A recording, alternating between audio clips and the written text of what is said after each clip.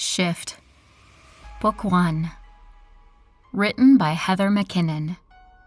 Narrated by Adrian Fleming. Chapter 1. We the people find the defendant not guilty. Yes.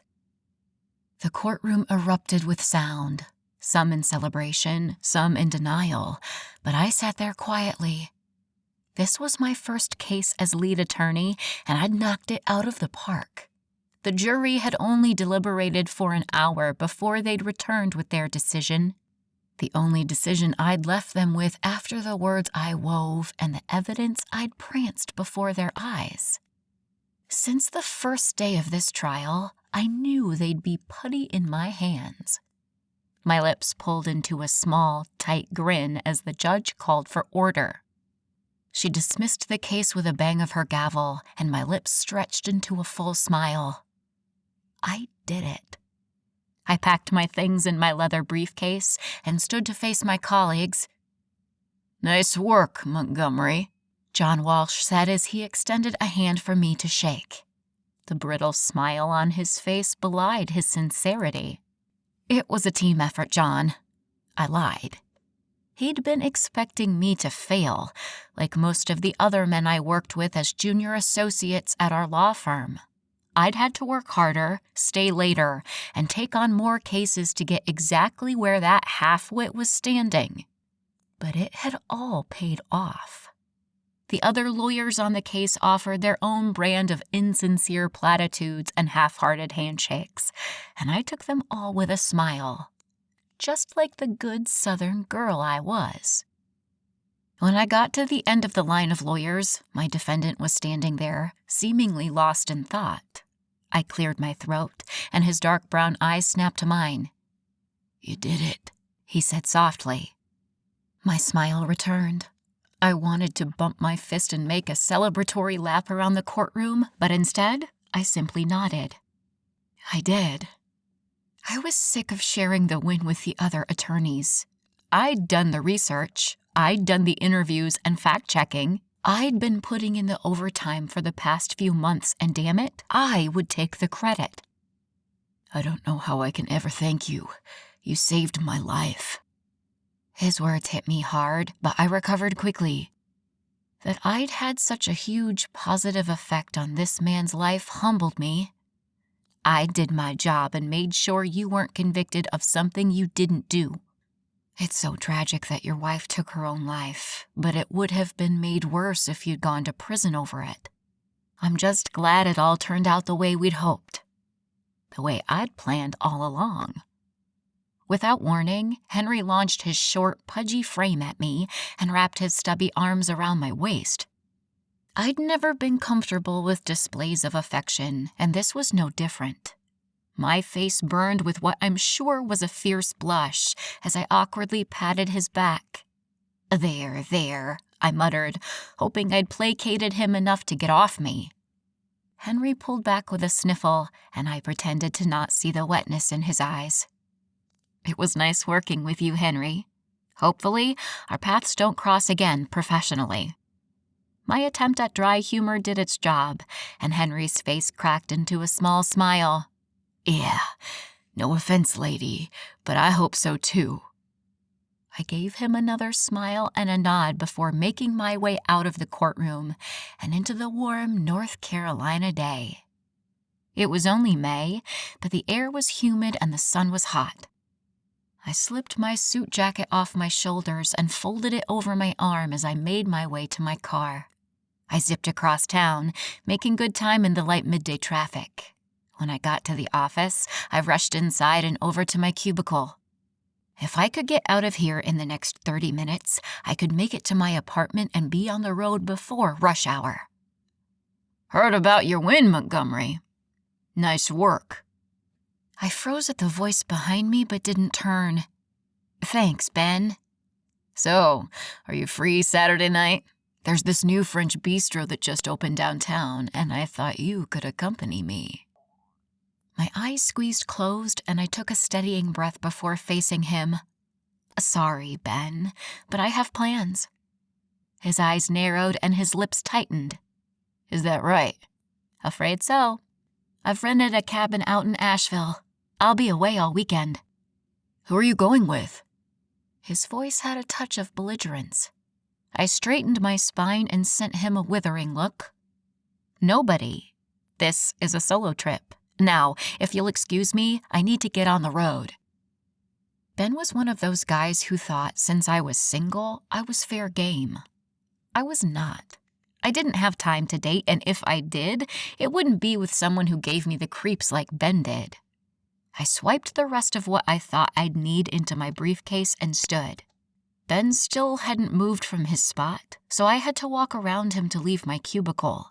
My brisk pace took me through the office, and as I reached out a finger to call an elevator, I heard my name being bellowed from the corner office on my right. I slowly retracted my pointer finger and curled it into a fist. With a deep breath, I spun around and made my way to where my name had been called.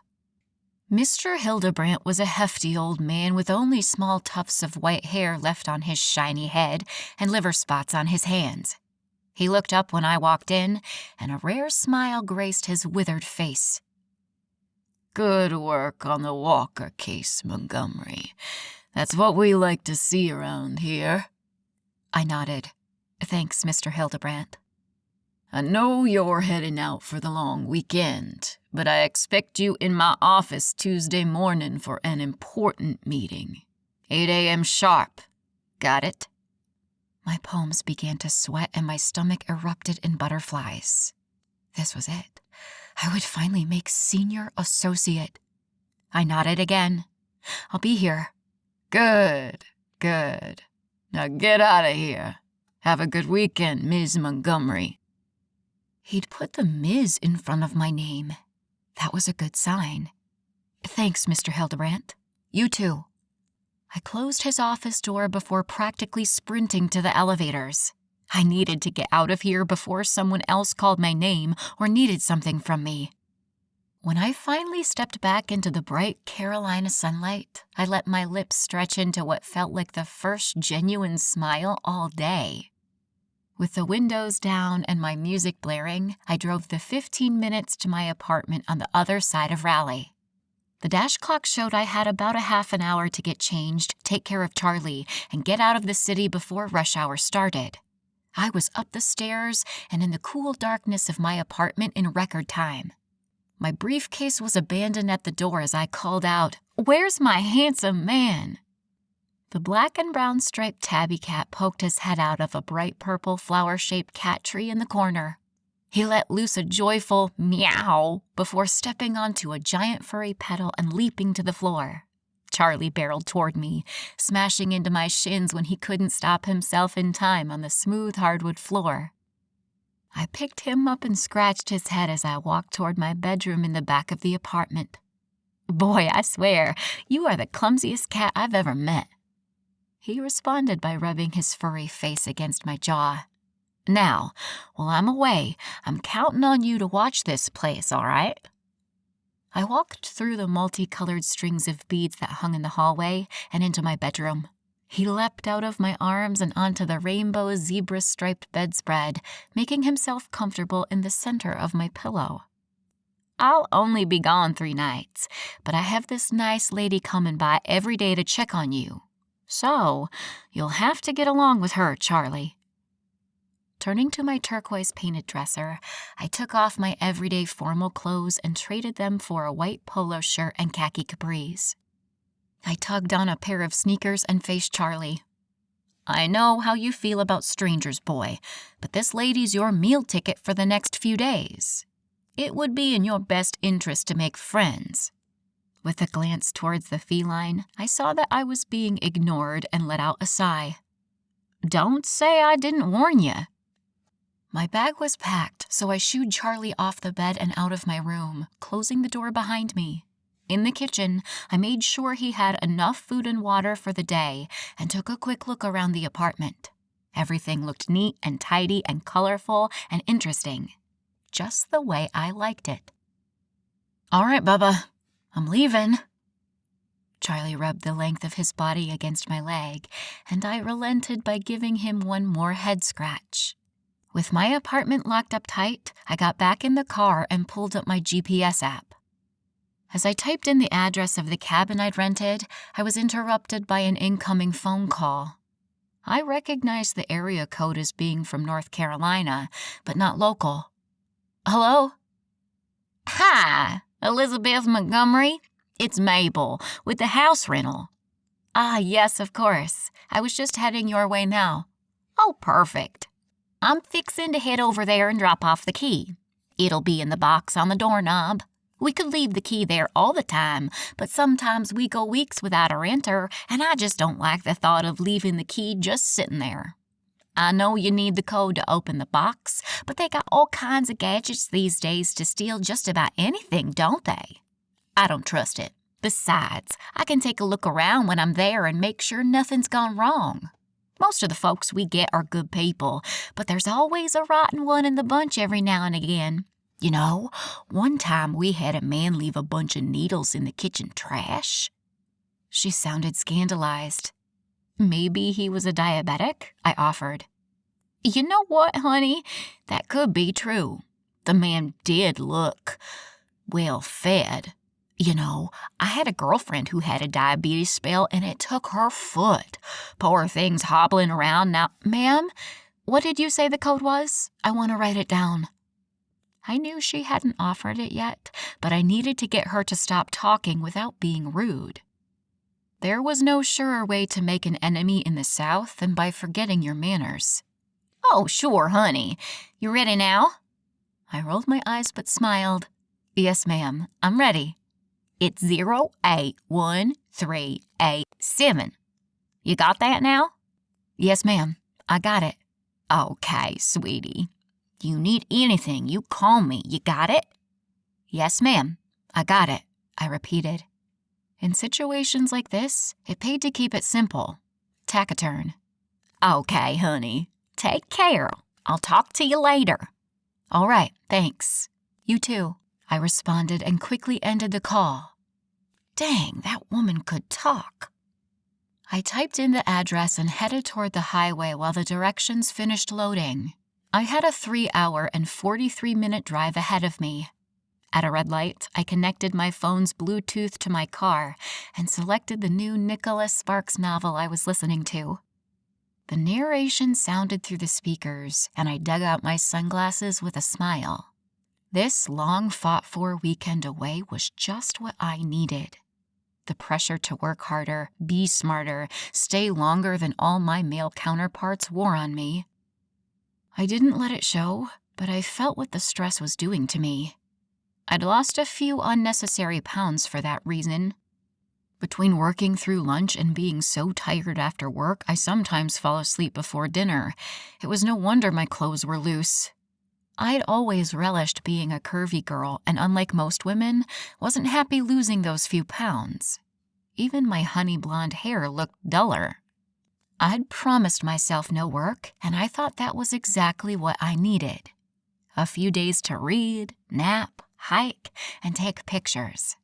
All the things I used to love doing before work consumed my life. Wish I'd known then how much I should have appreciated my blissfully simple life. Wish I could have somehow prepared myself for how that weekend would change everything. Chapter 2. The steep, unpaved road seems to go on forever before I pulled up to the small wooden cabin I'd be spending the weekend in. I lowered the volume on the audiobook as I rolled to a stop, the incessant crunching of the gravel finally silent. With the windows down, I could hear birds chirping and leaves rustling, but not much else. No highway noises or loud planes overhead. It was heaven. The cabin's covered front porch had 2 old rocking chairs and a set of wind chimes that tinkled with the light breeze. Beyond the porch was a teal-colored front door flanked by 2 large bay windows. The trees surrounding the small home were full of bright green leaves, the ground coated with a thick blanket of old pine needles. The breeze brought the rich scent of the forest with it, and I inhaled with a satisfied smile. I grabbed my things and made my way to the front door, finding the lockbox on the door handle as Mabel had promised. With a wry smile, I spun the dials and removed the key from its depths. Once inside, I found the downstairs was one large room with a kitchen area off to the side opposite the living room. A beat-up but comfortable-looking sofa sat in front of a fireplace of interlocking river rocks. A polished wooden staircase led to the loft above. The bedroom upstairs wasn't large, but plenty big enough for me. A queen-sized bed with crisp white sheets and a mountain of pillows dominated the center of the space. Behind it was a wall of windows, the view breathtaking. The Blue Ridge Mountains rose in the distance, the navy, cobalt, and cerulean peaks stretching toward the clear sky above. I was dying for a good hike, so I dug out my camera, looped the strap around my neck, and tucked my phone in my back pocket. It almost immediately chirped, and I begrudgingly pulled it out. The office was calling. "Hell no," I muttered. When the call went to voicemail, I turned it off and stuffed it back in my pocket. "Out of sight, out of mind," I proclaimed to the dense forest ahead of me. After just a few minutes of walking, I took a look over my shoulder. The cabin was completely obscured by the thick trees. Thankfully, there was only one trail, and it would be easy enough to follow back when I was done. A bright yellow bird flew overhead and landed on a branch nearby. I quietly picked up my camera and snapped a picture. The lighting was too dim this deep in the woods, and the bird's bright colors weren't showing up like I wanted them to. I turned the flash on and tried to take another shot, but the bird was gone. In its place was a large black raven. Some think they're bad omens, but I don't believe in superstitions, so I took its picture too. I lost track of time as I walked along the trail, admiring the flora and taking pictures of anything I found interesting. It wasn't until I stumbled upon a small blooming meadow at the end of the trail that I realized how late it had gotten. The sun was falling behind the tall trees, and I knew it was time for me to get back before I got stuck out here in the dark. I turned around to head back the way I'd come when the unmistakable snapping of a branch sounded from nearby. Whipping back around, I scanned the meadow and tree line around it, but saw no movement. With a shrug, I took off back down the trail. A few minutes later, the sun had fallen faster than I'd anticipated, and with the heavy canopy above, it had become darker than I was comfortable with. Thankfully, I could still make out the trail and decided to pick up my pace. Soon, I was lightly jogging, narrowly avoiding tree roots and pointy rocks that threatened to trip me. A soft thud came from behind, and I once again spun around to scan the dark woods. Something shiny caught my attention, and I bent down to pick up the phone that must have fallen out of my pocket. Phew, that would have been bad if I'd lost you out here. I dusted off the phone and stuck it in my front pocket this time, so I'd be able to feel if it fell out again. Another branch snapped behind me. Knowing it would be useless to try to find the source of the noise with the encroaching darkness, I ignored it and took off again toward the cabin. I'd gone only a few feet before I heard a low rumbling growl from behind me. My feet froze in place, my heart thudding in my chest. Maybe if I stayed really still and quiet, whatever it was would just walk away. I clenched my fists and did my best to slow my harsh breathing. After a few moments, I could tell the sound was getting closer, and I inched my way down the trail again. Before long, there was more crunching behind me, along with the heavy thud of footsteps. I spun around, but nothing was there. After a few minutes of scanning the area and finding nothing, I gave up. "Well, this was stupid, Elizabeth. It's probably a harmless deer, and you're standing here like an idiot," I huffed, before turning toward the cabin again. The snapping twigs seemed to follow me through the woods as I walked as quietly as I dared in the darkness. I didn't think it was common for deer to follow humans, but I wasn't an expert by any means. Pushing those thoughts from my head, I concentrated on putting one foot in front of the other. When the deep, menacing growl came again, I stopped in my tracks. Adrenaline pumped furiously through my veins, my chest rising and falling with my rapid breaths. Racking my brain, I tried to identify what was following me. Were there mountain lions in this part of the state? Bears, perhaps? Maybe it was a human? Humans could growl too, right? "Hello?" I called. No answer. Shit. I listened closely, but heard nothing more, so I turned toward where I remembered the trail being and took off running. Darkness completely obscured the path now, but I was beyond caring. Branches scraped along my exposed skin and tugged at my clothing, while tree roots made the path treacherous. Finally, one of them caught the toe of my sneaker, and I fell forward onto the forest floor, my forehead smashing into something hard. "Holy friggin' ouch!" I panted as I tried to regain my bearings. A soft tickling sensation made me swipe at something on my forehead. When I brought my hand close to my face, I could see the crimson staining my fingers. "Okay, no big deal, Elizabeth. Nothing some back-a-tracin' and a bandage can't fix." I rolled over on the damp ground and tried to catch my breath. The wound on my head continued to bleed freely, dripping into my eyes and blurring my vision. With a grunt, I pulled myself into a sitting position and surveyed my surroundings. Trees. All I could see were trees. "This is no good," I whispered. Terror spiked in my veins once more when another deep growl came from close by. I scanned the darkness, but that only made things worse as every shadow became sinister.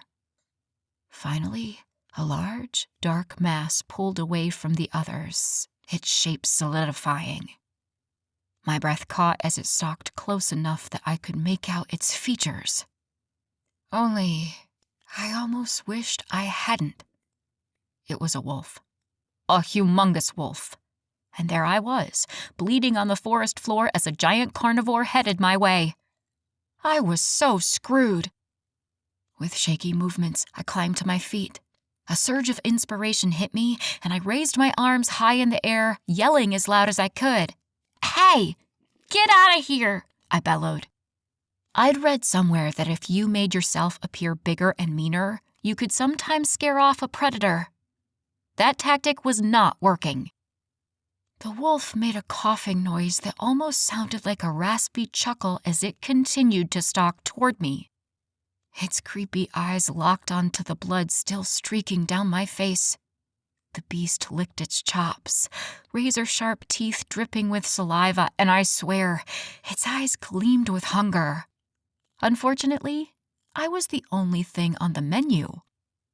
I frantically raced through all my options and found them bleak. How was I going to get myself out of this? I had no weapons, I could barely see where I was going, and I'd gotten turned around at some point. Things were not looking good for me. The wolf stopped advancing only a few feet away and just stood there. My chest heaved as I struggled to calm my breathing.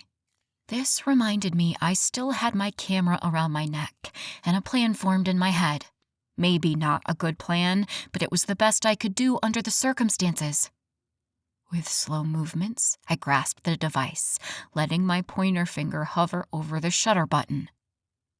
The wolf bared its teeth, almost as if it was grinning at me, and crouched down, preparing to launch in my direction. I pressed the button on the camera. The click of the shutter sounded like a gunshot in the quiet woods, and the bright light of the flash momentarily lit up the night.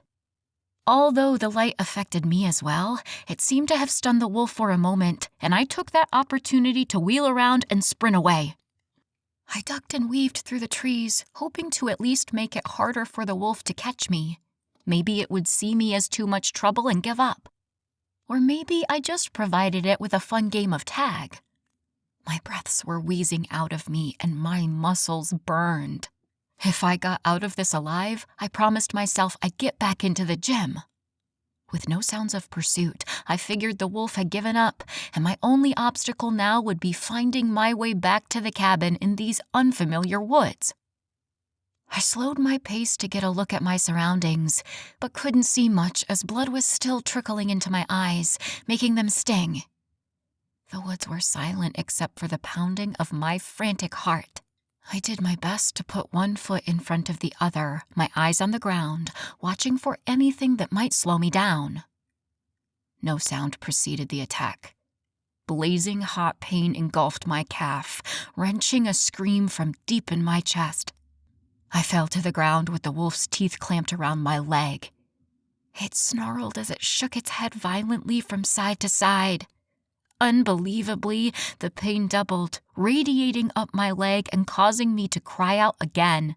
"Stop! Stop! Get off me!" A mixture of tears and blood burned my eyes, and I squeezed them tightly shut. Using what little strength I had left, I tried to jerk my leg out of the beast's impossibly strong jaw, but made no progress. When that didn't work, I resorted to beating at the creature's head with my fists and scratching at its eyes with my short nails. The wolf didn't like that and chomped down harder. I knew it had to be close to the bone at this point. Could it bite my leg off? I wouldn't put it past the giant beast. Suddenly, the wolf released my leg and trotted away, its shape melting into the shadows. I didn't wait to find out where it went or if it was gone for good. With a whimper, I rolled onto my stomach and dragged myself forward, my sorry, mangled leg following limply behind me. The pain seemed to get more severe as time went on. It wouldn't be long before it crippled me completely. Without warning, two large, strong hands gripped my hips from behind and dragged me backward. I screamed and flailed against them, but it made no difference. "There's no use fighting, princess," a man's deep voice whispered from behind me, echoing my fears. Where the hell had this guy come from? Was the wolf his pet or something? They'd pulled the old bait and switch on me, and my head was spinning. I kicked and thrashed, twisting and turning as I struggled to get away. What did he want with me? Why was he in the middle of the woods at night? How had he found me out here? "Let me go," I grunted, my energy waning as the adrenaline petered out of my system. His hands left my hips, and one of his thick, muscled arms wrapped around my neck. He flexed, and I made an involuntary choking sound. A satisfied chuckle danced across the back of my neck, sending a shiver down my spine. This man was evil. I could feel it, practically taste it in the surrounding air. It was painfully obvious I wouldn't make it out of these woods alive. The best I could hope for was a quick death. Would anyone ever find my body? Would anyone figure out what happened? Or would my murder remain a mystery? And who would lead the search? My loving parents? That was a joke. That would mean my father would have to pry himself from the golf course, and my mother would have to curb her gallon-a-day wine habit. My body was running dangerously low on oxygen, and black spots, even darker than the night, dotted the edges of my vision. My head felt lighter, and my ears rang with a steady white noise. I would lose consciousness soon, and knew I wouldn't ever regain it. A final tear leaked from my eye as a large emptiness settled in my chest. The fear and desolation I felt when I thought about dying out here was like a physical weight pressing on my lungs. Or maybe that was the poor organ screaming for the oxygen it'd been denied for too long. The last thought I had before the blackness claimed me was I was leaving this world the same way I'd spent the past decade of my life. Alone. Chapter 3. A dull pain in my ribs broke through the blackness I'd succumbed to. Whatever was nudging my side was becoming more insistent. With a groan, I tried to bat it away with my hand, but when I felt the coarse fur and wet nose, the events of the night came rushing back. With a gasp, I jerked back and tried to wriggle away from the beast that had attacked me. The movement sent fiery agony shooting through my leg, but I refrained from crying out. I realized the pain in my side was the wolf's nose when it nudged me again, harder this time. The shove rolled me onto my back, and I got a look at my attacker.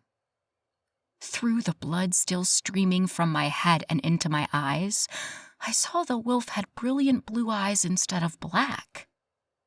Was this the same wolf? It couldn't be.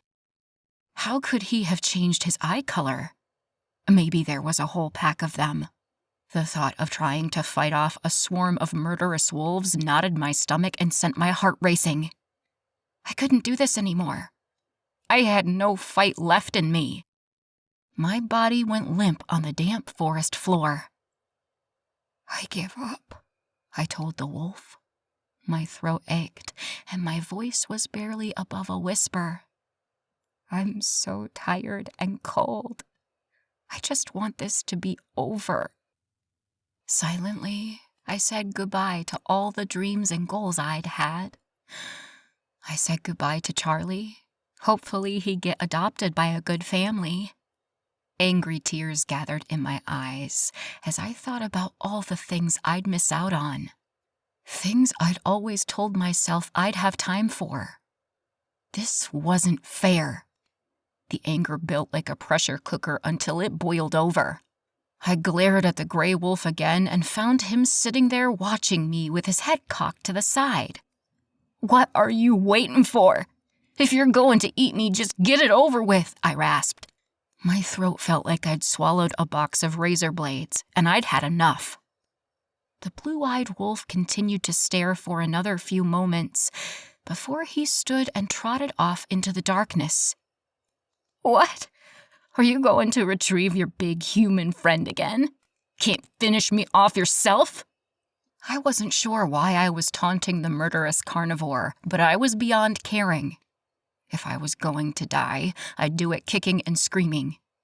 With a cautious look at my mangled leg, I amended that to just screaming.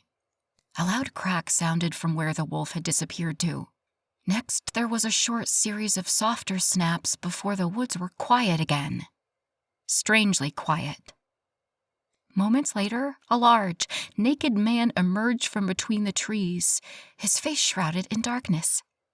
He walked slowly and purposefully toward me. With a squeak, I struggled to crawl away from him, my brutalized legs screaming in agony. I don't know why he hadn't killed me the first time, but I wasn't sticking around to give him a second chance. Like you have a choice, Elizabeth. You can't even stand. Helplessness threatened to overtake me once again, but I fought it. What do you want? I screamed at the man, injuring my throat worse. He was closer now, and I struggled to keep my eyes above his waist. I would not check out my attacker's junk. Not that there wasn't a ton to look at from there up, because there was. Even in the dark, I could see his tanned, chiseled chest and thick arms. Was this Stockholm Syndrome? This wasn't the time or place to be fantasizing about my attacker. When his deep voice broke the silence, I forced my eyes from his physique to his face. I won't hurt you, he said softly. As he came closer, I could make out his facial features. He had a strong, clean-shaven jaw and thick, dark eyebrows above what looked like light-colored eyes. Damn, my murderer was beautiful. You already did, I reminded him. His head shook slowly. I didn't. I promise. I just want to help. The adrenaline was rapidly leaving my system. My throat felt raw, I had a pounding headache, and my leg was on fire. And I was wet? Had it rained? I smelled horrible.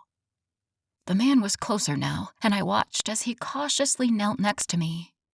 With my last reserve of energy, I shuffled and squirmed as far away as I could. The movement sent sharp shooting pains up my leg, and I gasped in surprise. How was the pain still getting worse? Shh, he soothed. Take it easy. I don't want you to hurt yourself. I didn't hurt myself. You did, I hissed. I promise I won't hurt you. His words sounded good, but how could I trust him? A naked man shows up in the middle of the woods right after I'd been attacked, and I was just supposed to take his word for it? Not likely. But what choice did I have? Where are your clothes? I whispered harshly. He smiled but declined to answer. Weirdo. May I pick you up? The decision was coming dangerously close to not being mine to make anymore as my vision narrowed. The man leaned over me, a lock of his dark hair falling onto his forehead. Now that he was closer, I could clearly see the brilliant color of his eyes. His denim blue gaze met mine, and I felt their pull instantly. I watched as his expression changed from concern to surprise. He reached out a hand and gently swept some sticky hair off my face. His eyes were tender when he asked, "What's your name?" I searched his face frantically for the assurance I was looking for. Soon I'd be unconscious again, and at the mercy of this stranger. Could I trust him not to harm me? There was a kindness in his eyes I couldn't ignore. After working as a criminal lawyer for so many years, I was adept at knowing the good ones from the bad. "Elizabeth," I croaked. "Please, help me." With that, I closed my eyes and let my body go limp. It was too much work to stay awake when all I wanted to do was sleep. Gentle hands slid underneath my battered body and cradled me against his warm chest. "I've got you, Elizabeth. I won't let anything hurt you ever again," he promised.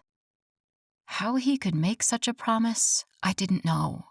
But at that point, nothing mattered but the cool darkness of oblivion that beckoned. Wakefulness returned slowly. I stretched my arms above my head with a groan. It felt like I'd slept for years. I cracked one eye open and looked around the unfamiliar room. This was not my little two-bedroom back in Raleigh. In fact, my whole apartment could fit in this room. The walls were a deep green and the furniture dark mahogany. Memories of recent events swam to the front of my brain. I remembered winning my case and leaving work early. I'd driven out to the mountains for the weekend. But this wasn't the cabin I'd rented. That whole cabin could have probably fit in this room too. So where the hell was I?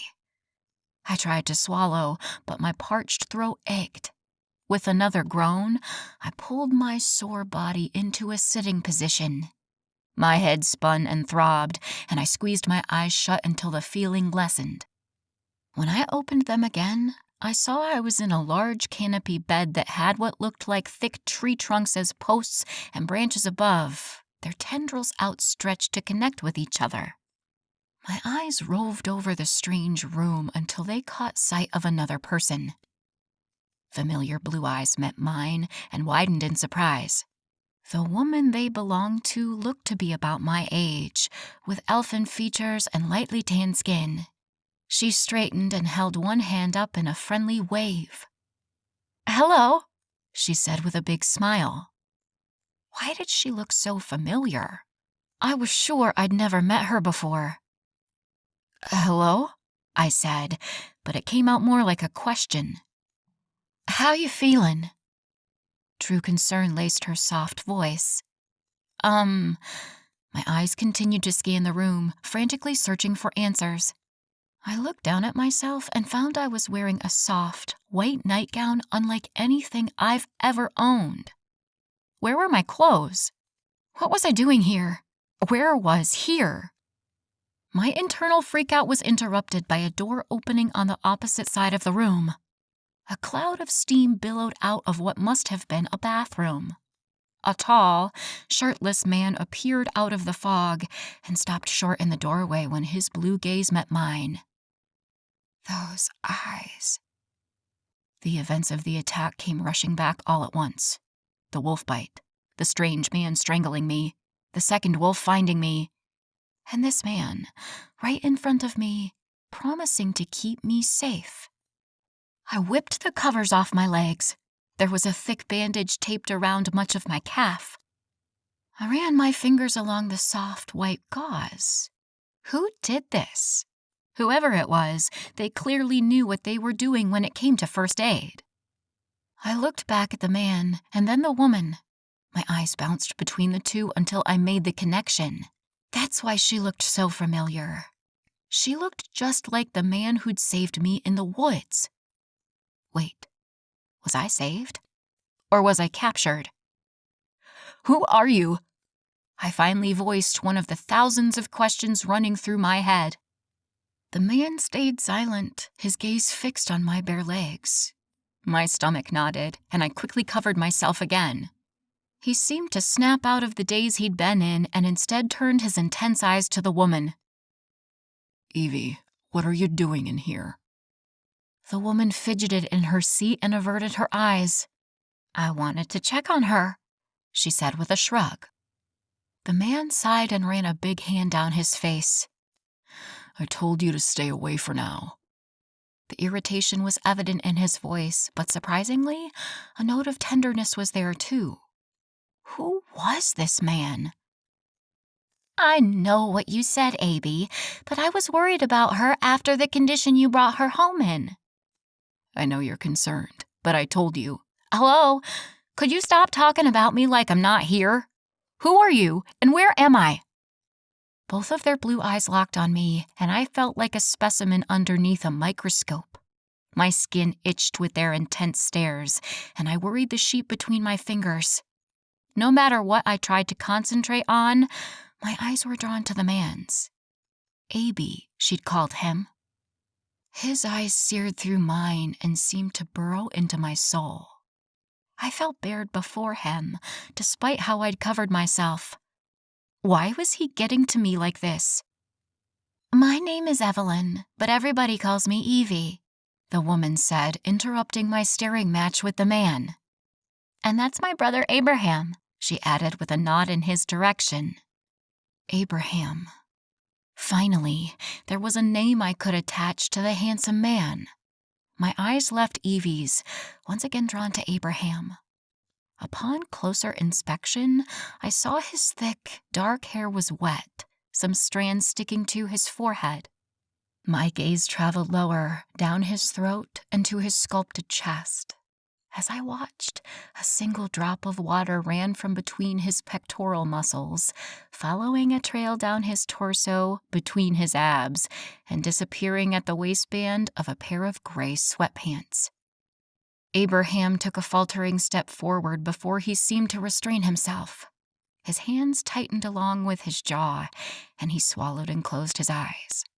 A second later, his denim blue eyes snapped open, and he stalked out the door to his right. It shut behind him and left the room in silence. Well, that was strange, Evie said. He's not very talkative, but he's usually much more polite than that. I looked back and found her staring at the door Abraham had escaped through with a confused look. I watched the door too, waiting, hoping he'd come back. Get a grip, Montgomery. Abby said your name's Elizabeth? Evie looked remarkably like Abraham. Although there were many similarities, the main difference was all her softness compared to his hardness. Her features were small and delicate, but her hair and eyes were clearly a family trait. Yes, my name's Elizabeth. With another glance around the large room, I added, How did I get here? Where is here, anyway?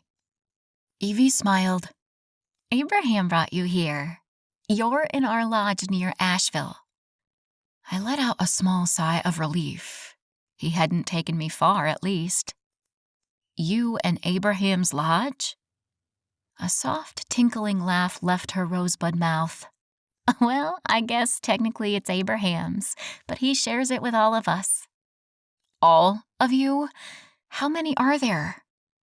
Evie's head tipped back as she tapped a dainty finger against her chin. Let's see. There's us 5, and then maybe another 5 or 10 guards that live here full-time. The rest of the pack live in their own houses on the property. One word stuck out above the rest. Pack? I asked incredulously. Evie nodded slowly, her eyes serious and sad. Yes, pack. I almost didn't want to ask, but knew I needed the answer. Pack of what, exactly? Evie's eyes searched my face, and she was silent for a minute. With a sigh, she responded, Pack of werewolves. Chapter 4. You catching flies? I picked my jaw up off my lap. Beg pardon? She had to be joking. Wolves were not a thing. Evie giggled again and rose gracefully to her feet. She couldn't have been more than 5'3". We're a pack of werewolves. Want to see? Without warning, she reached for the hem of her shirt and yanked it over her head. With her dark brown hair mussed, she stood there proud as a peacock in her lime green bra. I shielded my eyes when she reached for the zipper of her jeans. Have you lost your mind? I shrieked. What are you doing? Keep your clothes on. Another giggle. I gotta take my clothes off before I shift if I don't want to ruin them. Dread churned in my stomach. Was this whole house insane? Who were these people? Shift? I squeaked. Sure, silly. Into a werewolf. My hand fell limp onto my lap. This is insane. There's no way this is real. When Evie reached for her only remaining garment, her underwear, I turned my head the other way. She laughed again. You better get used to this. What does that mean? A loud crack filled the room, and I turned to Evie again. She'd crouched down on all fours, and I watched in equal parts horror and fascination as tufts of black-tipped gray fur sprouted from her smooth skin. Her head fell back as her nose elongated and grew. Bones shifted beneath her tan skin, and a few muffled snaps later, where Evie once stood was now a very large wolf with dark blue eyes. I gasped and scrambled backward on the bed, my heart racing. For a moment, I was back in the woods, broken and bleeding. I could almost feel the cold, wet leaves beneath me, feel the razor-sharp teeth tear into my skin. I shook my head to clear those thoughts and centered myself in the here and now. This wolf has blue eyes, not black. This wolf hasn't tried to harm me. This wolf is apparently a werewolf. But if she's a werewolf, does that mean...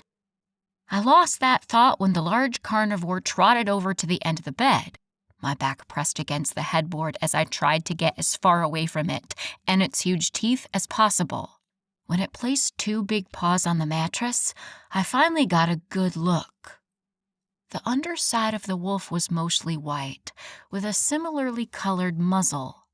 Its back was covered in thick, coarse-looking salt and pepper fur. As I watched, the animal cocked its head, big ears straight in the air, bright eyes focused on me. Abraham walked back in carrying a serving tray loaded with food and drinks, a small smile curving one corner of his lips. As soon as he saw the wolf standing there, that smile vanished.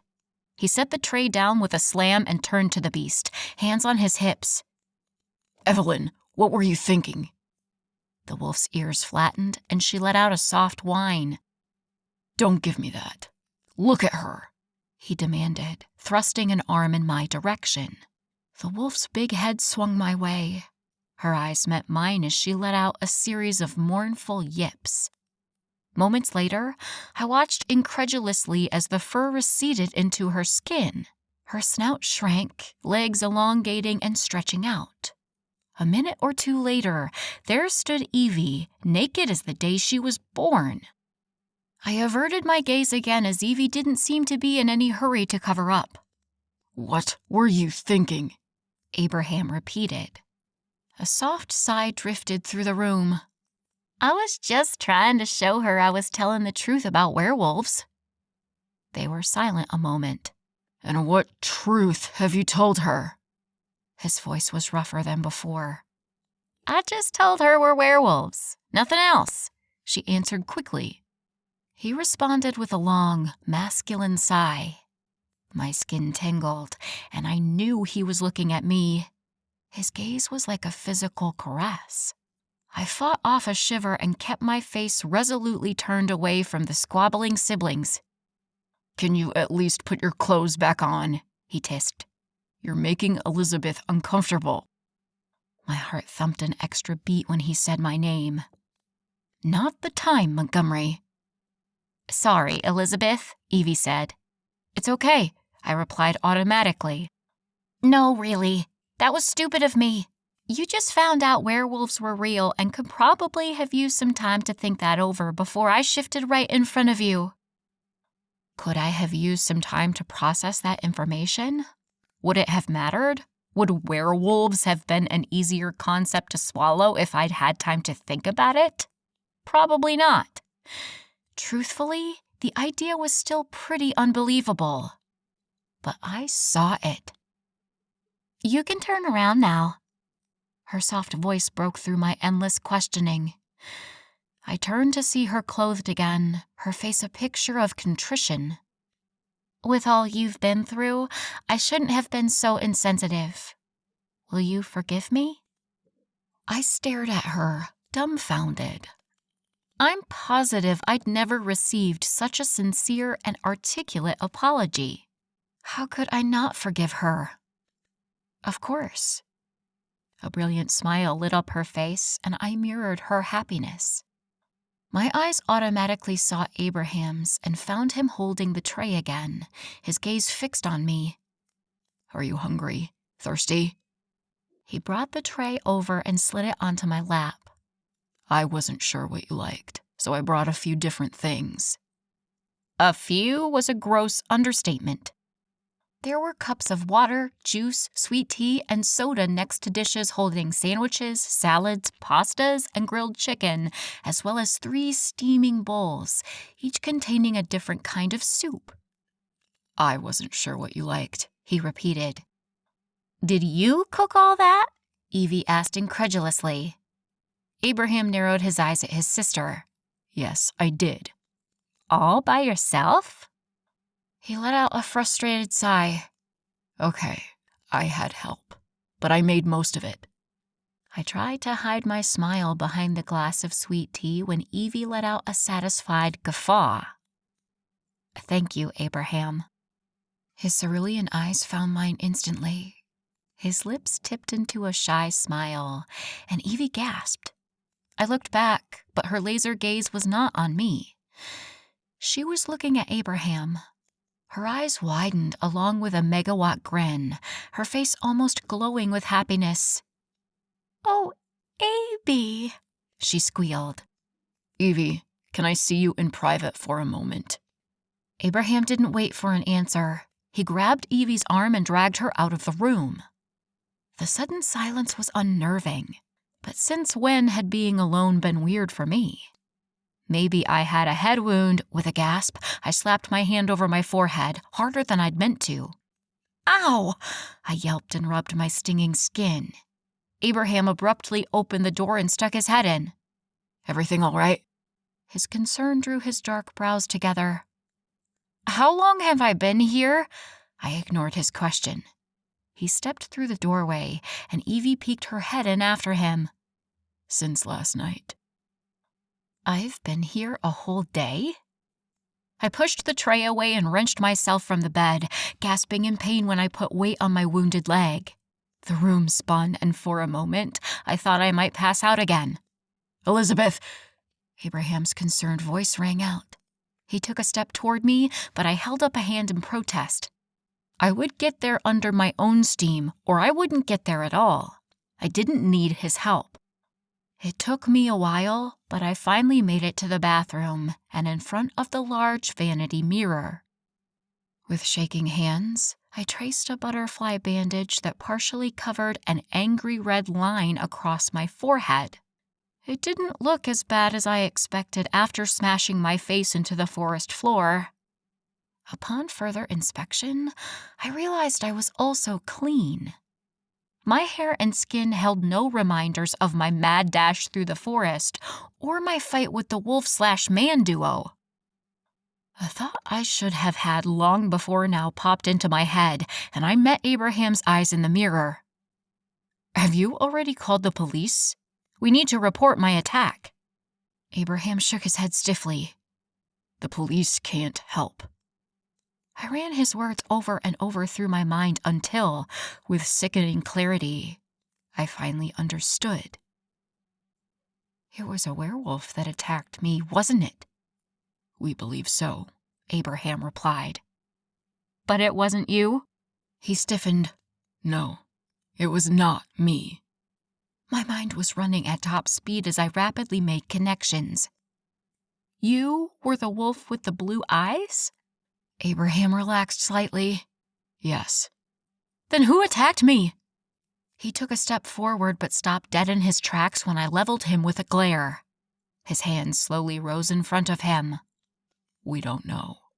We're working on it. How? How are you working on it? And who's we? Are you working with the police? No, I told you, the police can't help. My pack and I have been investigating this for a while now. A while? I interrupted. As in, since a few hours ago when I was attacked?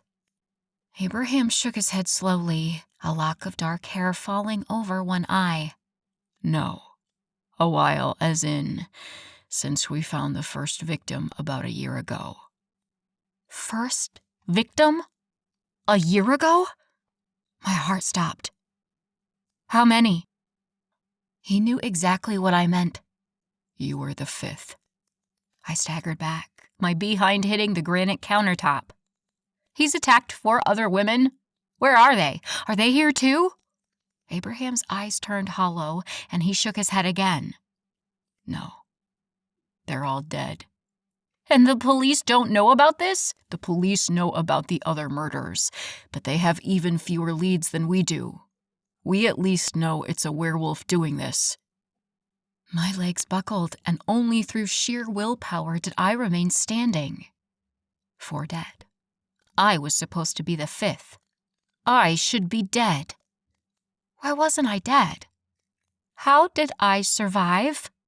Calvin interrupted him. Who's Calvin?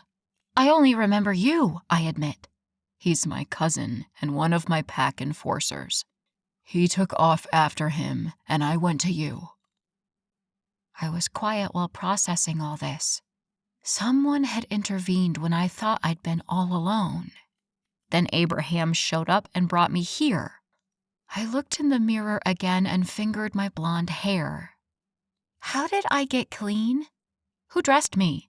Whose nightgown is this? I asked, pinching the white cotton material between 2 fingers.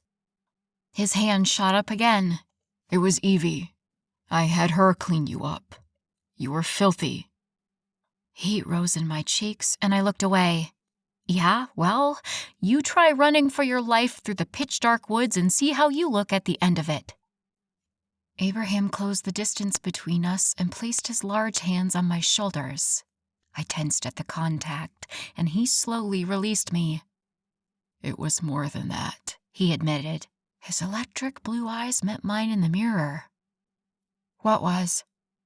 You weren't just covered in dirt and leaves. You were also soaked in urine. We had to bathe you. I whirled around to face him. Urine? His jaw ticked as he averted his angry gaze. It's how we knew it was the same guy.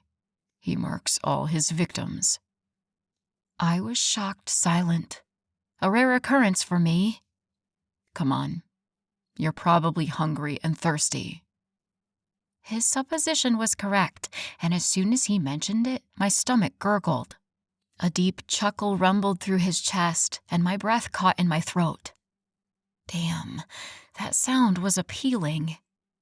He followed me as I painfully made my way back to the bed and once again placed the tray on my lap. I started out slow, but eventually ate everything on the tray. I finally sat back and rested against the headboard, my hand covering my full stomach. When I looked to the siblings, they were both staring at me. Still hungry? Abraham asked, eliciting a bark of laughter from Evie. My face heated, and I snatched my hand off my distended belly. Don't worry. We all eat like pigs around here, Evie reassured. Or maybe she thought she was reassuring me. She wasn't. Thanks, Evie, I deadpanned. Another laugh escaped her as she crawled onto the bed next to me. Personal space didn't seem to be something Evie was familiar with. "Anytime, babe." I smiled begrudgingly. You couldn't stay mad at Evie. "Really?" I eyed both siblings seriously. "Thank you for everything. You saved my life, patched me up, lent me your clothes, and even fed me. I'd be happy to pay for the clothes and accommodations if you'll let me." Both of their mouths opened to respond, but they were interrupted with a soft knock at the door. Abraham groaned. "Can we come in?" a female voice yelled.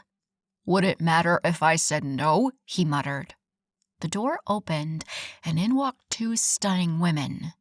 One was tall and thin, with curly hair haphazardly thrown into a bun on the top of her head. The other was shorter, with wavy brown hair streaked with hot pink and curves to spare. "Nope, it wouldn't have mattered," the shorter one answered. Had she heard him from out in the hall? The two women's hopeful eyes bounced from Abraham to me and back again. With a sigh, Abraham gestured to the tall woman. "Elizabeth, this is Callista." Then the shorter one. "And Delilah." I had that specimen under a microscope feeling again. "Hello." "Hi," they replied in unison. My eyes traveled from each new girl to Evie and back to Abraham. "You're all related?" Evie giggled next to me. "Yeah, those are our sisters." "There's 4 of you?" As an only child, this concept was astonishing. "Actually, we're quintuplets," Callista explained, her voice soft. "Quintuplets?" I counted the people in the room. "Where's the other one?" Delilah cocked a hip. "Oh, Bee's around here somewhere. Don't worry, you'll get a chance to meet her too." It almost sounded like a threat. I tried to stifle a yawn, but Abraham, always watching, saw right away. "All right, ladies, time to go. Elizabeth needs to rest." Delilah's mischievous eyes danced between me and Abraham. "Sure, Abby. We'll leave you two alone." She grabbed both Callista and Evie's arms and dragged them to the door. Abraham let out a huge breath, and I couldn't help but laugh. His surprised eyes met mine, and he smiled a beautiful smile that made my heartbeat pound in my ears. Seconds passed as our eyes stayed locked, our smiles firmly in place, time standing still around us. Until another yawn escaped me. His brows dipped low, blue eyes radiating concern. "Get some sleep." I nodded and scooted down until my head hit the pillow. "Night, Abraham." "Thank you," I muttered. I was almost asleep when I heard his reply. "Of course, Elizabeth. Anything." Chapter 5. Bright sunlight gently roused me from my sleep. Unlike last time I woke up in this strange bed, now I remembered exactly where I was. In a house full of werewolves. Only you, Elizabeth. Only you. Because if there was trouble in a 50-mile radius, it would inevitably find me. My sealed juvenile record could attest to that. I purposely led a boring, solitary lifestyle for that exact reason. I'd been on vacation only a few hours and already been attacked by a serial killer and then rescued and brought to a house full of werewolves. Werewolves! The rational part of me fought fiercely against what my eyes had seen. Evie, who'd seemed like an average woman, transformed into a wolf right in front of me. A lifetime of believing things like this only happened in books and movies was all wrong. Couldn't be more wrong. I'd just met a whole family of them. Elizabeth, what have you gotten yourself into this time? A soft snore came from across the room, and I jerked in surprise. What was Abraham doing in here? He was lying on a brown leather chaise against the far wall. One of his broad shoulders hung over the edge of the cushion, his bare feet jutting off the end. His normally expressive face was slack with sleep, making him appear younger. I had trouble forcing my eyes away from him. Every time I looked, I found something new to marvel at. The dark hair covering his thick forearms, a birthmark next to his right ear, tiny specks of stubble along his jaw and chin. I could look at him all day, but I felt like a creep. What would he think if he woke up to find me sitting here drooling over him? Not a good look, Montgomery. Besides, he was a werewolf. Were we even the same species? When hazy images of his moonlit naked form crept into my head, I quickly shut down that train of thought. This was not the time to fantasize about a relationship with a mythical creature. And I wasn't looking for a relationship. Not now, and not anytime soon. I needed to get moving. Hopefully they wouldn't mind if I took advantage of their hospitality a little further and had a quick shower before heading back to my cabin. As quietly as possible, I swung my legs over the side of the bed and sat up. The room spun for a few seconds before I could see straight again. My temples throbbed with a slight headache, but I would manage. With equal pressure on each leg, the wounded one hurt, but seemed a little better than last night. I took one half shuffle forward and couldn't prevent the soft hiss that escaped my mouth when I put weight on my bad leg. Abraham shot to his feet and scanned the bedroom with quick, shrewd eyes. "What happened? What's the matter?" Before I could answer, Abraham had assessed the room and found the only threat to be my wounded leg. He frowned as he walked over. "You look like you could use some help." I straightened my spine and tipped my chin up. "I don't need your help." Abraham shook his head and grasped my arm. "I didn't say you needed help, because I've already been informed that you don't." I met his cocky grin with a cool glare. He chuckled and continued, "I said you could use some help, which you definitely could. So just let it go and let me help you." He didn't wait for an answer, just led me across the room. With him helping to support my weight, I made it into the bathroom and took a seat on the edge of the garden tub. I was out of breath and desperate for him not to notice. His concerned frown told me I probably wasn't fooling him. "Just wait a minute. I'll be right back." He tossed over his shoulder as he left the bathroom. I turned on the faucets and propped my leg up on the edge of the tub so I could remove the bandage. When Abraham returned with a towel and a small pile of clothes, I was just peeling back the edge of the tape. He emptied his hands and grabbed a washcloth from a cabinet on the wall. "Wait a second," he said as he wet the cloth and came to kneel in front of me. I instinctively leaned back, my breath catching in my throat. "I won't hurt you," he insisted. He thought I was afraid of him. I was.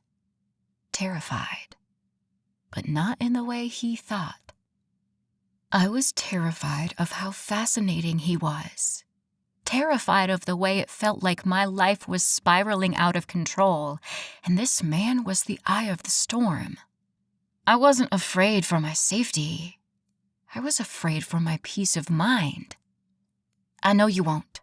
You just startled me," I assured him. "What's the washcloth for?" "It doesn't hurt as much if you wet the tape before you pull it off."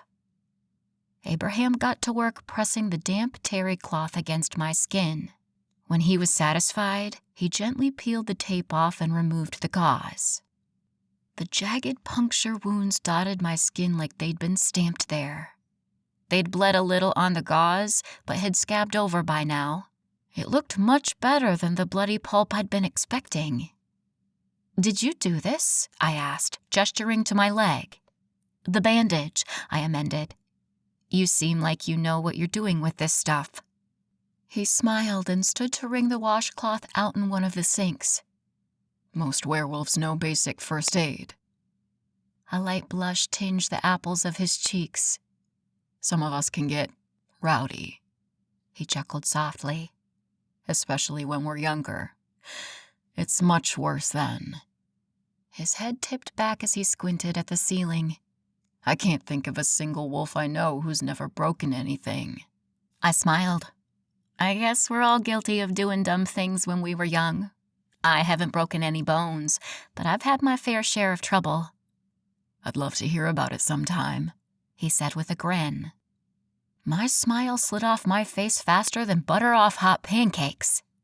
Yeah, sure, sometime. I lied. I've never told anyone about my past.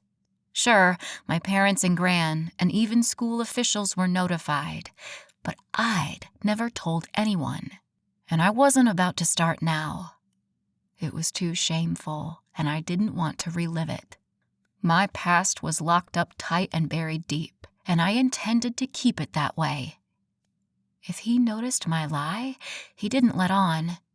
He jerked a thumb over his shoulder. I brought you some clothes. They're way too big, but I thought you'd like something clean. Where are my clothes? He winced. They were filthy and ripped. We threw them away. I can replace them. I shook my head quickly. No, that's not necessary. Thank you, though. I'll return these to you as soon as I get back to my cabin and get them washed.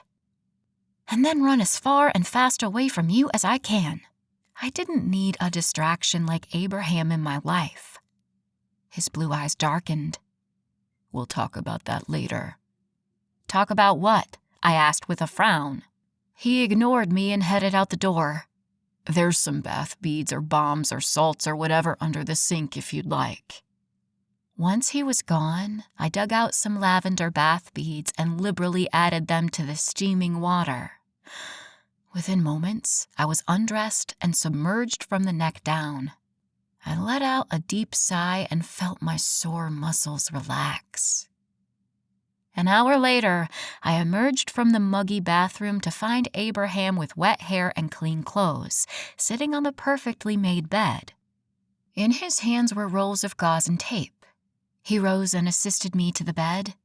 His help was especially welcome, since I needed to hold on to the shorts to keep them on my hips. I propped my leg up on the mattress so he could have an easier access. What did you use on it? It's working great. My leg is healing so fast. Abraham froze for a moment and then shook his head. I haven't put anything on it. I just cleaned and wrapped it. I frowned. Then how is it healing so fast? He was quiet as he gently taped the gauze to my calf. When he still hadn't answered a couple minutes later, I dipped my head to catch his eye. Abraham? He sighed and met my gaze, his mouth open to speak, but only a sigh came out. Elizabeth, Knock, knock! Abraham leapt to his feet. Come on in, Evie, he hollered. The woman came barreling in with a pile of light blue fabric in her hands. Hey, Elizabeth. I thought you might like some clean clothes. Abraham swiftly stepped in front of her. She's already got clothes. She looked incredulously from Abraham to me. Her critical gaze roved over the baggy shirt hanging off my shoulders. With a roll of her eyes, she gave him a shove, and to my surprise, he stumbled back a step. Don't be an idiot, Abby. He gritted his teeth and watched me with serious eyes. A delicate snort from Evie had me look her way in time to catch another eye roll. You can't wear that. They're falling off you. She tissed and shook out the dress she brought me. It was a pale blue, halter-top sundress with white daisies lining the hem. It was adorable and small. I eyed the dress critically. Evie, I'm not going to fit in that. Nah, it'll look fine. Don't you have some pants I could borrow? I was grasping. She shook her head. You're way taller. All of my pants would be too short. This dress is gonna look great on you. Just wait.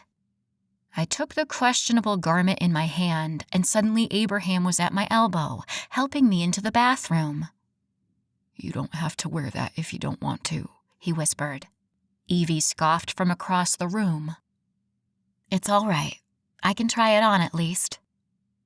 Abraham guided me into the bathroom and left swiftly. I shed his 2 big clothes, leaving only the borrowed underwear I'd woken up in, and slipped on Evie's dress. It was snug, making a bra unnecessary, which was good since I didn't have one. I took a look in the mirror and frowned at my thighs. The dress was a little shorter than I was comfortable with, but it beat wearing clothes I had to hold up or risk losing. "I guess I'll just return these to you now," I said to Abraham as I eased out of the bathroom.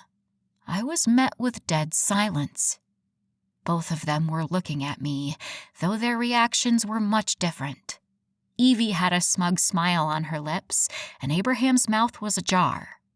With a laugh, Evie gave him a tap under his chin, and it closed with a snap. "Is it that bad?" I could feel the heat creeping across my cheeks. The tiny brunette leapt to her feet. "Of course it's not bad. Girl, are you crazy? You look amazing." "It's too short," I complained. She took a step back and eyed me up and down. "It's a little short, but not indecent. You're keeping that dress, by the way. There's no way I can wear it again after this. It looked like a potato sack on me." I shook my head in amazement.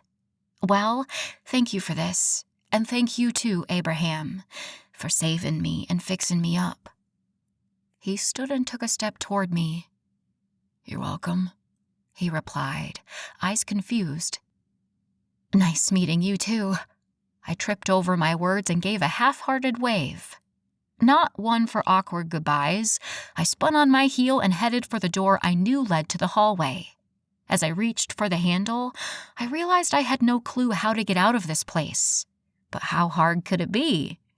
"Elizabeth, you can't go," Abraham called as he caught up to me. My brows furrowed. "Why not?" He swallowed harshly, his eyes darting around the room. "There's something I need to tell you." I put a hand on my hip. "Okay, what is it?" His frantic eyes met mine, and he opened his mouth, but no words came out. "Maybe you should have a seat. You're still hurt, and this may take a while to explain," Evie said from behind me. She wrapped her arm around my shoulders and helped me back to the bed. I thought with the height difference she wouldn't be much help, but she surprised me. She was pretty strong for such a little thing. "Okay, guys, what's up?" I directed my question at Abraham, who was still standing across the room, looking torn. He took a deep breath, let it out slowly, and took a few steps toward me. "You asked how your leg was healing so fast." It wasn't a question, but I answered anyway. "Right?" I dragged the word out.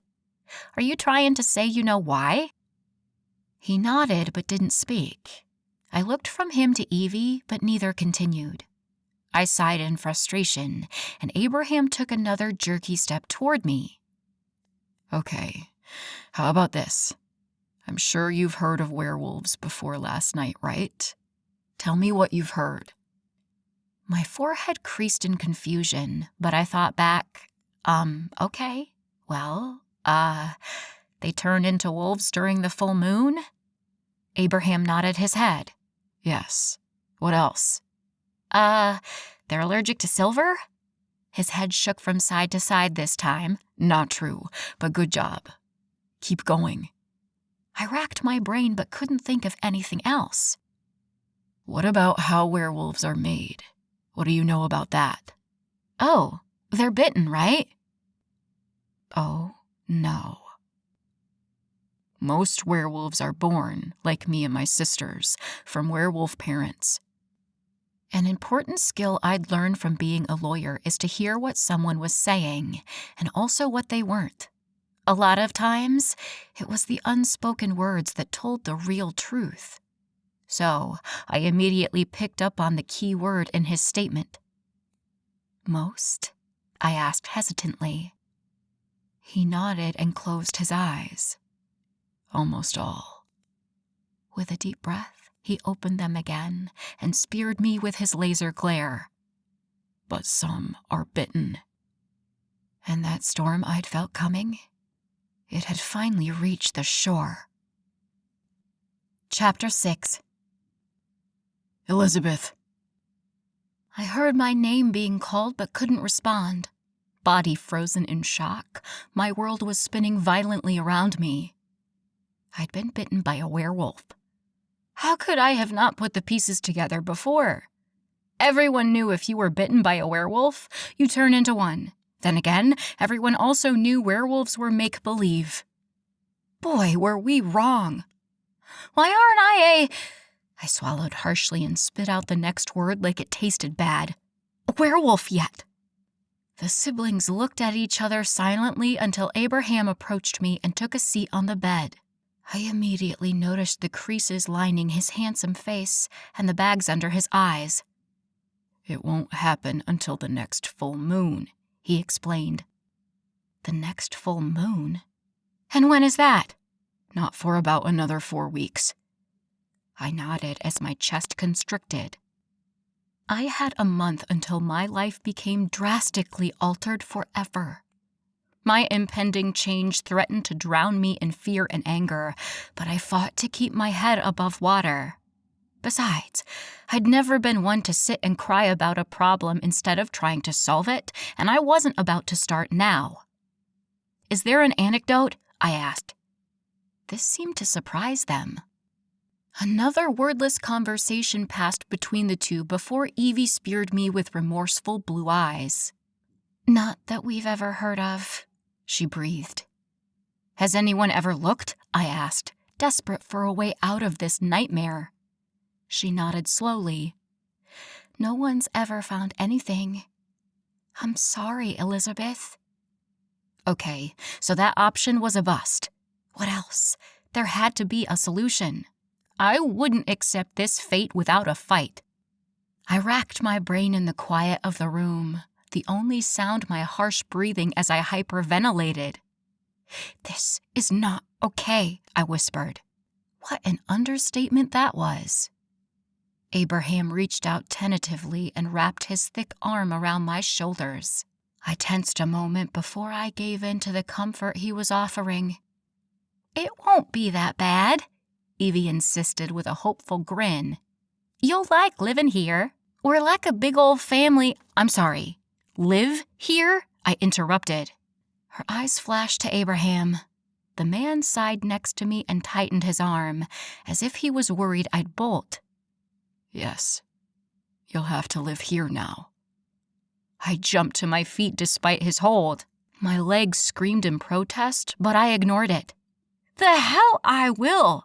Elizabeth, be reasonable, he pleaded. I gave him my fiercest glare. Reasonable? What part of this is reasonable, Abraham? The part where I get attacked by a serial killer in the woods? Or the part where I woke up in a house full of storybook characters? Or maybe it's the fact that I'm now apparently a part of this fucked up fairy tale too. Which is it? I never cursed. Pretty girls don't say ugly words. My mother had drilled that into my head from a young age. Well, this pretty girl was pissed. All bets were off. Abraham remained seated, his face full of remorse. I'm so sorry. You think sorry makes up for this? Sorry is for when you bump into someone on the sidewalk or forget a person's name. This is so far beyond a simple sorry. The anger and unfairness of the situation boiled inside of me. I was an active volcano, set to erupt at any moment. My stomach churned like molten lava undulating beneath the earth's crust. With a very unladylike growl, I turned on my heel and paced the length of the room despite my injured leg. I felt trapped, like a caged animal. You can't keep me here, I told him. I won't stay. Abraham sighed, but remained silent. Smart man. I have a life back in Raleigh, a career. Another thought popped into my head, and I stopped dead in my tracks to level another glare at him. I'm supposed to be getting a promotion on Tuesday. Abraham's eyes dimmed, but he stayed quiet. With a snarl, I started pacing again. If I don't get this pent-up anger out of my system, it would tear my body at the seams and burst out of me. It was that intense. What am I going to do? I couldn't live in a house full of werewolf strangers. Was it even safe? I wouldn't. They couldn't make me. A few more laps around the room, and I had enough control to speak again. I'm not staying here, I informed him. Abraham took a deep breath and stood. With his hands raised in front of him, he cautiously approached me. It's not safe for you to live off pack lands. And why is that? I asked through gritted teeth. He ran a large hand down his face. Your body will go through many changes, things you won't be able to understand without our help.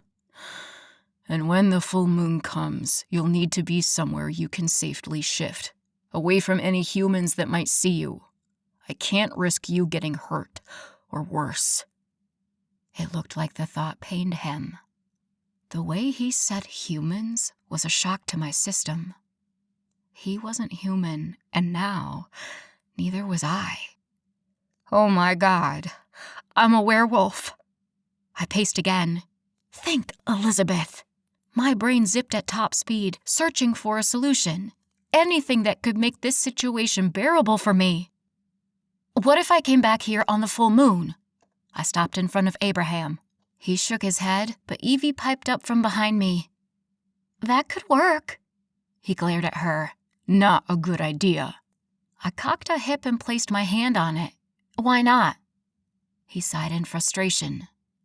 I told you, your body will change in the time leading up to your first full moon. There will be things you won't know how to deal with. You need to stay here so we can help you through all that. This is what's best. I don't accept that.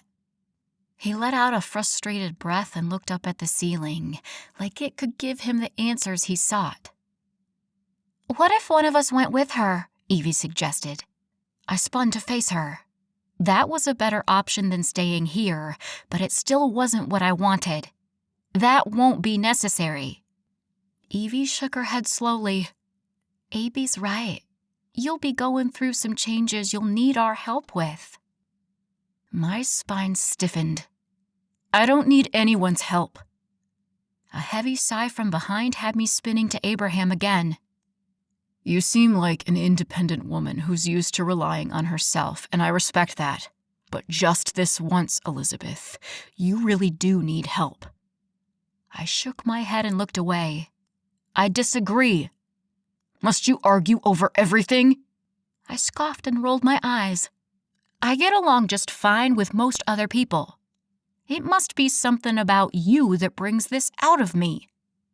A small chuckle sounded like it escaped him unwillingly. I turned to find his eyes alight with humor. For some weird reason, it lessened the weight on my heart, and I sighed in resignation. Sensing my defenses weakening, he went in for the kill. If you agree to take one of us with you, I'll let you stay at your place until the full moon. And my fury was back. Let me? I shrieked. Evie rushed over, placing herself between us. She somehow made herself tall enough to interrupt my furious stare-down with her brother. He didn't mean it like that. He's concerned for you. She shot an annoyed look at the man in question. He just needs to work on his delivery. My chest heaved, fist clenched as I struggled to calm myself. I hadn't felt this out of control in a long time. Years and years of rigid self-discipline had flown right out the window. I needed to get myself together. If I wasn't calm, I couldn't think rationally, and I needed my brain firing on all cylinders. With a few measured breaths, I brought myself back from the edge. Fine, but I'm staying in my cabin the rest of the weekend. Abraham was shaking his head before I'd even finished my sentence. Why the hell not? I exploded, all my calming measures down the drain again. He shot a disbelieving look at the leg I could barely stand on. His eyes softened when they reached mine. You're hurt. You shouldn't be alone while you're still healing. What if something happened to you and there was no one there to help?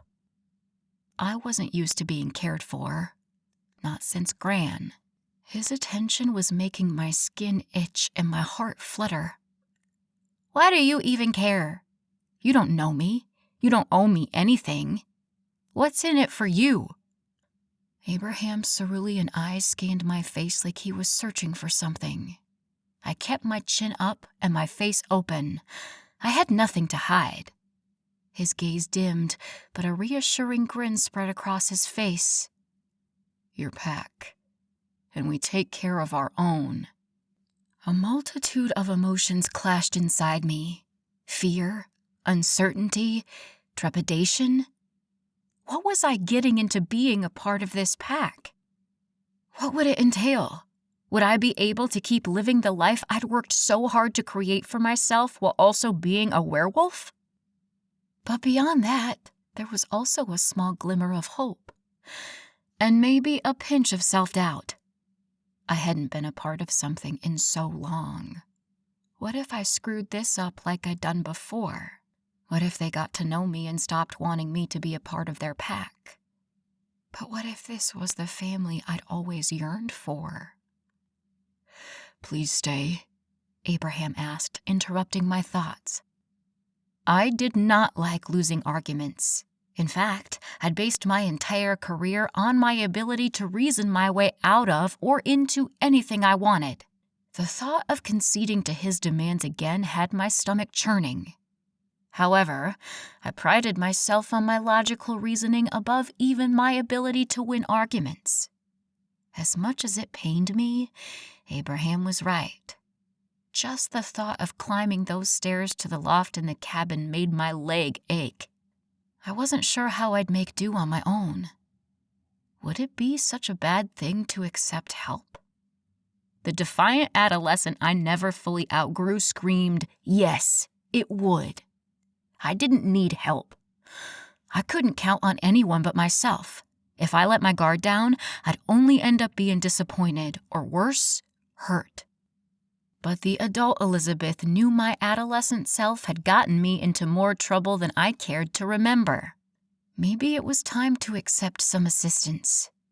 And what better time than now, when I really needed it? And besides, he'd said please. My shoulders sagged in defeat. "I need to get my things, at least," I muttered. Abraham spoke up immediately. "I can take you there now." Evie frowned. "But, Abby, don't you have that thing?" "This is more important," he interrupted. She shook her head with an indulgent smile. I spun on my heel and stormed toward the hall door. Well, more like limped, but hopefully it looked like an angry limp at least. "Let's go," I grouched. A small chuckle came from behind me, but I ignored it. I whipped open the door to find another room, and not a hallway at all. The giant space looked like a private sitting room decorated in dark colors like the bedroom. There were overstuffed chairs and a huge entertainment system alongside a pool table and a wall full of books. I took a quick look around and located a possible exit. By then, Abraham had caught up and rushed ahead to open the door for me. A wide hallway stretched out before us. The series of rooms we'd been in were at the far end. I struggled to hide my discomfort as I hobbled along the seemingly endless hallway. "Can I help?" I narrowed my eyes at him. "Please?" With an aggravated huff and my legs screaming in pain, I hooked an arm around his waist and let him support most of my weight. We walked past door after door, but didn't run into anyone else until we'd made it down the first set of stairs. A pair of tall, light-haired men were coming up the staircase, so engrossed in their conversation they almost walked right past us. The taller of the two spoke up first. "Alpha," he acknowledged with a reverent nod. "Hey, Wyatt. How's your mom doing?" The other man answered, "Better. Thank you for sending the pack doc to her." Abraham waved a hand dismissively.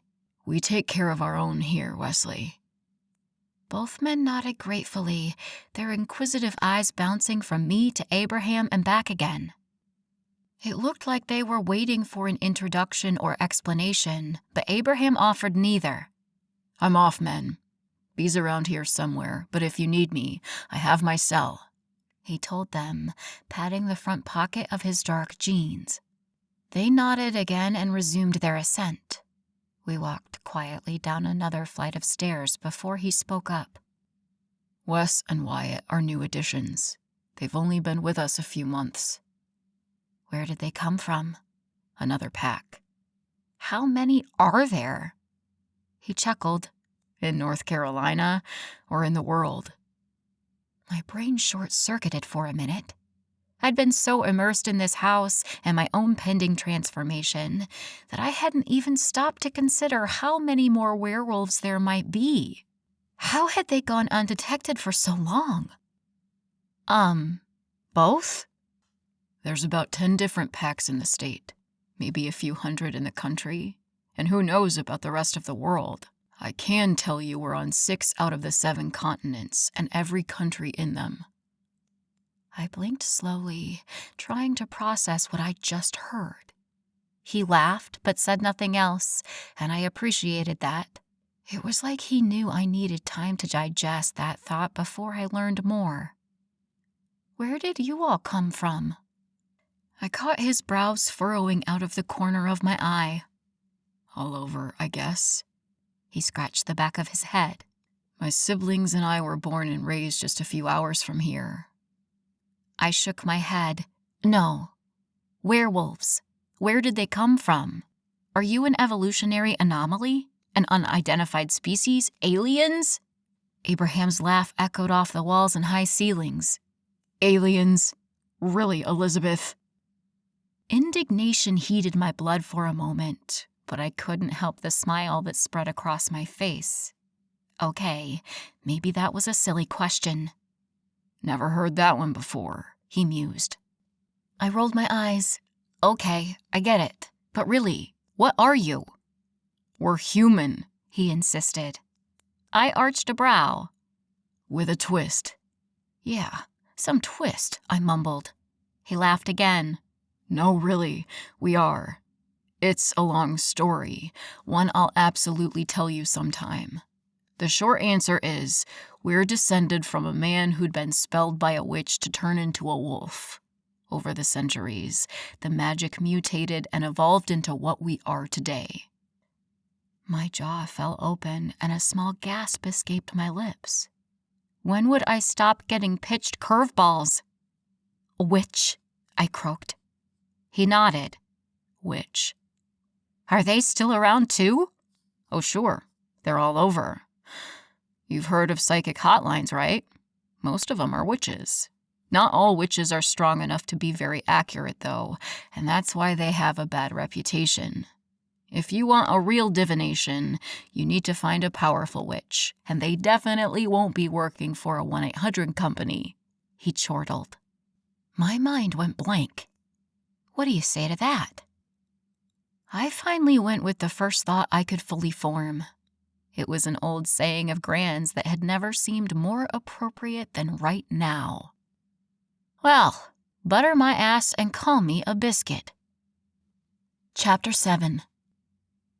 Don't you have a car or something? I asked, eyeing the four-wheeler he'd led me to. Abraham scoffed. First of all, I don't have a car. I have a truck. A big one. He winked, and my face heated. But this will be much faster. He pulled a black helmet off the seat and handed it to me.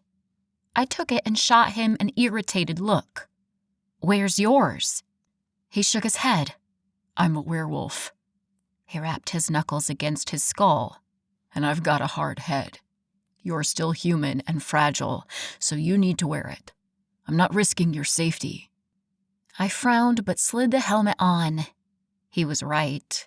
I was beat up enough as it was and didn't need another head injury this weekend. I eyed the vehicle warily. The seat we were sharing looked awfully small. With a glance at my bare legs, I remembered my dress was pretty tiny too. Warmth spread further across my face. Do you need help? I frowned at him. Shouldn't he know better by now? As if he'd read my mind, he grinned and shook his head. I know. You don't need help. He came to stand right in front of me. But I'm going to help you anyway, so get over it. A startled squeak escaped my lips when he wrapped his hands around my hips and lifted me more than a foot off the ground. "What are you doing?" He turned to the ATV with me still suspended in midair. Since I was at eye level, I could see the twinkling of mirth in his gaze. "I'm helping." I growled deep in my chest. He ignored me and lifted me higher, so I was hovering over the seat. He paused for a loaded moment before lowering me with sure arms until my backside rested on the black leather. He glanced down, and I followed his gaze. With a startled squeal, I slapped my hands over the juncture of my thighs. The already short dress had ridden up and was dangerously close to exposing my bits and pieces. Abraham laughed quietly as he took his seat in front of me. The good news was, he helped protect my modesty. The bad news was, I found myself pressed tightly against the man that could tempt me from across the room. How was I going to control myself with my legs straddling him and my chest mashed against his broad back? Please, let this be a short ride. "You don't need to worry about that stuff anymore. It doesn't matter to anyone around here." I repeated his words over and over again, but I had absolutely no idea what he was referring to. When I was silent for too long, he added, "Nudity. None of us pay any mind to it. We've all seen each other naked many, many times." My jaw hit my chest as my skin warmed painfully with a fierce blush. A blurry image of Abraham naked in the woods flashed through my head. I sputtered a few times before I could spit out a reply. "That will not be happening. Ever." Abraham chuckled. "We'll see." "No, Mr. McCoy," he supplied. "Mr. McCoy, I am certain that it will be you who will see." He let out a loud, mocking sigh. "Always arguing." "You've been getting your way far too much recently. I can't have that." He let out a deep belly laugh that I felt all the way to my bones. I searched for the indignation I should have been feeling with him laughing at me, but it was nowhere to be found. Instead, I ducked my head to hide a smile. The ATV roared to life. "Better hold on," Abraham called over the engine. I wrapped my arms around him, keeping my hands fisted so they wouldn't be tempted to search out each individual muscle on his toned stomach. My leg throbbed slightly with the vibrations, but I ignored it. He started out slow as he drove down his long, steep gravel driveway. It twisted and turned through the trees until the massive lodge disappeared from view. "Hey, how do you know where you're going?" "There's only one rental cabin within hiking range of where I found you," he explained loudly. "You must know this area well." "I've lived here for over 15 years. I know these woods and those mountains." He nodded his head toward where the Blue Ridge Mountains stood. "Like the back of my hand." I digested that information while Abraham turned off his driveway and onto a smaller path that led through the forest. We relaxed into a comfortable silence as he expertly navigated the woods for the next few minutes. When he slowed to a stop in the middle of what looked like nowhere and turned to face me, he instantly had my attention. "I need you to do something for me," he said seriously. This was the first opportunity I'd had to return the innumerable favors I owed him. "Of course." He searched my face. "I want to take you back to where we found you. I was hoping you could walk me through your attack. Anything you remember could help us find this guy." My stomach dropped as the sunlit trees faded, and in its place, only a dark and sinister forest remained. I shook my head to rid myself of the false image. If I was going to help, I'd need to toughen up. I straightened my spine. "Sure. Do you know where it happened? Because I don't think I could find it again on my own." He nodded. "I had some of my men scout the area." His denim eyes searched my face for another moment before he turned back around. Thin pine trees flew past in a blur as we made good time on the four-wheeler. Before long, Abraham stopped the vehicle again and helped me off. As soon as my feet were on the ground, I took a quick step away from him. The ride here had been torture. My body felt like it was boiling from the heat that spread from every place it touched his. I desperately needed some space from this man. I took a look around, hoping to see something I recognized. This is the first place we picked up his trail intersecting with yours. Before now, he'd kept his distance from you. His voice was hard as steel. He was stalking me.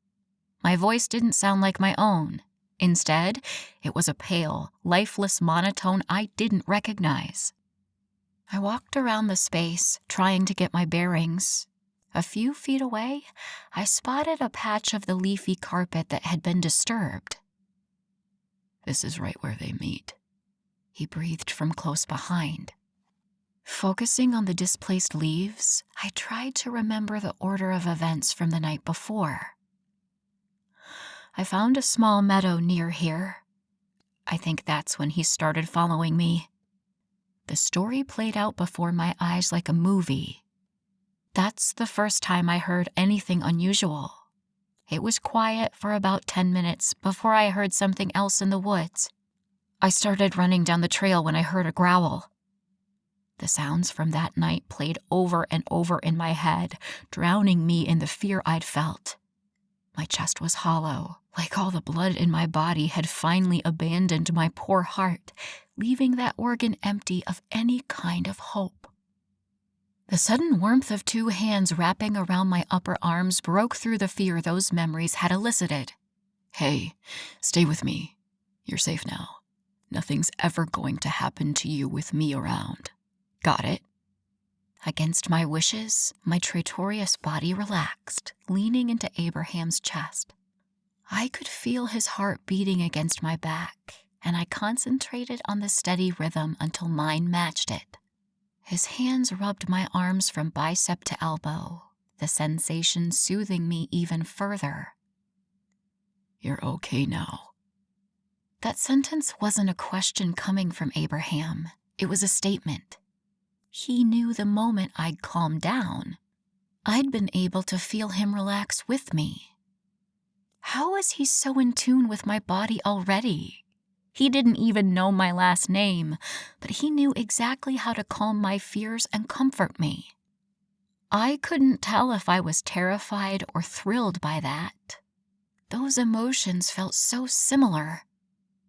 Yes, thank you, I said and stepped away. As appealing as Abraham's arms were, I still wasn't comfortable with affection like that. Okay, so he growled at me a few times and I ran again. A few minutes later, I tripped and fell, smashing my head on a rock or something. That's how I got this. I pointed to my forehead. The wolf caught up to me. I tried to scare it off, but obviously that didn't work. How did you try to scare him? My chin tipped up. I waved my arms and yelled. He didn't look convinced. I've read if you appear bigger than the animal, it'll get scared and run off. If he'd been a real wolf, it would have worked, I informed him defiantly. I'm sure it would have, he placated. What was it you did? I hesitated, not sure if he was mocking me or not. His eyes were wide and earnest when he asked, Can you show me? This might be important. I stared at him incredulously. He really needed a reenactment? Please, he added. Anything could be useful. I huffed out a breath. Well, if it might help, I guess it couldn't hurt. Okay, so I stood on my tiptoes, flapped my arms in the air like this. I waved them like I was making a snow angel, and I yelled something like, Hey, wolf, get lost! Abraham nodded solemnly, his head down. Was that exactly what you yelled? I thought back. I'm not sure. It could have been more like, Hey, you! I waved my arms again for effect. Get out of here! Okay, I think I'm getting it. Could you show me that one more time? When I didn't answer right away, he finally slipped up and met my eyes. Damn you, Abraham McCoy! I stomped my good foot while he howled with laughter. Oh my God, that was too funny, he panted out between chuckles. This is serious. Ugh, this man was going to drive me to drink. I stomped off toward the ATV. Hey, where are you going? He jogged after me. I am trying to go look for clues. Where are you going? I snarked. He flashed an irresistible grin. Anywhere you go, babe. With a wink, he settled me back on the seat before we took off again. I'm not your babe, I muttered behind him. His shoulders shook with silent laughter. What had gotten into him? This sudden playfulness was making my insides churn. Trying to categorize that emotion was absolutely not an option. We only needed to spend the weekend together while I healed. After Monday, I wouldn't have to see him again for another 4 weeks. Surely, I'd be able to get myself under control and my priorities back in order by then. Abraham slowed the vehicle again. This is where you fell, he said roughly. And also, where I tried to scare the wolf, I reminded him, sacrificing my dignity to lighten the mood. I was rewarded with a low chuckle. How did you get away from him here? I furrowed my brow as I traced through the events. Oh yeah, I used the flash on my camera to stun him and then took off running. I wonder if I got a picture. He turned around, his big blue eyes incredulous. That's really smart. He sounded impressed and oddly proud as well. Yeah, well, some of my ideas are good ones. I was just messing with you. That actually might have worked if it'd been a real wolf. But do me a favor. In these woods, always assume it's a werewolf. At least until you're able to tell the difference. How can I tell the difference? Werewolves are bigger than regular wolves, and when your heightened senses manifest, you'll be able to smell the difference between the two. This news stunned me. What other changes did I have to look forward to? Before I could voice my questions, Abraham spoke again. By the way, we found your camera and phone out here. I have them in my office. They're both in pretty bad shape, but maybe there's something on the camera's memory card. When we stopped a third time, Abraham helped me off the quad. Right away, I found the dark spot where I'd lain, thinking I was going to die. A shiver ran through me, and I wrapped my arms around my torso. Predictably, Abraham's solid arm enveloped my shoulders, infusing me with his strength when my own felt depleted. With a deep breath, I closed my eyes and recounted the rest of the story. I ran for as long as I could, but he still caught up. He attacked me from behind, tearing into the back of my leg. The aforementioned limbs seemed to flare with pain, like my body was reliving the memories with me. I tried to fight him off, but he was too strong. Nothing I did made any difference. I sniffed. Then suddenly, he stopped and just walked away. I didn't know why, but I took that opportunity to crawl forward on my stomach. My only thought was to get as much distance between us as possible. If I'd known he was coming back, I'd have stayed face up so I could have gotten a look at him. I'm a criminal lawyer. I know how important victim IDs are. That was so dumb. My head was starting to ache. You were being attacked, he insisted. You did what you could to survive. If you'd seen his face, maybe he would have snapped your neck instead of running off. He paused for a moment, like he was collecting his thoughts. What ifs are like cancer. They eat at you from the inside, turning everything good black with death. Take my word for it. Let him go. My eyes roved over his face, watching the story being told by his mouth also play out in his eyes. In that instant, I recognized something that echoed inside my own heart. Regret. But watching him, I knew one thing for certain. Abraham was much closer to acceptance and forgiveness than I was. Chapter 8. So, what happened after the wolf left? Abraham prodded. My body tensed painfully at the memories. I'd only crawled a few feet maybe when he grabbed me by the hips and pulled me backward. I screamed and fought, but he was even stronger than the wolf. My voice trailed off as the sound of my pounding heart filled my ears and drowned out my words. A warm hand on my shoulder pushed through the noise. What happened next? I shook my head and closed my eyes, taking deep breaths until my heart rate slowed. He said something. I bit my lip anxiously as I tried to recall his exact words. A violent shiver racked my body as his cold voice played in my head. I wrapped my arms around myself again.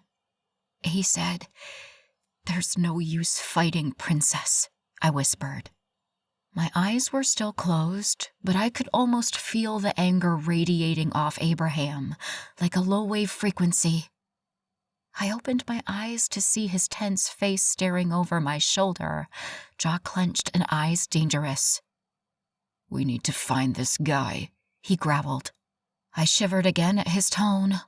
Although I wasn't at all afraid of him, I was certainly happy I wasn't on the other end of his rage. Is there anything else you remember? He asked, his tone only slightly softer, like it went from diamond to granite. I kept fighting and yelling until he wrapped his arm around my neck. I gulped harshly, the action hurting my still raw throat. Everything went black after that. The next thing I knew was a wolf, you, I guess, nudging me awake. The idea that he was the second wolf in the forest was still so hard to grasp. When had I fallen down this rabbit hole, and how was I going to get myself out of it? You're one of them now, Elizabeth. There's no getting out. So much had happened in 48 hours, I was having trouble getting my head around it all. His warm arm wrapped around my shoulders and pulled me to his side. Abraham's touch was becoming familiar, and that was a problem. Come on, let's go get your things and get back to the lodge. You're still healing and could probably use more rest. We got back on the ATV and a few minutes later pulled up to the cabin I'd rented. Abraham helped me up to the walkway, and that's when I remembered I'd left the back door unlocked when I went for my hike. What if my attacker was in there waiting for me? I dug deep for that steely resolve I'd relied on all my life, but found it riddled with holes and warped from fear. Real, bone-deep fear. I'd never felt anything like it before in my life, and it left me feeling adrift. A quiet shuffling noise from behind had me jumping in alarm before I realized it was only Abraham. That's when I remembered I wasn't alone, and I didn't have to do this on my own. I had backup. I had help. Everything okay? His voice was quiet and concerned. Whether it was over my skittishness or because of how long I'd been standing there looking at the door, I didn't know. I took a deep breath, exhaling slowly. This wasn't easy for me. "Yeah, I'm fine," I said, my back still to him. "I'm just a little worried because I left the door unlocked. Maybe you should go in first?" The words hadn't finished leaving my lips before he sprang into action. He stepped in front of me, his body tight with tension, knees bent as if waiting for an attack. "I'm glad you told me. Wait out here." With that, he stalked over to the door and yanked it open. Once inside, he stopped and cocked his head to the side, like he was listening intently to something. He glanced between me and the rest of the house before walking back over and leading me inside. "I don't want you out there by yourself. This immediate area is clear, so I want you to wait here for me, okay?" He positioned me inside next to the locked door and eyed me seriously. "Okay." Abraham nodded once and took off for the bathroom, the only walled-off room on the first floor. When satisfied, he took the stairs 2 at a time to the loft. He appeared over the half wall overlooking the downstairs. Is this all you brought? Yeah. I didn't even have a chance to unpack. Can I just bring it down to you? I pressed my lips together. I know you're in a rush, but I really wanted to change into something a little more modest. Do you mind if I do that real quick and then we can get going? He was the alpha. I'm sure he had better things to do than cart me around. He descended the stairs even faster than he'd ascended them and stopped a few feet away from me. I wasn't trying to rush you. There's nothing more important to me right now than this. He finished awkwardly and ran a hand through his dark hair. After a big sigh, a grin broke out across his perfect face. I was just trying to help. I rolled my eyes. Don't need help, remember? With a wary glance at the narrow stairs, I straightened up and grit my teeth. This would suck. I had only taken one painful step before I was lifted off the ground and into his arms. My free hand slapped against my backside, stretching the short dress down as much as possible. I silently thanked that angel Evie for the underwear again. Abraham McCoy, put me down right this instant. He only shook his head. I'm a quick study, and what I'm learning about you is to never ask if you need help, because you're stubborn as hell and would deny it to your last breath. I huffed and glared at the side of his face, noticing he needed a shave. So from now on, if I see you need my help, I'm going to give it to you. He smiled down at me, and it took all my willpower to not return it.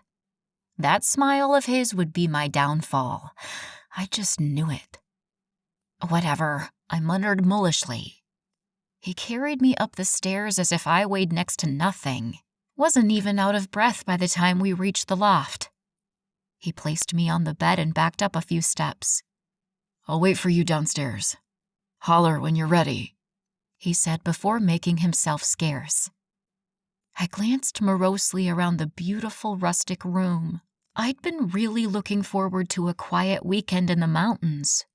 How had things gone so far off course? If I'd never gone for that hike, I could have been reading peacefully on the front porch with a cup of coffee right this minute. But then I never would have met Abraham. I couldn't decide if that was a good thing or not. Or maybe I just didn't want to admit the answer. Struggling to my feet, I limped over to my bag and rummaged around for something to wear. I pulled out a pair of khaki shorts, a white long-sleeve t-shirt, and a fresh bra and panties. When I bent to pull up the shorts, a wave of dizziness hit me at the same time the rough material scraped against the bite wounds. I dropped the bottoms and straightened to alleviate the vertigo, but that made it worse. Stumbling backward, I caught myself on a nearby dresser, but not before one of the knobs dug painfully into my injured calf. I let out an involuntary yelp of pain and staggered forward, my leg throbbing bursts of flames that took my breath away. Elizabeth? He sounded close, maybe at the bottom of the stairs. I'm fine. Don't come up, I wheezed. Thankfully, he listened, and I waddle-limped over to sit on the bed with the shorts still around my ankles. Once seated, I bent to pull the bottoms up when another sharp wave of dizziness hit me, threatening to eject the contents of my stomach. I yanked the shorts over my hips and fastened them before flopping backward onto the bed. That sent a stabbing pain through my head, causing an instant headache. I squeezed my eyes closed and slowly counted to 10, waiting for the worst of it to pass. I must have overexerted myself because everything hurt. My eyes teared and I sniffed softly. The attack, the revelation that I would become a werewolf, the pain that was almost incapacitating me, all bubbled to the surface and leaked out of my eyes. It was too much for one person to handle in such a short period. My brain had almost been on autopilot, only allowing me to worry about one thing at a time. But the controls had been reset to manual, and everything bombarded me at once. What would happen to me? How would I change when I became a werewolf? Would it alter my personality too? What kind of life could I expect now? Could I continue to be a lawyer after the next full moon? Would it be safe for me and everyone else? Was I safe from any more attacks by this serial killer? Or was he looking for me even now? My thoughts swirled like a tornado through my mind as the tears fell steadily, rolling down my face and into my hair. A creak on the stairs interrupted my pity party. Abraham stood there, large and imposing, but with soft, gentle eyes. I sat up and wiped my face, but the tears continued to fall. Elizabeth? I waved him away.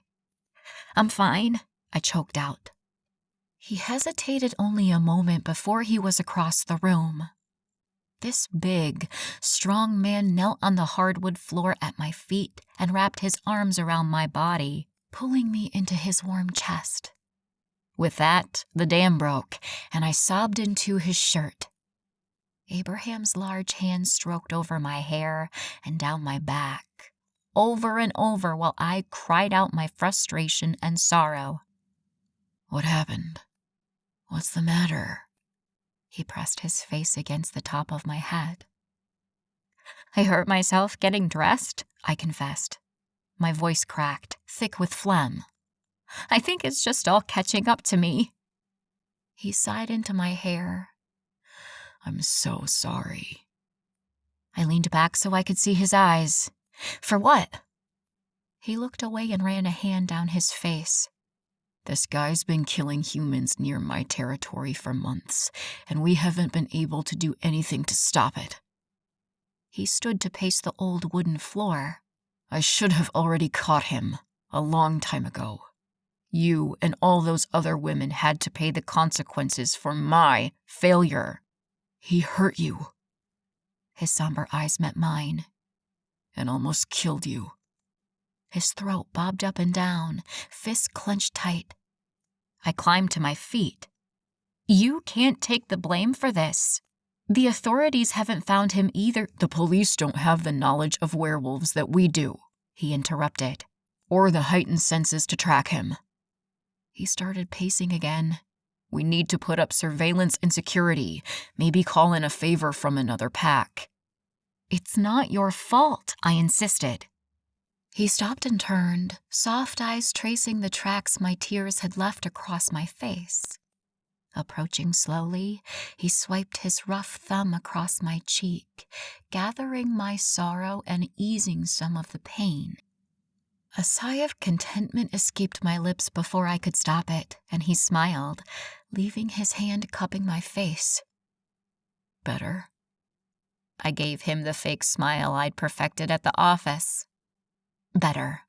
I lied. His eyes scanned my face, and he shook his head, lowering his arm. What else is bothering you? Guess I needed to work on making that smile more believable. Did everyone see through it like Abraham did? I let out a big sigh and dropped my head. I'm scared, I confessed. Those words tasted awful in my mouth, but they were the truth. I told you, I'm not gonna let anyone hurt you. I shook my head. It's not just the threat of the killer werewolf returning. I'm also scared about what's going to happen to me, what my future holds. I've had my life planned out perfectly for the past 10 years, and suddenly I don't even know what's going to happen a month from now, or in the weeks leading up to the full moon. My entire future is a giant question mark, and that's terrifying for me. His fingers slid under my chin and lifted my face to meet his. Blue eyes stared back at me, knotting my stomach with their intensity. I know how hard this must be for you, and you've been so strong this whole time. If you can just keep your chin up, I promise I'll handle everything else. He pulled me into his arms and held me for a long time. I stepped out of his embrace as soon as I felt strong enough. I couldn't afford to get comfortable in his arms. I was leaving and he was staying, and then I'd get to work on straightening myself out where this man was concerned. I just needed to keep a clear head until tomorrow when I went back to Raleigh. He took a look around the loft and clapped his hands together. You got everything? I nodded, and Abraham stopped to grab my bag before I could.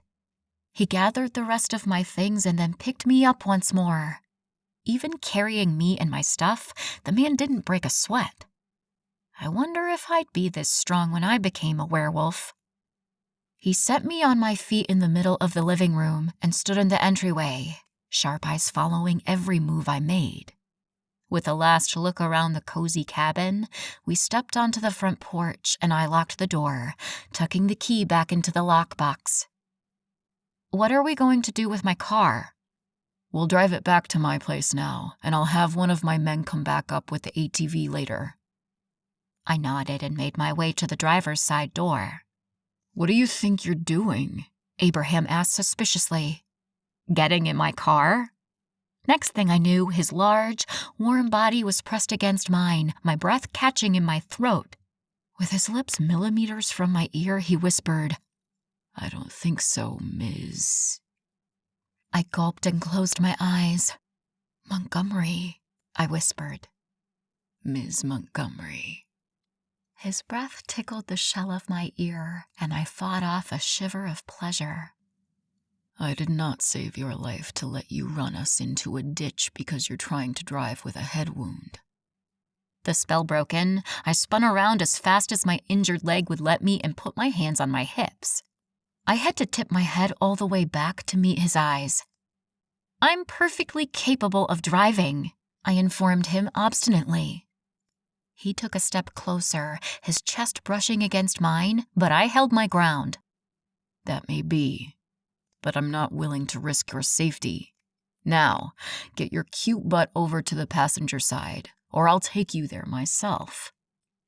Abraham's eyes were serious, although a taunting grin played across his face. I growled, but he was right. After that dizzy spell I had in the loft, I had no business driving a car. That didn't mean I appreciated his high-handed attitude or that cute butt comment. I turned and stomped around to the other side of the car. My leg screamed in pain, but I ignored it. Knew you'd see it my way, he called gleefully. I met his eyes with a glare and flipped him the bird. Ms. Montgomery, I'm appalled at your manners. Is that any way for a lady to act? I intensified my glare before climbing into the car. I'll show you how a lady acts, I grumbled.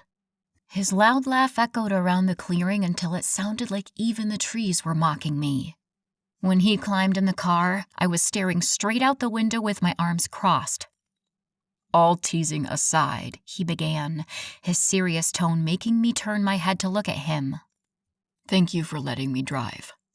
I wouldn't let you get hurt again, but I'm sure you'd be pretty upset if you wrecked this little car of yours.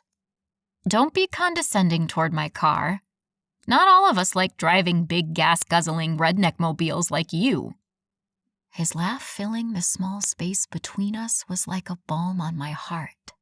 Soothing, comforting, and somehow healing. And I knew, just knew this man would be trouble for me. I just didn't know how much yet. Chapter 9. So, tell me about your life back in Raleigh. Abraham requested as he pulled onto the gravel road leading away from the cabin. Okay, well, I'm a junior associate at Hildebrandt and Moore in Raleigh. Hopefully, the meeting on Tuesday is for my promotion to senior level. And what comes with this promotion? Well, more pay for one. I'd also get a bigger office, more say in which cases I take, things like that. I thought hard for a moment before continuing. When I make senior associate, there'll be no question about whether I can pull my weight. Everyone knows you only make senior if you work your butt off and have a great win rate. A boob job and a bottle of bleach might be enough to land a job as a junior associate, but that's about it. He shot me a sidelong glance. You don't seem like the type to get a boob job, and I can see from your roots you don't need bleach. I laughed. No, I am not the type to get a boob job. Besides, you think I'd spend 20 grand for a B cup? Not likely. His knuckles turned white as they gripped the steering wheel. And how do you know anything about roots? The corner of his lip twitched. I have 4 sisters. That's right. So, you're obviously intelligent, and it sounds like you've worked hard enough to earn this promotion. Who's doubting that? I rolled my eyes. Just about everyone there. That's what I get for taking a job at a firm with only 4 other women associates. Don't get me wrong, there are a few genuinely good guys there, but most are chauvinistic, narrow-minded Neanderthals that are about as useful as a trapdoor on a canoe. Abraham's deep laugh reverberated through the confines of the sedan. The sound satisfied me in a way I couldn't explain. Like crawling into your bed after a long day. Peace, security, and familiarity swirled around me, and I relaxed muscles I didn't know I'd been tensing. What else is in Raleigh? Well, there's Charlie. The car swerved violently to the right for a split second before regaining its place between the lines. What the hell is wrong with you? I screeched. Who the hell is Charlie? He yelled at the same time. I stared at him in shock. His jaw clenched so tight, I swore I could hear his teeth grinding from where I sat. His knuckles were ghostly white, and I feared he'd break the wheel in 2. I'm sorry. I thought I saw something on the road. He answered through gritted teeth. Who's Charlie? He repeated, only slightly calmer than before. Charlie's my cat, Abraham. What's wrong with you? He released a huge sigh, and his entire body relaxed. Nothing's wrong with me. I'm sorry. I didn't mean to scare you. You just surprised me. I thought Charlie might be a boyfriend of yours. His words were phrased as a statement, but I knew they were meant as a question. I scoffed. No, Charlie is not my boyfriend. I don't have a boyfriend. And I don't want one either. What about you? What do you do? Abraham's demeanor had completely changed from just a few minutes ago. His smile was wide when he responded. I own a construction company. We mostly flip houses, but we also do renos whenever they come along. We have enough men now that we can work on multiple projects at once. You seem too young to own a big construction company. He shrugged modestly. Well, we started out pretty small, just me and my cousins taking on projects in the surrounding counties. But we've expanded to South Carolina and plan to move to Tennessee and Virginia in the next 3 years. Strangely, I felt proud of him. That's pretty impressive, Mr. McCoy. You must be really good at what you do. He shrugged again, but his pink cheeks told a different story. You tell me. My brows furrowed. What do you mean? Abraham jerked his chin forward, and I turned to peer out the front windshield. Up ahead loomed his massive lodge. When we left earlier, it had been from the side entrance, and I hadn't been able to see much. Now, however, I could see the house in its entirety, and it was magnificent. A large wraparound porch jutted off the main floor, with intermittent wall sconces between the various doors. Those walls were covered in river rocks, while the rest of the house was red cedar with a gray shingled roof. The large home looked like it might have had more windows than walls, and they all reflected the afternoon sun brilliantly. Beyond the house sat a serene-looking lake and a long dock leading out into its depths. A warm breeze blew through the open windows, bringing with it the smell of lake and pine. You built this? I asked in awe. He nodded. It's the first home I built. When we pulled around back, there was a tall woman with short, straight brown hair pacing in front of the garage doors. Her beautiful features were pinched in disapproval, and I shrank in my seat. Abraham unfolded his large frame from the car and strode around to the other side, calling to her over his shoulder. Hey, B. The woman stopped in her tracks, and I felt like I could feel the flames from her icy blue eyes. Hey, B? You bail on an important meeting and are gone all afternoon gallivanting around with—" Her harsh gaze raked me up and down. "Her? Leaving me to clean up after you and all I get is a friggin' 'Hey, Bee'?" Abraham ignored her, helped me stand from my seat, and led me toward the house. We were about halfway there when Bee stepped in our path. With a sigh, Abraham introduced us. "Beatrice, this is Elizabeth. Elizabeth, this is my sister, Bee." I nodded and tried for a tentative smile, but felt like my effort probably fell flat judging by the look on her face. She glanced at me before turning to Abraham. "This her?" He nodded. Her eyebrows rose until they disappeared beneath her bangs. "And how do you suppose this will end?" Her tone was biting and sarcastic. Abraham took a menacing step forward, a low growl rumbling through his chest. "It'll be fine. There's no other option." Bee's eyes widened, her eyebrows still hidden from view. With her jaw slack, her gaze darted from me to Abraham and back again a few times before she closed her mouth and shook her head. "Oh, Abby, what did you do?" she asked sadly. "It's none of your business, Bee, so stay out of it. Just do your job, and I'll take care of everything else. I assume the meeting went well and there were no disasters while I was gone?" She huffed and rolled her eyes. "Yes, the meeting went well, and no, there were no disasters. I just like being kept in the loop." Abraham nodded. "I can do that. If that's all, I'll see you later, and you can brief me. I'll call you when I'm ready." Bee jerked her head once in agreement and left without sparing me another glance. With a sigh, Abraham placed a hand on the small of my back and led me toward the door. "Don't worry about Hurricane Bee. Her bark is worse than her bite, most of the time." That was not reassuring at all. It took us a while to get to the third floor because I refused to be hauled around like a sack of potatoes any longer. When we finally made it, Abraham stopped a few doors down from the one we'd left earlier and led me inside. The room was smaller than the other, but still large with soft-looking tan-colored sheets and light blue walls, except for the one made of glass. From vaulted ceiling to thick carpeted floor, the giant windows stretched, and above me, skylights were carved into the sturdy wood. "Is this room all right?" Abraham asked. I turned incredulous eyes toward him. "All right? It's gorgeous. But why aren't I sleeping in the room I was in yesterday?" His cheeks darkened, and he averted his gaze. "That wasn't a guest room." My mind raced to figure out what I was missing. "Whose room was it?" I prodded. He met my eyes. "Mine."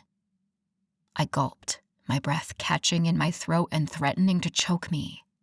I'd slept in Abraham's room. I'd slept in Abraham's bed.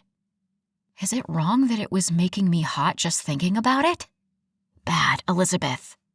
I saw the heat in my blood reflected in his sky-blue eyes, and my legs shook beneath me. He smirked and took a slow step forward. "I didn't mind letting you have the bed the past 2 nights, but I have to admit, I didn't sleep so well with half of me hanging off the sides of that little couch."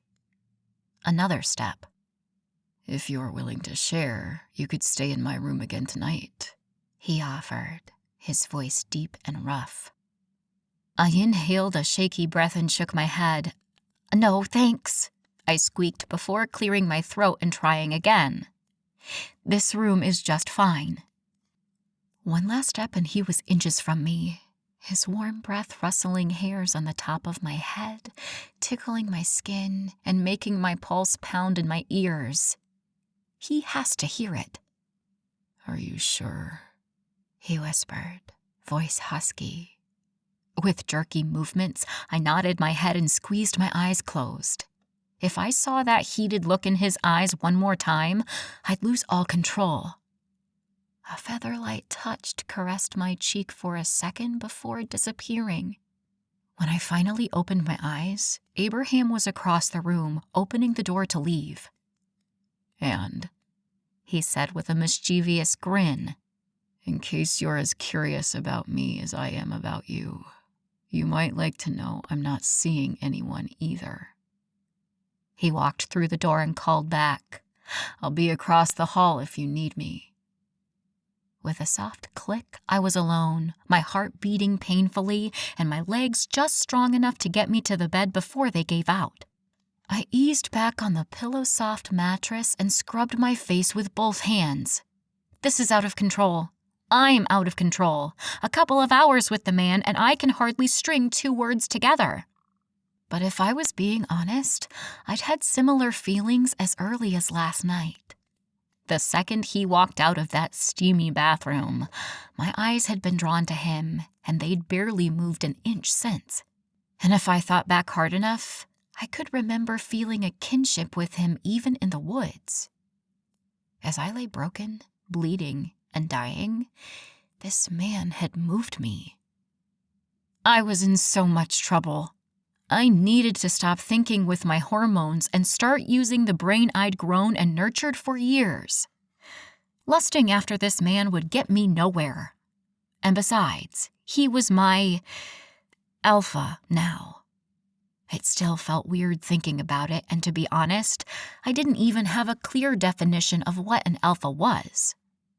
Was he similar to a father figure? Gross. A boss? Weird. Was he like the mayor of Wolftown? I needed questions answered, and I thought I knew the right person to ask. A knock interrupted my thoughts. "It's Evie," the vivacious woman called. I smiled. Evie was just the woman I'd planned on hunting down. "Come in." When the petite brunette walked through the door carrying all my heavy bags in one of her tiny hands, I almost laughed out loud. "Those bags are about as big as you are. Why did you lug them all the way up here? I could have helped." Which was a lie, since I could barely walk across a room without assistance. Evie didn't seem fooled and arched a dark brow. "This?" She lifted my luggage.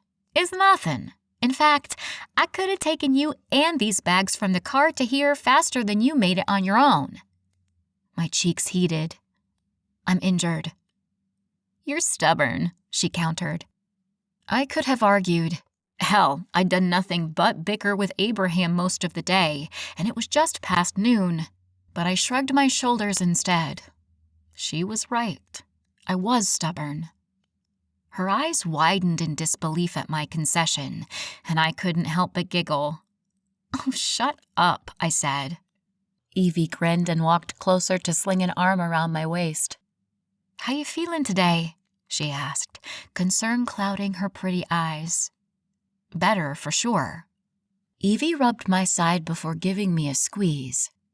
I found it odd how comfortable these people were with me, a perfect stranger.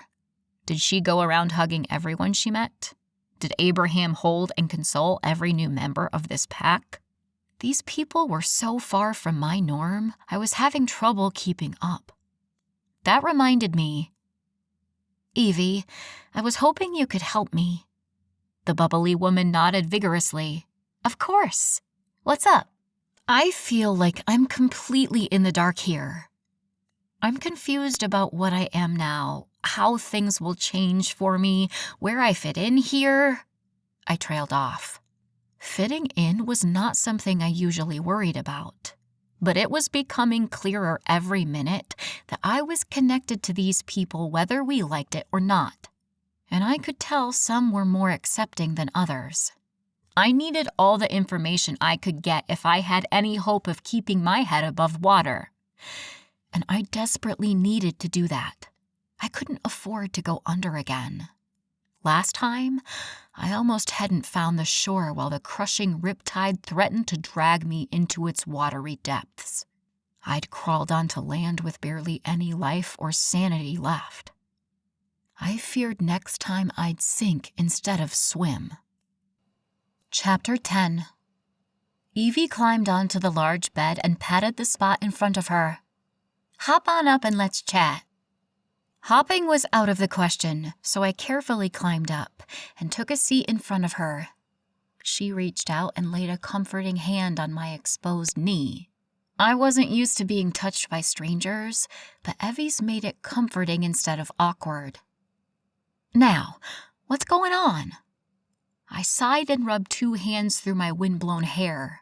With a cringe, I lowered them and vowed to find a hairbrush ASAP. I have about 1,000,000 questions, Evie chuckled. Well, that's no surprise. What's bothering you most? Your brother? I cleared my throat. I'm not opening with that. Let's start with these changes you guys keep talking about. What exactly is going to happen to me? Oh, sure. Well, let's see. Your senses will be enhanced. Enhanced how? Your vision will be clearer and stronger, your sense of smell will be more advanced, and you'll be able to hear much better and from longer distances than ever before. That doesn't sound so bad. No, it's not bad at all. I can't remember everything from when I first shifted because it's been so long, and don't you dare ask how long it's been. But I know it was exhilarating being able to see and hear and smell so much more than I could before. Wait, I thought you were born a wolf. Of course I was. But we don't come out of the womb with fur and fangs. She giggled. A natural wolf doesn't make their first shift until around the time they reach puberty. As if all those hormones weren't bad enough, we have to deal with the changes that come with shifting into a wolf, too. She shook her head in exasperation. Was it really bad? I asked in a small voice. Evie looked at me seriously before continuing. No, it wasn't that bad. It wasn't fun, but it really wasn't that bad. I sighed in relief. But, uh-oh. You're not a natural wolf. I raised my eyebrows. What does that mean? You're a bitten wolf, so things will be a little different for you. She bit her lip and studied me. How different? I asked warily. For starters, natural wolves usually go through the physical changes over the course of a few months. You'll be doing it in just 1. I gulped. Okay, what else? Evie averted her eyes. Well, it's also a bit more difficult for your body since you weren't born to shift into a wolf. It'll be a bigger shock to your system. She paused to study me. But hey, you also get super fast and strong, so that's pretty cool. Will I be as strong as you? Evie scoffed and pulled up her sleeve to expose a thin bicep. She flexed her small muscles and gave me a cocky look. You'll be strong, but I don't know if you'll be able to compete with this. I looked at her incredulously until she broke out in peals of laughter I couldn't help but mimic. Girl, yes, you'll be as strong as me. Probably stronger since I'm a runt. Don't talk about yourself like that. She waved me away. No, it's true. I'm the runt of our family. It's okay, though, 'cause I'm the prettiest. She grinned widely, and I laughed again. All right, I get it, she grumped. I shook my head at the lovely woman in front of me. Don't be silly. You're gorgeous, Evie. She perked up and flashed me a brilliant smile. What about Abraham? I asked tentatively. What about him? Will I be as strong as him? Evie chuckled. No one's as strong as the alpha. Why's that? To keep order. If anyone else could be as strong as the alpha, they'd constantly be challenging him for his position. The pack would destabilize, putting the weaker wolves in danger and causing chaos. How does he make sure he's the strongest then? What if you accept a new member and they're stronger than him? Good question. First of all, Abby's always been the strongest out of all of us. It was clear, even when we were young, he was meant to be an alpha. Secondly, the larger our pack grows, the stronger he becomes. Our fealty to him strengthens his wolf and makes him a better leader.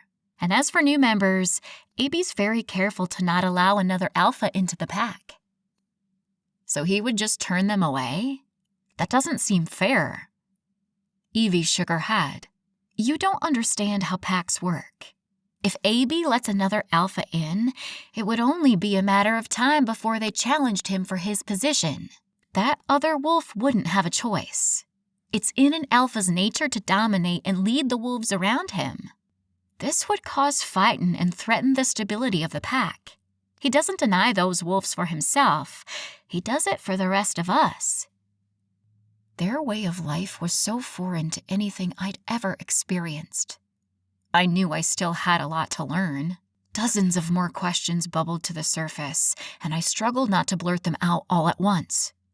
What is an alpha exactly?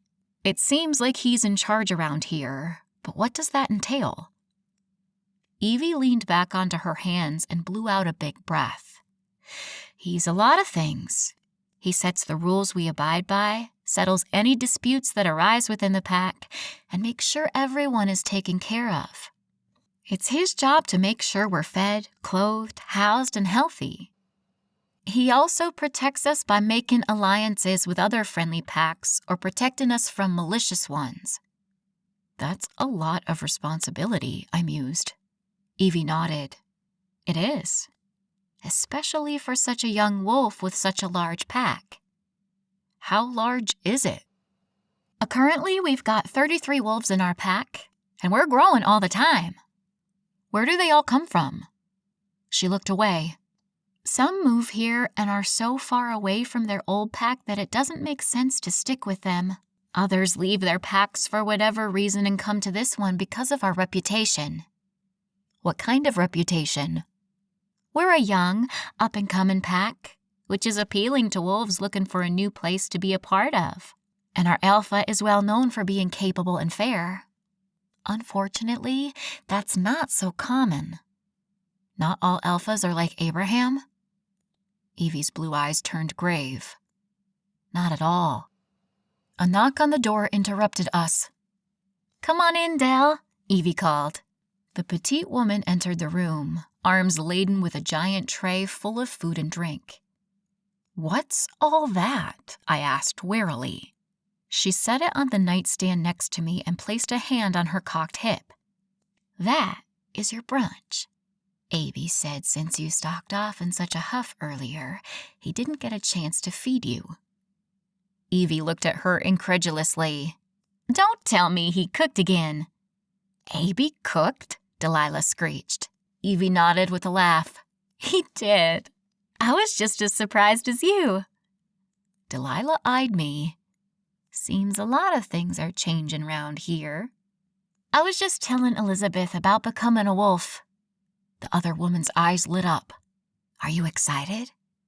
I'm not sure if excited is the word I'd use. She waved my words away. It'll be so much fun. You'll see. I nodded, but wasn't entirely sure I believed her. When my stomach rumbled, Evie scooted off the bed and retrieved the tray full of food. You need to eat, she admonished, sliding the feast onto the mattress in front of me. My first instinct was to argue, but I found I didn't have it in me. She was right. I needed to eat. I just wasn't used to other people telling me what I needed to do or not do. For some reason, Evie's concern didn't ruffle my stubborn feathers.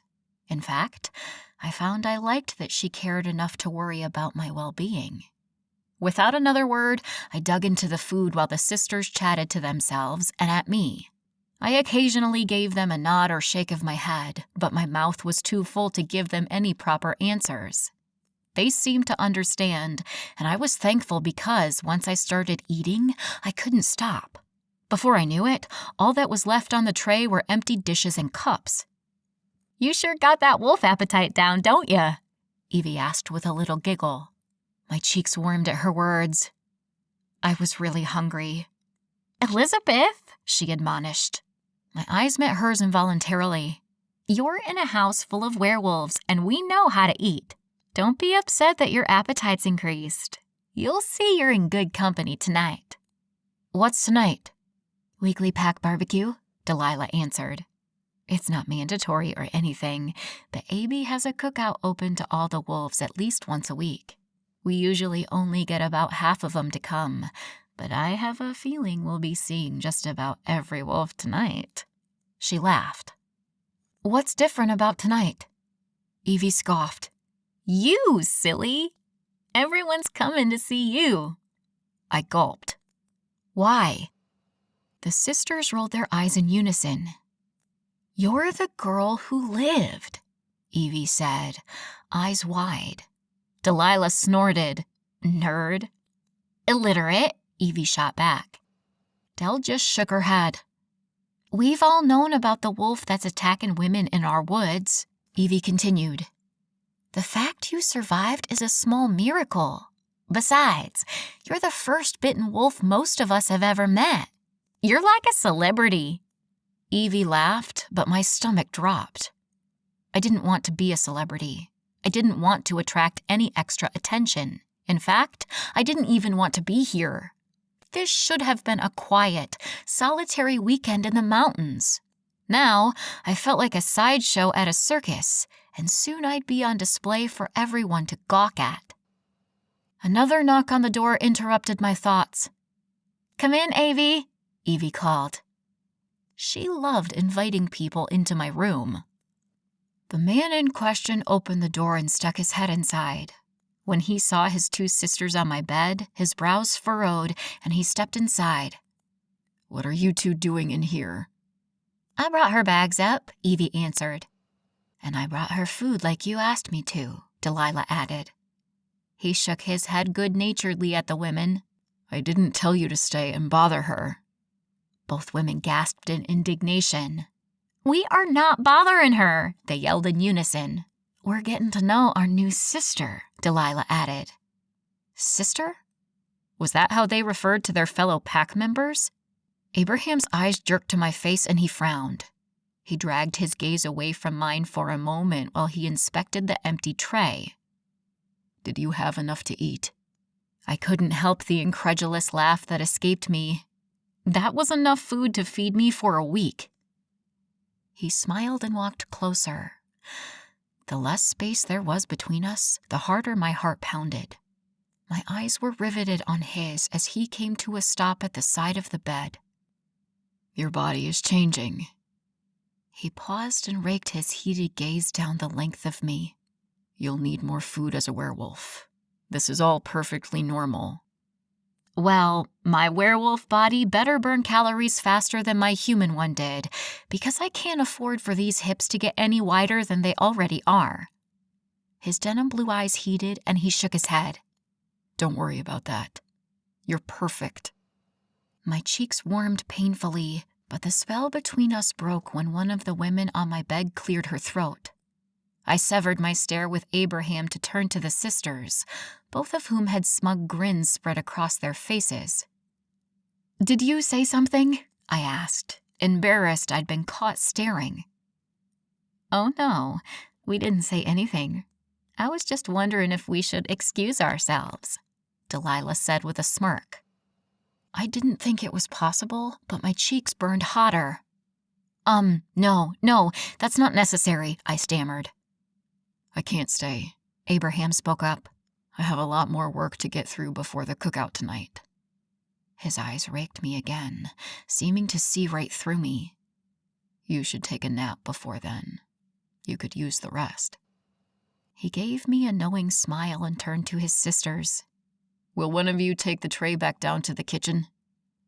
The sisters smiled and nodded. Evie grabbed the tray, and they made a hasty retreat. I watched them go with trepidation. Alone with Abraham in a bedroom was a very dangerous place to be. How are you feeling? His deep voice broke through my thoughts. I turned to him, marveling once again at how incredibly handsome he was. At least I knew my attraction to him wasn't some weird Stockholm syndrome. This man would have tempted me in any situation. Elizabeth? He sounded concerned. It was then I realized I'd just been staring and hadn't answered his question. Yes, sorry. I'm feeling fine. My leg's still sore and my throat's a little raw, but I'm feeling much better than I expected to. He nodded. Fast healing is another werewolf perk. Really? Evie hadn't mentioned that. Really. In fact, right now you're healing pretty slow for a werewolf. After you've shifted, a wound like this will be gone in a few hours. So I'll be fast, strong, have better vision, hearing, and sense of smell, and I'll also heal super fast? Is that everything I need to know? Abraham's eyes left mine, and I knew, without a doubt, he was keeping something from me. Pretty much. Another yawn escaped, and I didn't bother to stifle it. I'll let you get some rest. He turned for the door, but hesitated. It seemed like he didn't want to leave, or he had more to say. I sat quietly and waited for him to do or say whatever was holding him up. After a few moments, I was disappointed when he said only, "Sleep well," before retreating through the door and closing it quietly behind him. Chapter 11. I was running. My feet pounded against the soft forest floor as I raced between trees and over fallen logs. Heart thumping and lungs screaming, I pushed myself faster and faster. Something was after me. I could feel it, just out of reach, but always keeping pace. And I knew if I were to slow down for even a second, it would be on me. I couldn't let that happen. Couldn't let it catch up. With a quick look over my shoulder, I finally identified my pursuer. It was a large, light gray wolf with brown eyes. This wasn't the one that attacked me in the woods last time. I knew with every fiber of my being I'd never seen this wolf before. Then who was it? That split second I'd turned my head was enough for me to lose my balance and catch my foot on something. My ankle twisted, and I hit the leafy floor with a thud, knocking the breath from my lungs. Not again, not again, I chanted the words over and over, desperately wishing they were true. I couldn't be here again. Couldn't be in the woods, at the mercy of an unknown wolf again. My heart couldn't handle it. My mind couldn't absorb it. I lay on the forest floor, my face pressed against prickly pine needles and dirt. Although I wasn't running any longer, my heart raced faster, breaths becoming more shallow. I knew I needed to roll over and face this new threat, but I couldn't bring myself to do it. Because I knew, when I saw the unknown wolf, it would all be over. My luck would finally run out. For a moment, I was 5 years old again, hiding under the blankets because I thought if I couldn't see the monster couldn't see me. Over the sound of my harsh breathing, I tried to pick up any other noises, but the woods were quiet. Too quiet, in fact. Where were all the little forest creatures? The cicadas and owls and bats? Was it just me and this wolf, all alone out here? That thought scared me worse than anything else. I lay there for what seemed like hours, listening and waiting for the attack I knew was coming. My leg throbbed where I'd received my last wolf bite, as if the brutalized flesh was preparing for another onslaught. When I couldn't take the silence any longer, I rolled over and sat up. The brown-eyed wolf was sitting a few feet away, staring. Dark eyes raked me up and down, as if taking my measure. Its unimpressed expression made it clear it found me lacking in some way. "What do you want?" I yelled. The gray wolf sat there and continued to stare. "Are you going to attack me?" Still no answer. Not that I was really expecting a wolf to talk, but still. Some reaction to my words would have been nice. "Who are you?" I demanded. The wolf let out an odd barking cough and stood up.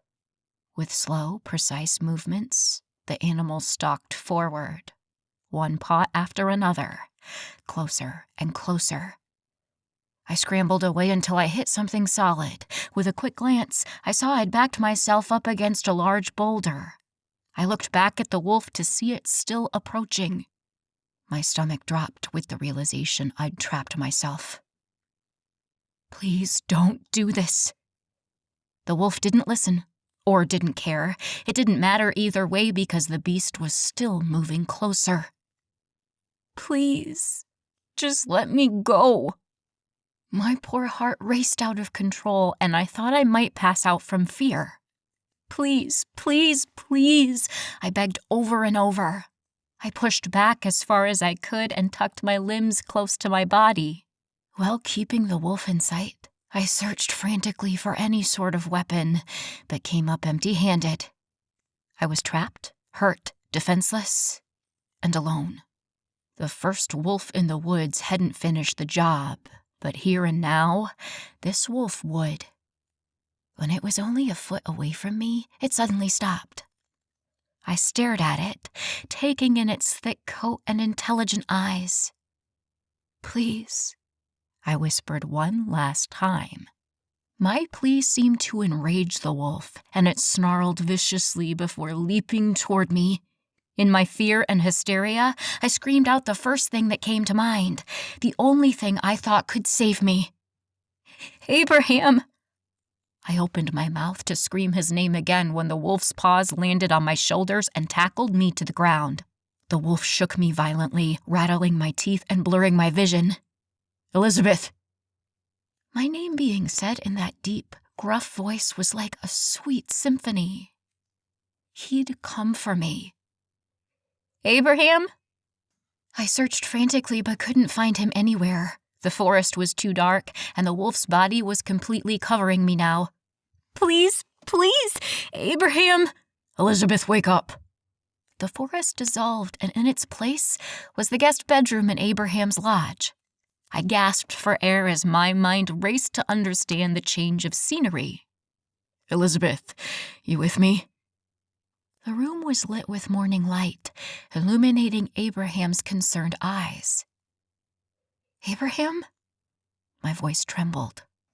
His large, rough hands smoothed the hair off my sticky face. "Shh, I'm here. You're okay." I let out a tired breath and, without thinking, wrapped my arms around his neck, pulling him close. My body trembled beneath his large frame, and I squeezed tighter. He was still for only a moment before sliding one hand into the hair on the back of my head and the other around my waist. Abraham lay there, holding and shushing me until the tremors subsided and my exhausted body finally went limp. He pulled back and propped his weight up on his elbows. His eyes traced the lines of my face, searching for something. I lay there completely open, too tired to hide behind the wall I'd built to keep myself safe. "What happened?" His voice was quiet, warm breath caressing my face. "It was a wolf." I gulped and closed my eyes. "I was being chased by a wolf." "Was it the same wolf from the other night?" I shook my head. "No, this one was smaller." "Did you recognize it?" I shook my head again. "What do you think it means?" He cupped my face, using his thumb to trace small circles on my cheek. "Probably nothing. It was just a dream." Just a dream? Of course it was just a dream. What was I thinking? I exhaled and sank further into the mattress. "You're right. It was just a dream. I don't know why I reacted like that. It's kind of embarrassing." I tried to turn away from his all-seeing gaze, but he held me in place. "There's no reason to be embarrassed. You had a nightmare. After the past couple of days you've had, I think you're entitled to a bad dream or two." I shook my head. I never dream, or at least I never remember them once I wake up. And this felt so real. I could smell the pine trees. I tasted the dirt when I tripped and fell. The wolf was so realistic, I swear I could draw it for you right now. He pulled back another couple of inches. "Do you think that would help?" I sighed and covered my eyes with my hand. "I don't know. I'm probably just making a big deal out of nothing." Abraham gently pried my hand off my face. "You aren't. I was here. I saw how frightened you were. It took me a few minutes to even wake you up." "Really?" He nodded slowly. Realization dawned on me then. Holy hell, I'd yelled his name. And just like that, flames erupted under the skin on my face, and I gulped. "You've been in here a while?" "Yeah. I heard you screaming from across the hall and rushed over to see if you were all right." I nodded and squeezed my eyes closed. Did I, deep breath. Did I say anything? I asked. When Abraham didn't respond, I took a peek in his direction. A huge smile had spread across his handsome face, and I groaned in mortification. I did, didn't I? Oh, crap. His chuckles vibrated through his chest and into mine. I felt his heat come closer as he leaned his head toward mine. "As a matter of fact, you did." Oh my God. "That's not what you were screaming a minute ago." Abraham! "That's it. Only it was a little louder." I slapped his rock-hard chest, hurting my hand in the process, but I was too irritated to care. You're the worst. Couldn't you have just pretended to not have heard that? "Elizabeth," he admonished. "Where's the fun in that?" I'm glad you're having fun. He laughed again, pulling me into his arms and rolling over so we were on our sides, facing each other. "Oh, it's not that big a deal." That's easy for you to say. He chuckled again, eliciting an unladylike growl from me, which made him laugh harder. I moved to get up, but he wrapped an arm around my waist and pulled me closer to him. Our intimate position suddenly registered in my brain, and my body froze. I couldn't believe I was lying in bed with a strange man's arms wrapped around me. Where the hell had my decorum gone? My morals? My standards? "Why were you yelling my name anyway?" Abraham interrupted my inner dialogue. I tipped my face up to meet his and regretted it. His soft-looking lips were only inches from mine, and suddenly, the most fascinating thing I'd ever seen. The stubble that dotted his jaw earlier was now a full-blown 5 o'clock shadow, making him even sexier in a rugged way. His strong jaw and prominent chin begged to be kissed and nibbled, and I was having trouble denying the impulse. "Elizabeth." I snapped my eyes up to his. Uh-huh. He smiled knowingly. "Why did you yell my name in your dreams? Was I in it?" I shook my head. No, you weren't in it. I yelled your name when the wolf lunged at me. His brows furrowed. "Why's that?" I studied his eyes, first the right, then the left, back and forth, over and over. I didn't want to tell him the truth. I didn't want him to know what I knew. That I'd come to see this man as a protector. My protector. I stalled, hoping for a distraction that would get me out of answering this question. He inched closer until his warm breath blew against my cheek. One of his thick fingers traced the edge of my jaw, from ear to chin and back again. "Will you please tell me?"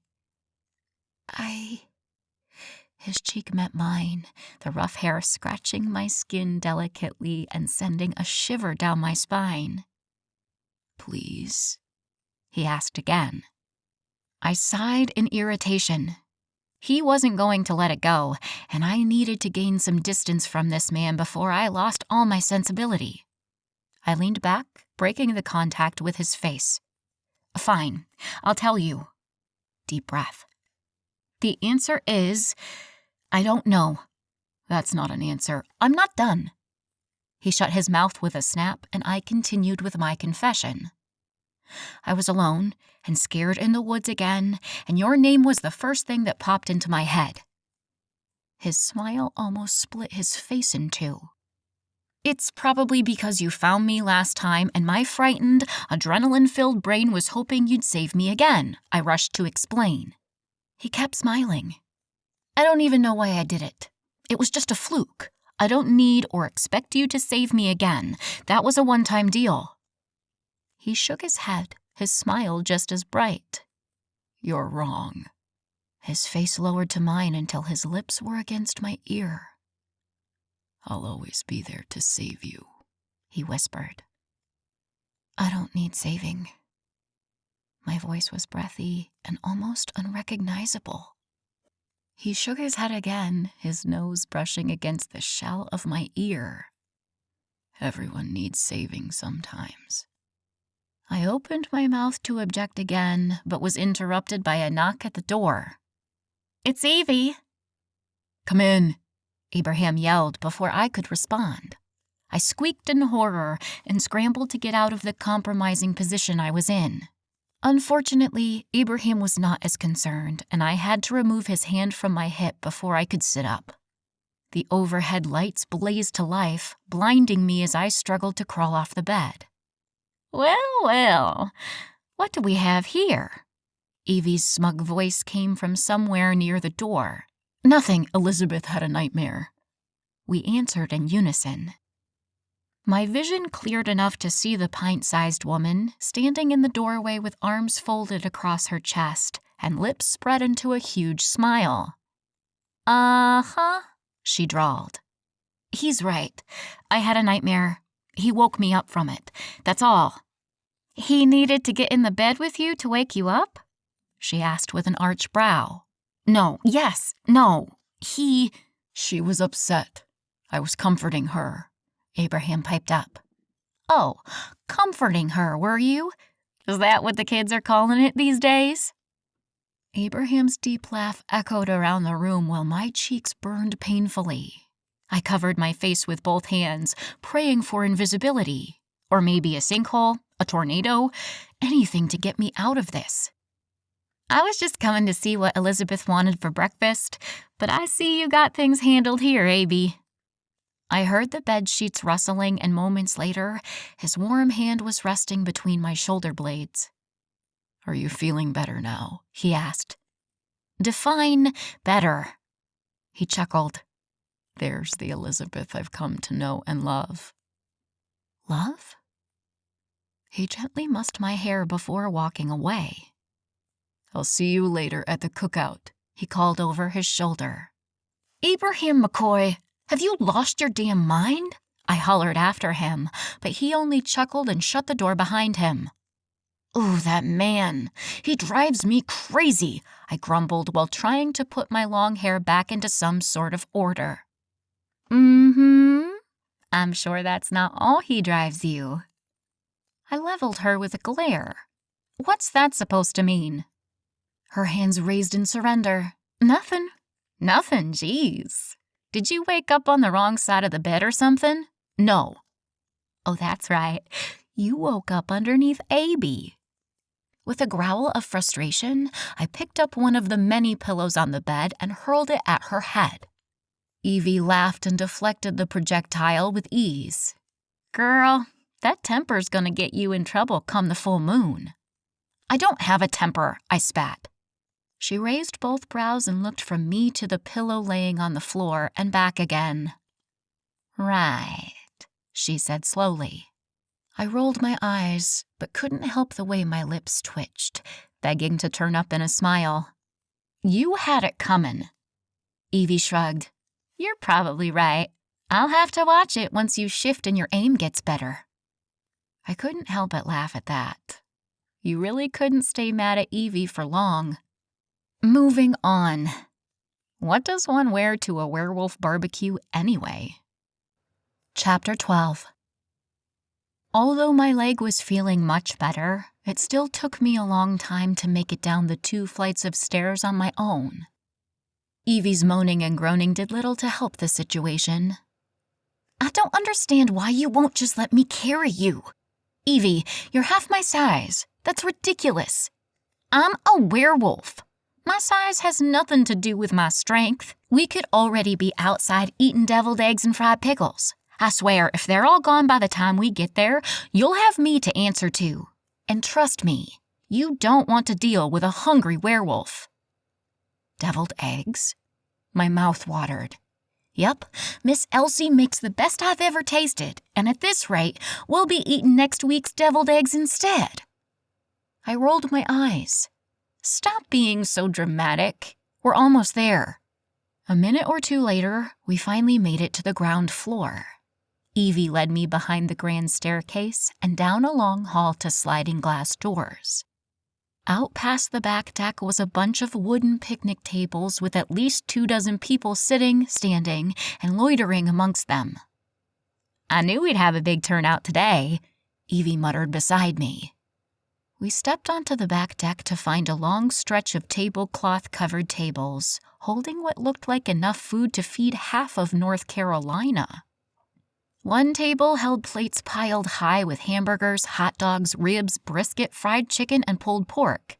Next to that sat potato salad, coleslaw, hush puppies, cornbread, corn on the cob, fried pickles, mac and cheese, and the most delectable-looking deviled eggs. Last was the dessert table. A half a dozen pecan pies joined about as many apple and sweet potato pies. Beside that was a large bowl of fruit salad, a couple of tiered cakes, and a large plate full of a variety of cookies. To my astonishment, most of the dishes were already half gone. "You are so lucky there are eggs left," Evie huffed before sprinting away from my side and over to the food-laden tables. She popped a deviled egg into her mouth before grabbing a paper plate and piling food onto it. I limped over to join her when Abraham appeared next to me. "I got you a plate already." Without waiting for a response, he grasped my elbow and led me down the deck stairs and onto the lush grass. He directed me toward a mostly full table up front and motioned for me to take one of the remaining spots. When I sat down, he slid a mountainous plate of food in front of me. My eyes widened. "I can't eat all that." "You don't have to," he assured me. "I didn't know what you liked, so I got you some of everything." "We clearly need to have a talk about my food preferences," I mumbled. He chuckled and leaned closer to my ear. His warm breath tickled the sensitive skin there. "I look forward to learning anything I can about you." I fought off a shiver and kept my gaze fixed on my monstrous plate. When I spotted a paprika-speckled stuffed egg, I scooped it up and stuffed it in my mouth. Evie was right. They were delicious. As soon as my mouth was full, Abraham took that opportunity to introduce me to the rest of the table. "Elizabeth, I want you to meet some of the pack." I turned to a thin, strawberry blonde man with a smattering of freckles spread across his face. "This is our healer, Dr. Monroe, and his mate Doreen." The olive-skinned woman next to him gave me a warm smile, which I returned. "Please call me Kyle. It's a pleasure to meet you, Elizabeth, although I'm sorry for the circumstances." I couldn't help but like the exceedingly polite man. "Thank you, Kyle. It's nice to meet you, too." "If you wouldn't mind, I'd like to take a quick look at your wounds after dinner.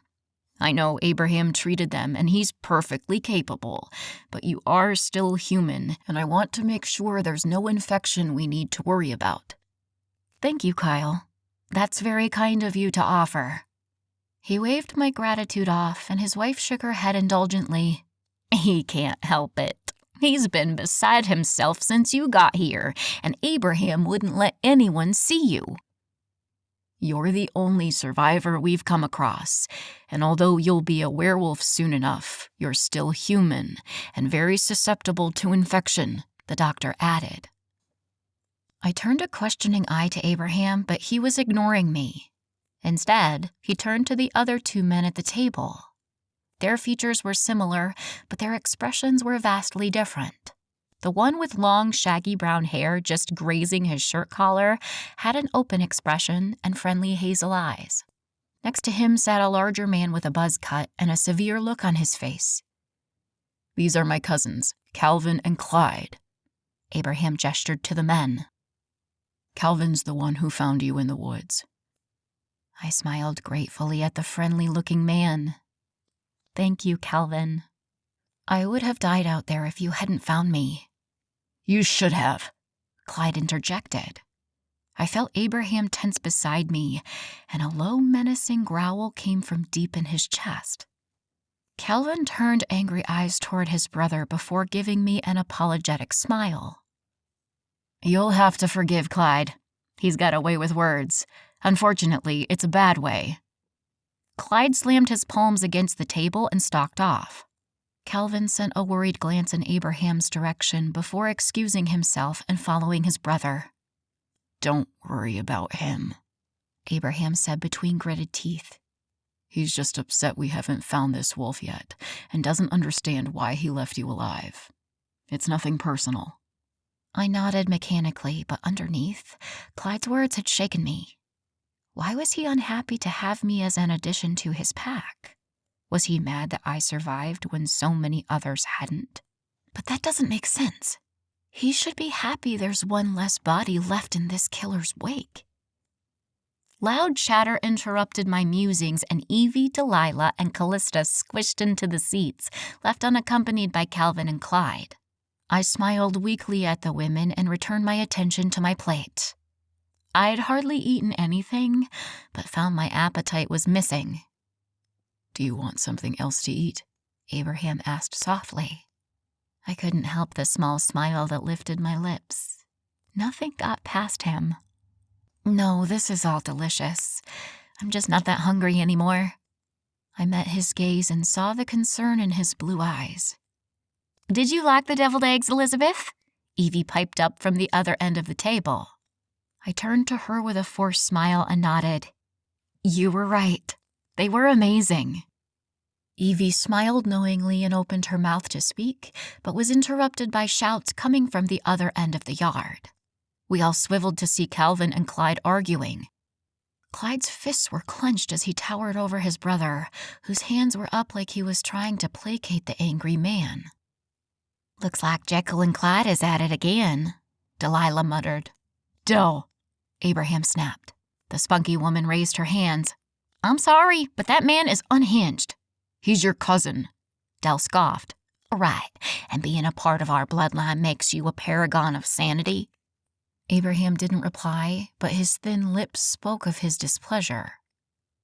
How are you feeling today, Elizabeth? Callista's soft voice broke the silent tension. I turned gratefully to her. Much better, thanks. She smiled sweetly and turned to talk to Doreen. Abraham's calloused hand wrapped around my arm. Would you like to meet some more of the pack? I gulped. I hated being the new girl. Making a good first impression in a social setting was difficult for me. Put me in front of a judge and a 12-person jury of strangers, and I excelled. Ask me to make small talk, and I had a bad habit of sinking. But these people were a part of my future, and it would be a good idea to make friends. I nodded. Sure. My smile was brittle, but it was there all the same. If Abraham noticed, he didn't comment on it. He led me to the next table over. You've already met Bee. He motioned toward his sour-faced sister. I gave her a smile despite her obvious aversion to me. What I'd done to the woman, I wasn't sure, but although she intimidated me something fierce, I'd never let it show. Hi, Bee. Nice to see you again. It's Beatrice, she snapped. Bee, Abraham growled. The woman just rolled her eyes and turned to the black-haired woman next to her. That's Bee's best friend, Peyton. He motioned toward the woman Bee was speaking to. Peyton gave me a brief inspection from head to toe before returning her attention to Abraham's irritable sister. She seemed to like me as much as Beatrice did. Making friends already, Montgomery. Abraham then gestured to a short, black-haired man next. That's Peyton's brother, Paul, and next to him is his mate, Annalise.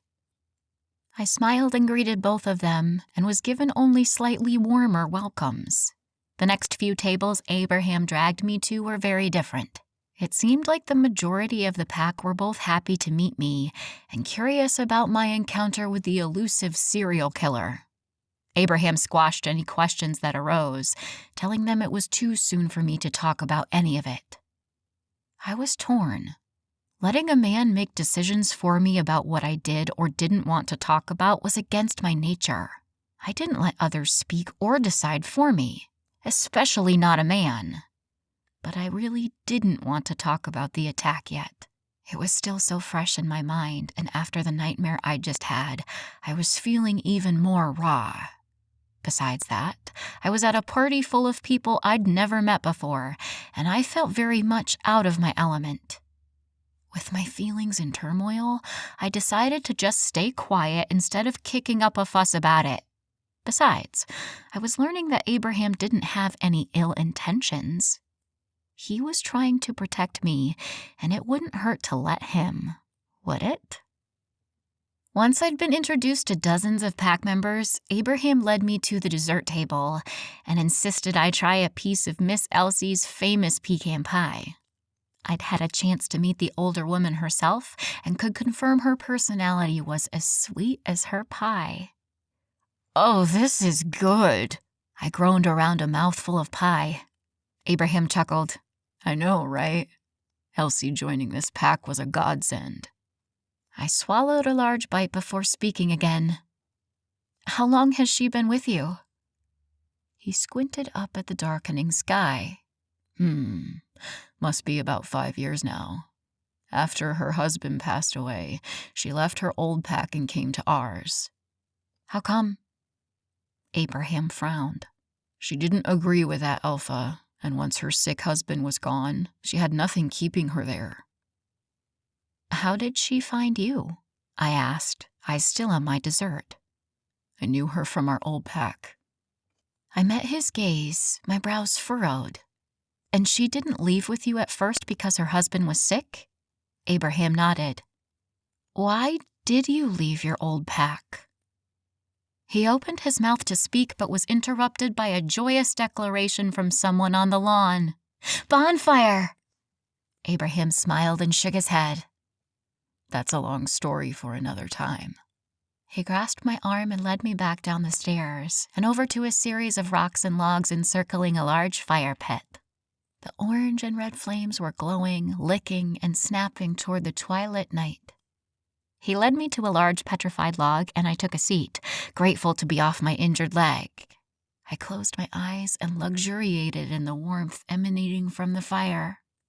Abraham's large hand rubbed small circles across my shoulder blades, and I had to stop myself from moaning in pleasure. That realization snapped me out of my stupor, and I sat up straighter.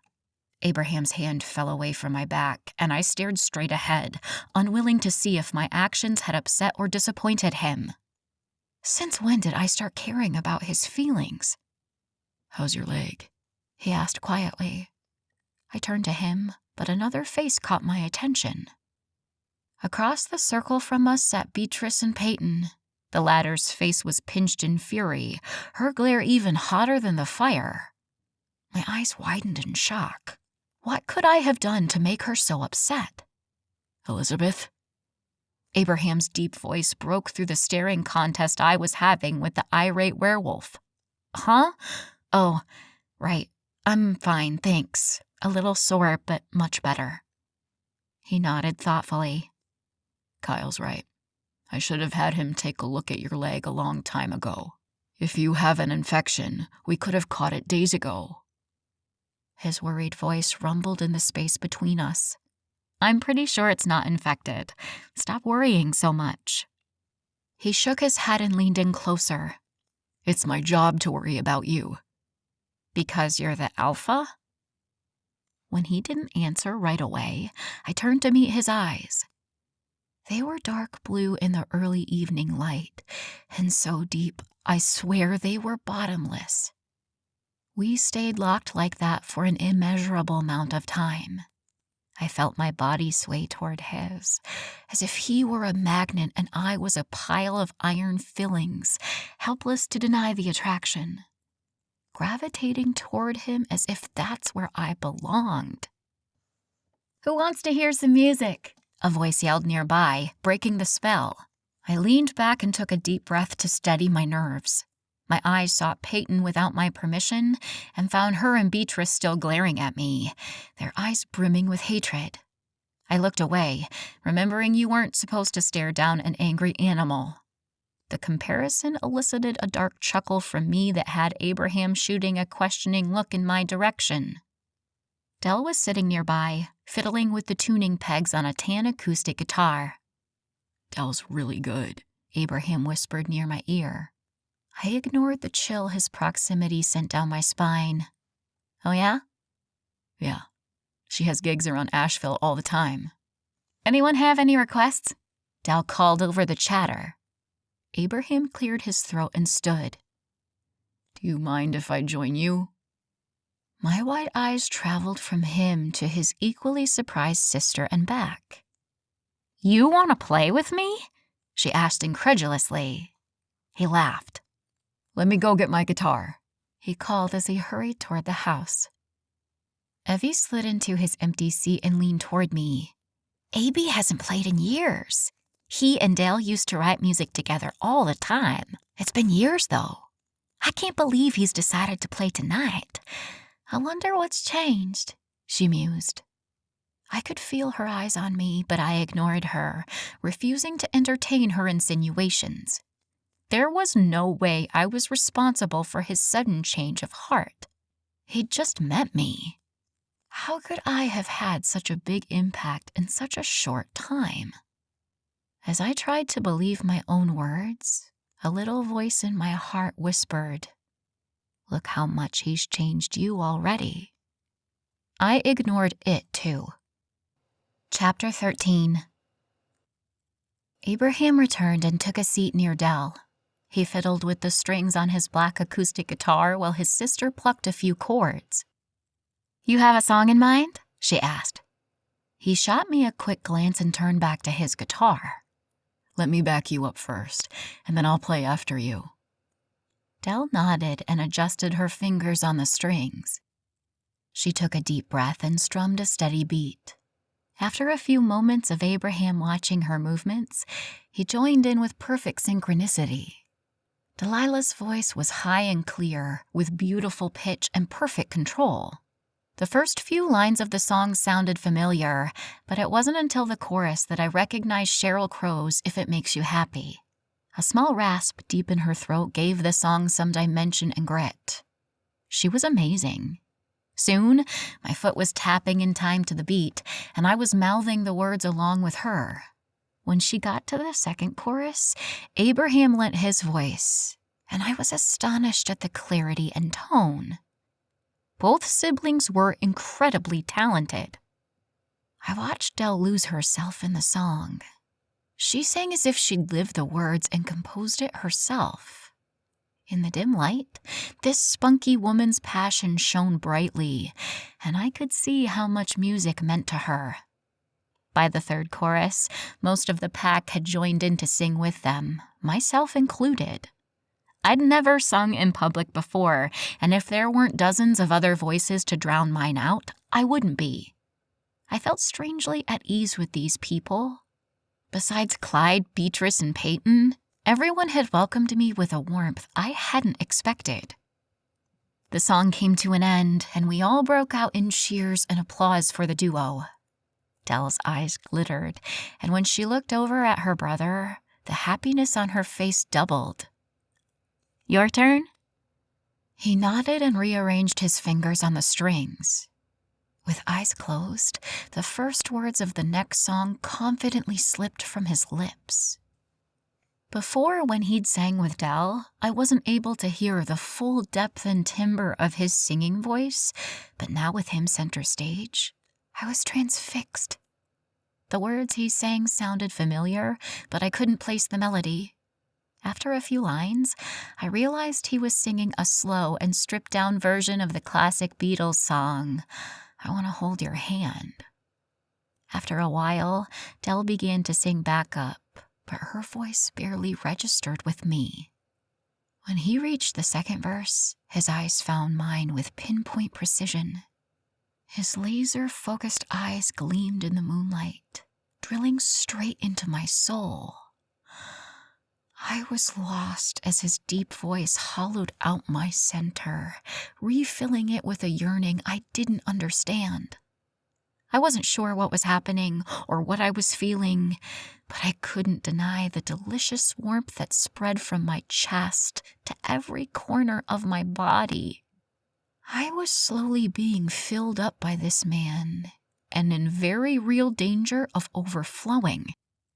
With the third verse came the climax of the song, and Abraham sang it flawlessly. I felt like a passenger he'd taken along on this ride.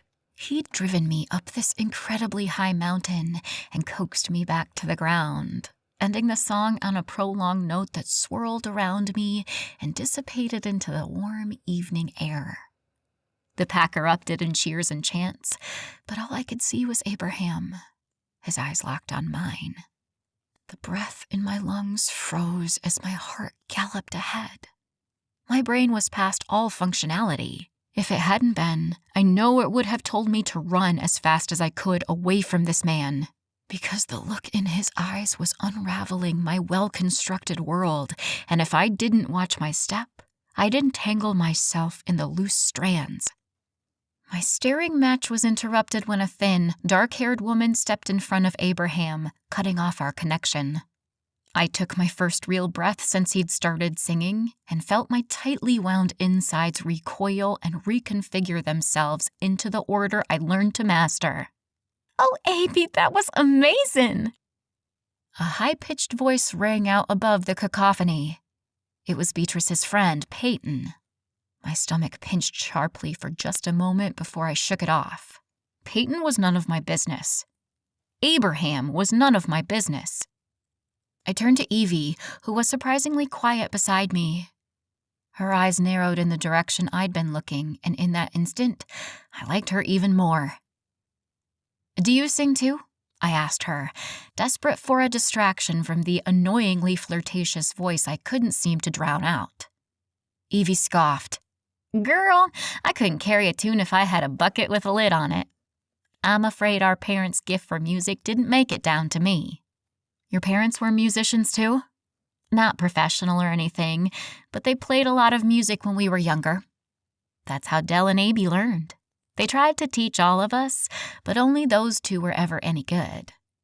Bea wasn't too bad on the drums, and Callie played violin throughout school. I was always put on the triangle." She sulked, and I couldn't help but laugh. "Don't worry, I'm with you. I'm not very musically inclined either, though not for lack of trying. The day I had to finally admit to myself I wasn't the next Christina Aguilera was a dark one." Evie erupted in peals of infectious laughter. We were still giggling when Kyle found me. "Elizabeth, is this a good time for me to take a look at your leg?" "That'd be great, thanks." "Let's move into the lodge so we have better lighting." "I'll catch up with you later," Evie said before disappearing into the crowd. I began limping toward the house when Kyle tisked and wrapped a thin arm around my shoulders. "I'm fine," I reassured him. He shook his head, a lock of strawberry blonde hair falling across his forehead. "You are not fine. You were bitten by a werewolf, one that has killed numerous other women. You're lucky to be alive, and frankly, lucky I'm not making you use crutches until you're all healed up. Now, cooperate with me." Feeling chastised, I grumbled, "Some bedside manner." The middle-aged doctor laughed heartily. "Werewolves are notoriously stubborn. I've had to learn to be stern or I get nowhere with them. And although you aren't a full-fledged werewolf yet, your stubbornness could rival even the prickliest of our kind." I wasn't sure if I should take that as an insult or not, so I kept quiet. Minutes later, we were in a large, well-lit living room in the lodge. Kyle eased me onto a brown leather sofa and had set my injured leg on a nearby ottoman. "May I?"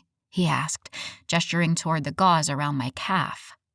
I nodded, and he gently peeled the bandage off. He studied the wounds, turning my leg this way and that to hit the light at different angles. "Everything looks good. Thankfully, the werewolf venom in your system is already helping to speed up the healing process." His words struck me. Although I'd been told my body would change and that I'd eventually shift into a werewolf, the idea that there was already a physical difference drove that point home. I was no longer an average human. I would really turn into a werewolf someday soon. "Now, what about that head injury?" It's been fine, actually. I had a headache earlier, but it's gone now. He nodded and reached out to touch my face as he examined the cut. What's going on here? A deep, menacing voice interrupted. I looked up to find Abraham in the doorway, shoulders tensed, fists clenched, and eyes bright with anger.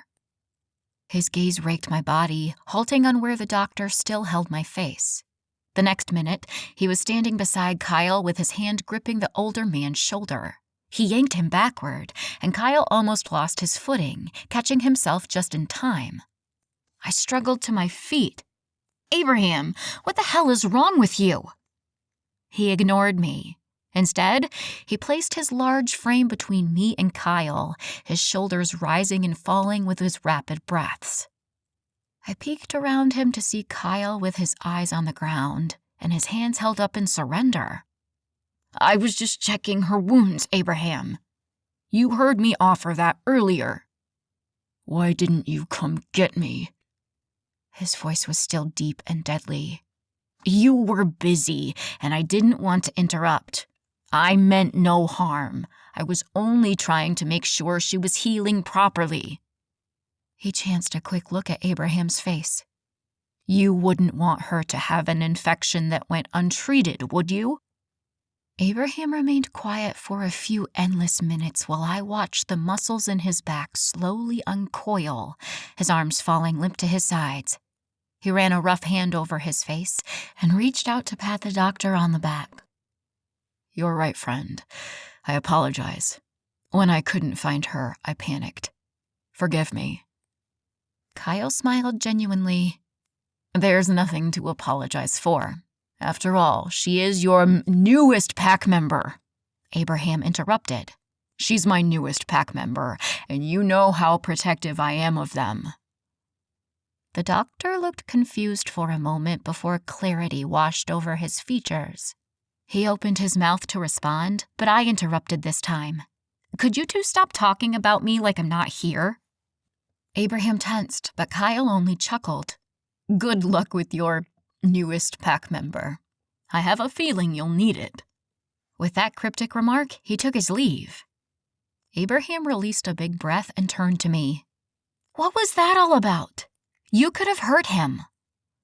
He shook his head slowly. I know. I'm sorry. Like I said, when I couldn't find you, I panicked. Then when I found you alone in here with him... His voice trailed off, his Adam's apple bobbing up and down. I don't understand you, I confessed. He chuckled darkly. That makes two of us. He smiled and held out an arm. Come on, let's get back to the bonfire. I think someone brought out marshmallows, and I'm craving a s'more.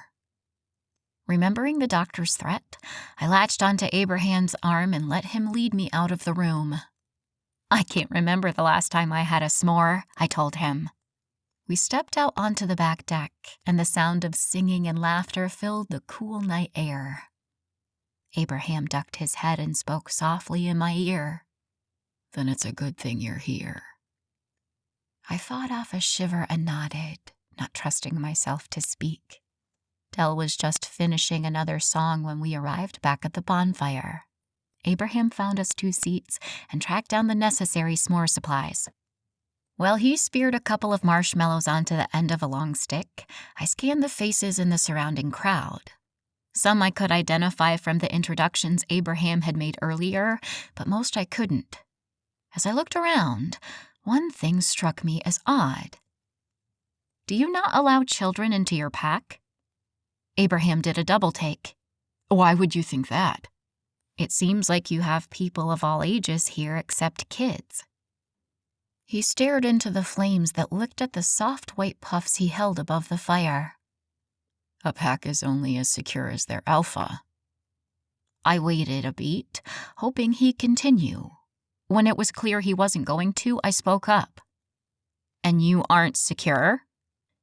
He met my eyes briefly and sighed.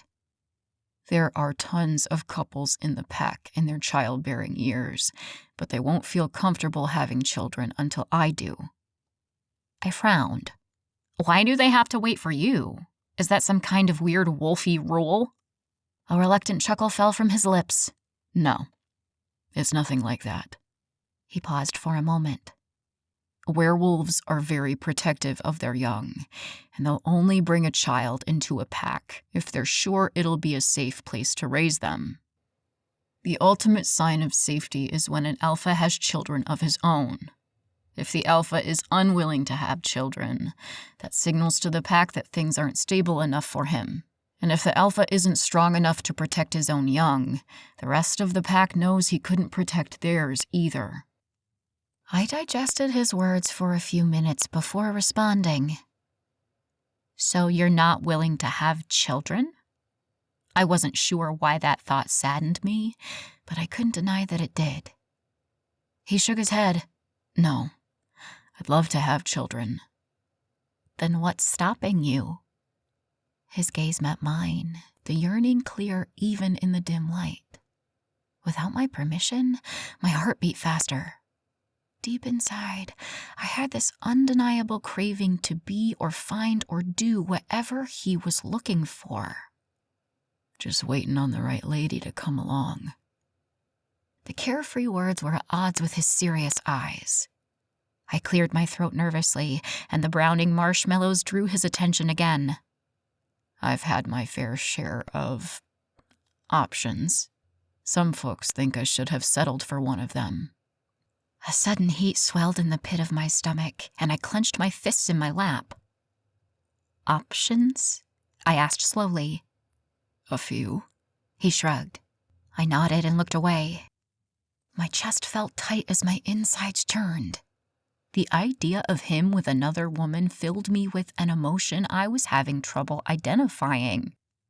I quickly reasoned that it was just the thought of him being pushed into a relationship against his will that bothered me. Keep telling yourself that, Montgomery.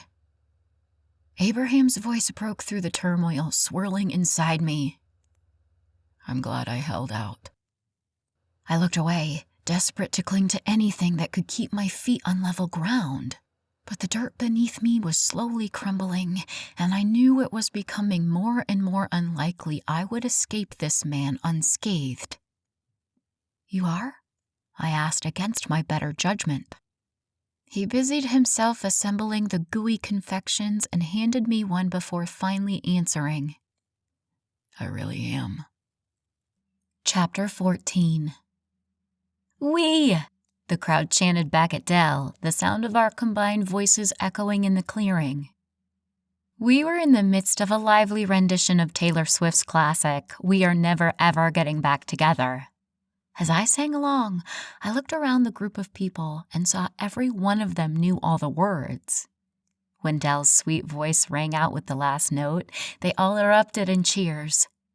I turned to Abraham. "Taylor Swift? Really?" He shot me a comically offended look. Don't tell me you're not a Swiftie. A loud laugh shot out of me, and I slapped a hand over my mouth. His answering smile was brilliant. Are you having a good time? I really am. Thank you for inviting me. He shook his head. You're pack now. That means you're family. Family. That word was still so foreign. It'd been so long since I could say I was a part of one. The encroaching sadness was cut short when a small group of people approached us. We're heading home, Abraham. Thanks for the cookout. He reached out to pull the man into a brief hug.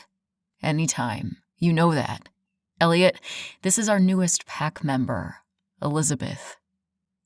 I held out a hand, but he knocked it aside in favor of pulling me into a brief but fierce embrace. Welcome to the pack, little lady. I look forward to getting to know ya. With heated cheeks, I stuttered out my thanks. The rest of his group also enveloped me in big hugs before taking their leave. Feeling self-conscious, I tried to step behind Abraham, but he wrapped an arm around my waist and stood me next to him. His touch was becoming familiar and almost expected. It felt like there was more to his touch than simple friendship, but I had zero time for a relationship, so that thought got folded up and stuffed in a closet somewhere in the back of my mind. Person after person streamed by us, offering thanks to Abraham and welcomes to me. I hugged more people in that 15-minute span than I had in the last 15 years of my life. To my surprise, it got easier as time went by. I went from feeling awkward and out of place to holding out my arms without being prompted. When most of the pack had gone home, the only ones left were the McCoy siblings and, unfortunately, Peyton. The latter slithered over to us and wrapped a thin arm around Abraham's bicep. "A.B.," she cooed. "Some of us are going to have some moonshine down by the lake. You're coming, right?" Her fake eyelashes were fluttering so fast, they looked like they were in danger of flying off. Abraham extricated himself from her grip and took a small step back. "Thanks, Peyton, but I'm good tonight." Her angry eyes flashed in my direction before she stuck out a lip. "Come on, A.B. It'll be fun." He shook his head resolutely. "No, thanks." She pouted harder and actually stomped her foot. "Fine. We'll have fun without you then." Spinning on her heel, she stomped over to Beatrice, who shot a scathing look my way before wrapping an arm around Peyton and leading her away. Evie, Delilah, and Callista wandered over next. "You two aren't coming?" Evie asked. "Elizabeth can't drink moonshine." I turned angry eyes in his direction. "Says who?" "Says me," he retorted. I spun on my heel and poked him in the chest. "Who do you think you are telling me what to do?" Callista stepped forward. "He's right, Elizabeth. You can't drink this moonshine." I redirected my ire her way. "Hear me out," she entreated. I sighed, but kept my mouth shut.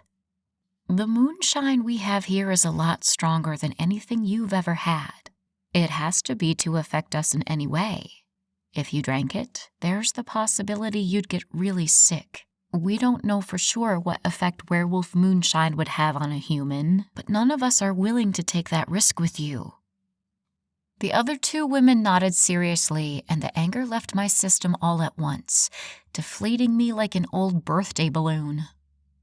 "Okay, that makes sense." I turned to Abraham. "Why didn't you just say that in the first place?" He laughed humorlessly and shook his head. "I would have if you let me get a word in." I opened my mouth to argue, but thought better of it and snapped it shut. "No sarcastic retort?" he asked. With narrowed eyes, I warned him, "Don't try me." He laughed again and turned to say goodnight to his sisters. They each hugged me tightly before melting into the dark night. And suddenly, I was alone with Abraham. My heart was the first to react, thumping wildly in my chest, almost drowning out the noisy crickets and cicadas around us. Abraham either didn't hear my wild heartbeat or was choosing to ignore it. Either was fine with me. He held out his strong tan arm, and I wrapped my hand around it. While we made our way back to the house, Abraham tried to help me identify the members of the pack I wasn't familiar with. He had a different funny or interesting story for each one, and it was obvious how much he cared for his pack. They really were like a big family. When we made it to the staircase, I looked up the steep steps with trepidation. My leg was feeling better, but walking up these steps to the back door and then another 2 flights to my room would be tough. Abraham sighed from behind me before my feet left the ground and I found myself cradled in his strong arms. We were up the first flight and in the house before I had a chance to protest. "Abraham, put me down." He shook his head. "I spoke with the doc, and he told me to keep you off that leg as much as possible." "It's feeling better. I don't need to be babied like this." He shook his head again. "He said you'd try to argue your way out of it." I crossed my arms over my chest and huffed in defeat. They were all conspiring against me. Or they're just concerned. I pushed that thought away and locked it up in the back of my mind. I didn't need anyone's concern, or help, or worse, their pity.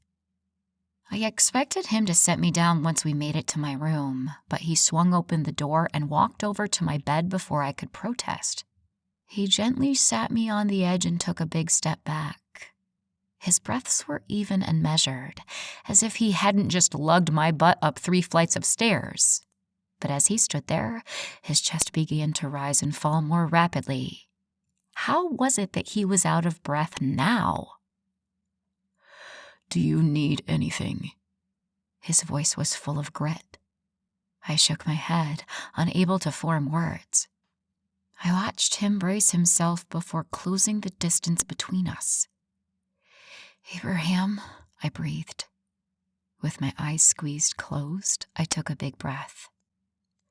Whatever this is, I wagged a finger between the two of us, cannot happen.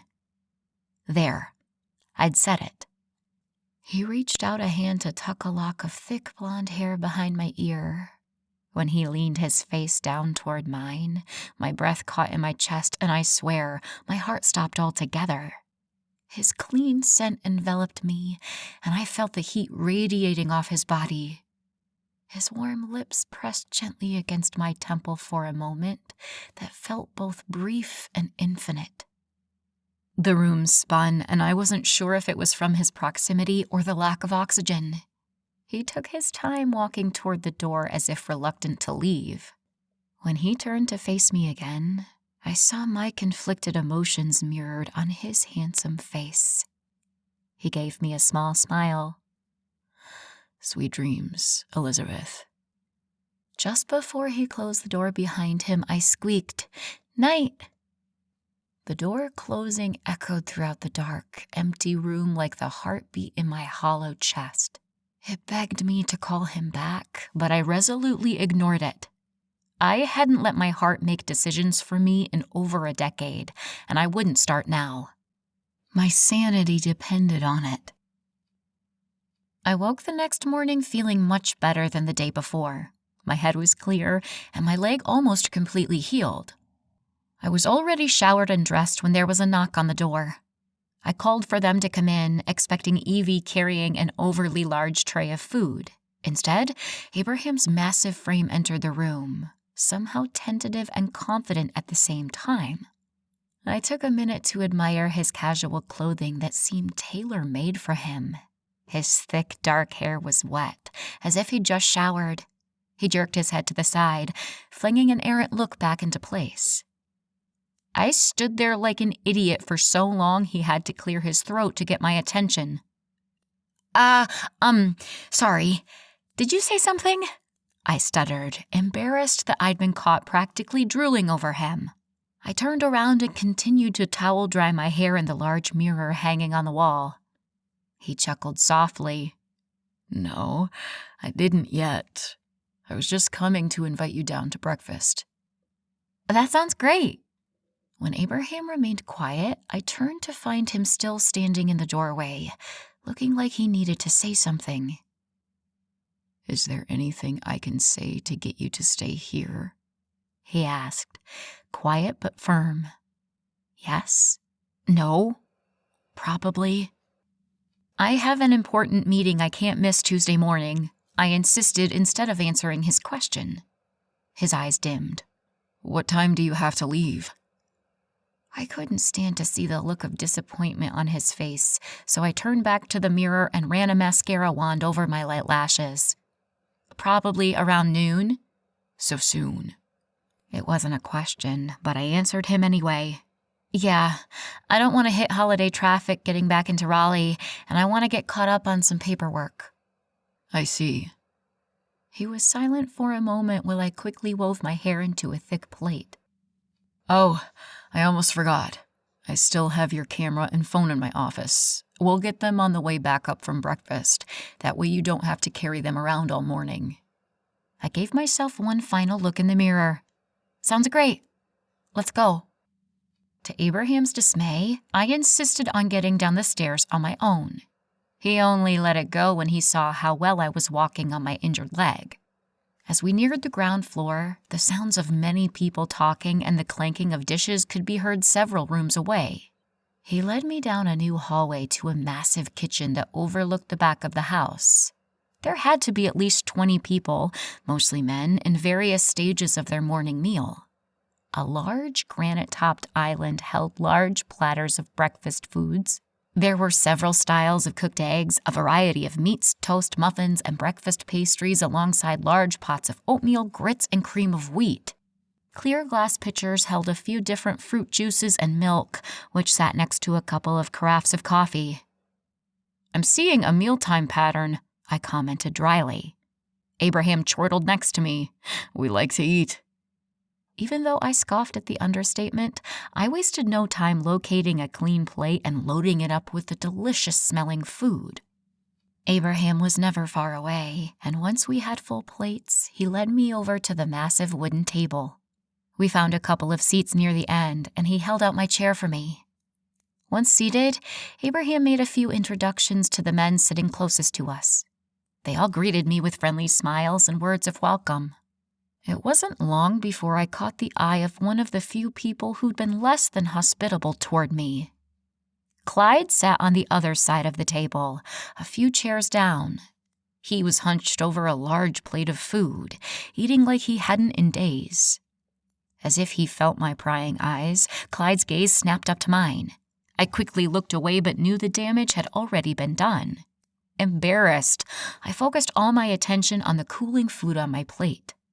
A few moments later, a masculine throat clearing from behind me made me jump to my feet. I spun around to find Clyde just a few feet away, hazel eyes significantly warmer than I'd ever seen them. "Elizabeth?" His rough voice was like sandpaper against my skin. I nodded tentatively. "I want to apologize for my behavior yesterday. I was rude, and I'm sorry." He stood there, waiting for my reply, but I found my tongue absolutely useless. Instead of an actual response, I nodded again. His jaw clenched almost imperceptibly before continuing. "I was hoping you had a minute to go through the details of your attack with me. Anything you can remember will be useful for me." I finally managed to unstick my tongue from the roof of my mouth. "Sure." He smiled widely, and I swear I could see all 32 of his teeth. "If you have time after breakfast, you could come to my room, and we can talk there." My stomach tightened at the suggestion, but before I could respond, Abraham piped up. "We'll be in my office after breakfast, having a look at her phone and camera we recovered from the scene. The camera's damaged, but we're hoping to retrieve something from the memory card. You're welcome to join us." Clyde nodded a few times, his eyes focused on something in the distance. "Sure, sounds good. I'll meet you up there in 30. Abraham took a quick look at my plate. "That should be good." Clyde nodded once more before making a hasty exit. I watched the doorway he disappeared through, trying to understand the unease I felt. "Sometimes I worry about him." Abraham's voice pulled me out of my thoughts, and I turned to face him. "Really?" He nodded seriously. "He had a rough childhood, and it kind of messed him up. Made him real angry all the time. I put him on this case because I thought it would keep him out of trouble, give him a purpose, something to be proud of. Instead, it seems like he's become almost obsessed with finding the killer. He spends night after night combing the woods for any sign of him. It's made me wonder if I made the right decision assigning him to this." The concern for his cousin was clear in his deep blue eyes. I'd bet just about anything that while Clyde had been out searching for the killer, Abraham had been here worrying about him. "I think you made the right choice at the time. Keeping his mind off his personal life was probably helpful for him." I was quiet for a moment while images of my own experiences with tough investigations floated through my mind. It's real easy to let the senseless death and violence get to you. It can change who you are if you're not careful to compartmentalize your work and your personal life. Maybe Clyde just needs a little break, some time to step back and clear his head for a while. I laughed humorlessly to myself. "What's funny?" That's what this weekend was supposed to be for me. a time to just relax and let all the stress of my work take a back seat for a few days. Abraham was quiet for a long time before he asked another simple question. Do you regret it? His words struck me. If he'd asked me this 2 days ago, my answer would have been an easy yes. But now, that answer didn't have the ring of truth it once did. Did I regret it? My life had changed irrevocably, taken a direction I'd never planned for, never even imagined possible. I'd be a werewolf for the rest of my life, a slave to the full moon until the day I died. I'd change in incomprehensible ways. I took a look around the beautiful kitchen and out to the backyard. The large ring of seats around the charred logs from last night's fire reminded me of all the wonderful people I'd met, people who'd welcomed a stranger into their fold with no questions asked. I thought about Callista and Delilah, about Evie, and lastly, I met Abraham's true blue eyes, lit with the tiniest spark of hope. The answer wasn't yes anymore, but I wasn't entirely sure it was no either. So I gave him the only response I could give with absolute certainty. I'm not sure. Chapter 15. When we finished eating, we passed our dirty plates to a surly-looking Peyton. She took our dishes and dropped them into the sudsy water, making dishwater splash her shirt. Her hands curled into fists, and she growled. Everything all right, Peyton? Abraham asked. I'm great, A.B. Her tone was honeyed, but her knuckles were turning white with how tightly she had them clenched. When I thought we were out of earshot, I asked, why is Peyton doing the dishes? As a couple of weeks ago, she works here. Abraham's lips pinched. I employ as many pack members as I can to look after the house and grounds. My stomach clenched. I didn't like the idea of Peyton working here, but what could I say? It was none of my business who he hired, and I really didn't have a reason to not want her here. It just didn't sit right with me. We made our way up the stairs in a comfortable silence. Thankfully, my injured leg didn't hinder our progress too much. Once upstairs, we found Clyde leaning against the wall next to Abraham's office door. Abraham unlocked it, and we all took seats around his large mahogany desk. So, Elizabeth, Clyde turned to me.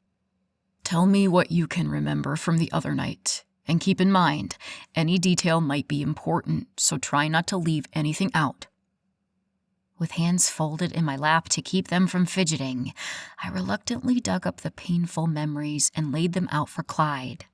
I relayed the story in a monotone, afraid my voice would shake if I gave it any kind of inflection.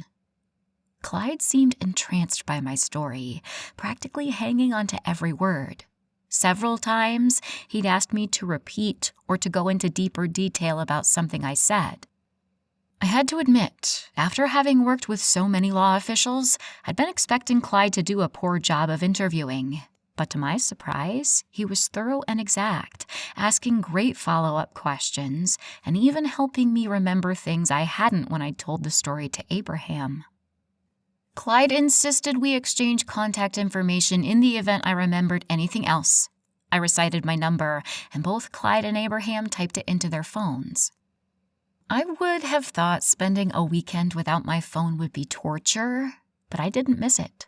There was no one who'd be calling or texting for anything besides work, and I'd promised myself a weekend off. I was almost reluctant to get it back. After Abraham finished saving my number, he opened his top desk drawer and retrieved my phone and camera. I took them from him to inspect the damage they'd sustained. My phone looked intact but was powered off. I didn't know if that was because the battery had died or the phone had. Abraham offered to plug it into his charger, so I handed it back to him. Unfortunately, my camera hadn't fared as well. The display on the back was shattered, and as I inspected it, a few drops of water slipped from the seams. I sighed in frustration and slid open the slot where the memory card went. It was empty. Huh. What's wrong? Is the memory card damaged? Abraham asked. I shook my head as I examined the empty slot. No, it's not in here. Do you think it fell out? I shook my head again. No, the latch was still closed and it doesn't pop open easily. You have to use your nail to slide this tiny piece aside to get the door open. I held the camera up for his inspection and mimed the process for him. You must have forgotten to put it in the last time you used it. Abraham's words were half statement, half question. I shrugged and frowned as I tried to think back. I guess so. Can you turn it on and see if there are any pictures on the camera's internal memory? Abraham asked. I shot him a doubtful look, but obliged. Pressing my finger on the power button, I held it for about 20 seconds before releasing it. When nothing happened, I tried it again, and again, this time for longer. With dismay, I had to admit, it looked like the camera was broken. It won't turn on? Clyde asked from beside me. I shook my head. Nope. Looks like it's dead. Abraham sighed in frustration. That would have been a great lead if we got a shot of the wolf. I nodded in agreement. I suppose I can let it dry out and try plugging it into my computer at home, I offered uncertainly. It probably won't work, but I guess it's worth a try. Clyde clapped his hands together and sprang from his seat. Well, it looks like we're all done here. If you need me, I'll be on patrol, he said to Abraham and left. I kept my eyes trained on the broken camera in my lap, shoulders hunched. I'm sorry. For what? I peeked up at him. I should have kept a better hold of this. I held up the useless contraption. That picture could have been the big break in this case. Abraham's large frame rose from his burgundy leather office chair and came around to sit on the desk in front of me. His rough fingers slid underneath my chin, lifting my face to meet his. You have nothing to be sorry for, but no, he insisted firmly, and my mouth closed with a snap. You survived. That was all you were responsible for that night. I sighed. It doesn't seem like enough, I admitted. He slid off the desk and crouched in front of me. His eyes were an intense, brilliant blue that tore into my chest, ripping me apart from the inside out. The pain was a delicious agony. It's everything, he assured me. Unfortunately, or maybe fortunately, a knock on the door broke the spell between us. He stood and called, "Come in." Evie came bursting through the door, mouth first. "Abby, have you seen Elizabeth? I've been looking all over and can't find her. She can't have left already because her things in her car are still here. I need to ask her." She stopped short when her eyes reached mine. Her gaze traveled from me to Abraham and back again. A sly smile spread across her face. "Am I interrupting something?" I jumped to my feet. "Not at all. What was it you wanted to ask me?" Her mischievous eyes gleamed. "Oh, nothing. I can come back later." She turned to leave and I cleared the distance to the door in record time. "No, really, we're done here. I need to finish packing anyway." Evie turned questioning eyes toward Abraham, who nodded. "All right, then. I was just coming to ask if I needed to pack toiletries like shampoo and toothpaste, or if I could just use yours." "You're coming home with me?" She rolled her eyes. "Duh! You think I'd let anyone else go first?" She scoffed and wrapped an arm around my waist, leading me into the hall. "It's gonna be so fun, like a week-long sleepover." A sleepover? I hadn't had one of those in decades. With a look at the bubbly brunette next to me, I knew this week was going to be an interesting one. About an hour later, the car was packed with mine and Evie's belongings. Abraham snapped the trunk shut and walked over to where me and his siblings stood. Well, all but Beatrice, of course. I hadn't seen her since the night before and was extremely grateful for that. Abraham reached into the front pocket of his jeans and withdrew my cell phone. Almost forgot this. I took the device from his hand, threw up a silent prayer to the cell phone gods, and pressed the little power button. A few seconds later, the screen came to life. Finally! Something went right this weekend. As my phone loaded, I saw Evie shake her head out of the corner of my eye. When I turned, her expression was neutral. I took a peek at Abraham and found him staring into the woods, a pensive expression on his face. Missed messages and calls flooded my notifications as I caught sight of the time. "It's getting late. We should really hit the road," I said to Evie. She nodded and walked off to hug her sisters goodbye. "May I?" Abraham's deep voice asked from close by. I looked up to find him only a foot away from me, with his hand outstretched. I handed over my cell and watched his thick fingers fly across the screen. "I'm putting my number in your phone. It's saved under Sexiest Man Alive, so you'll know where to look for it." A loud bark of laughter flew out before I could stop it. I used one hand to cover my still grinning mouth and the other to slap his muscled shoulder. He shot me a lopsided grin that made my heart do a quick backflip in my chest. Delilah and Callista approached us, and each took a turn enveloping me in long, warm embraces. After this weekend, you'd think I'd be a hugging master, but I still felt a little awkward. Physical affection wasn't something I'd had a lot of in my life. When the last woman released me, they both retreated to the house. Evie had taken her spot in my passenger seat, and that left just me and Abraham. I peered up into his deep blue eyes and watched as they swirled and undulated with a mixture of emotions. They were impossible to untangle and identify, but strangely, it felt like if I had a mirror, I'd see a similar expression staring back at me. This man dug up feelings and emotions in me that I didn't know what to do with, and frankly, had no place in my life for. With the weekend coming to a close, I felt the pull of my life in Raleigh tugging me back, the normalcy begging for me to return. But I wasn't normal anymore, was I? "Please drive safe." Abraham's pleading voice cut through my inner monologue.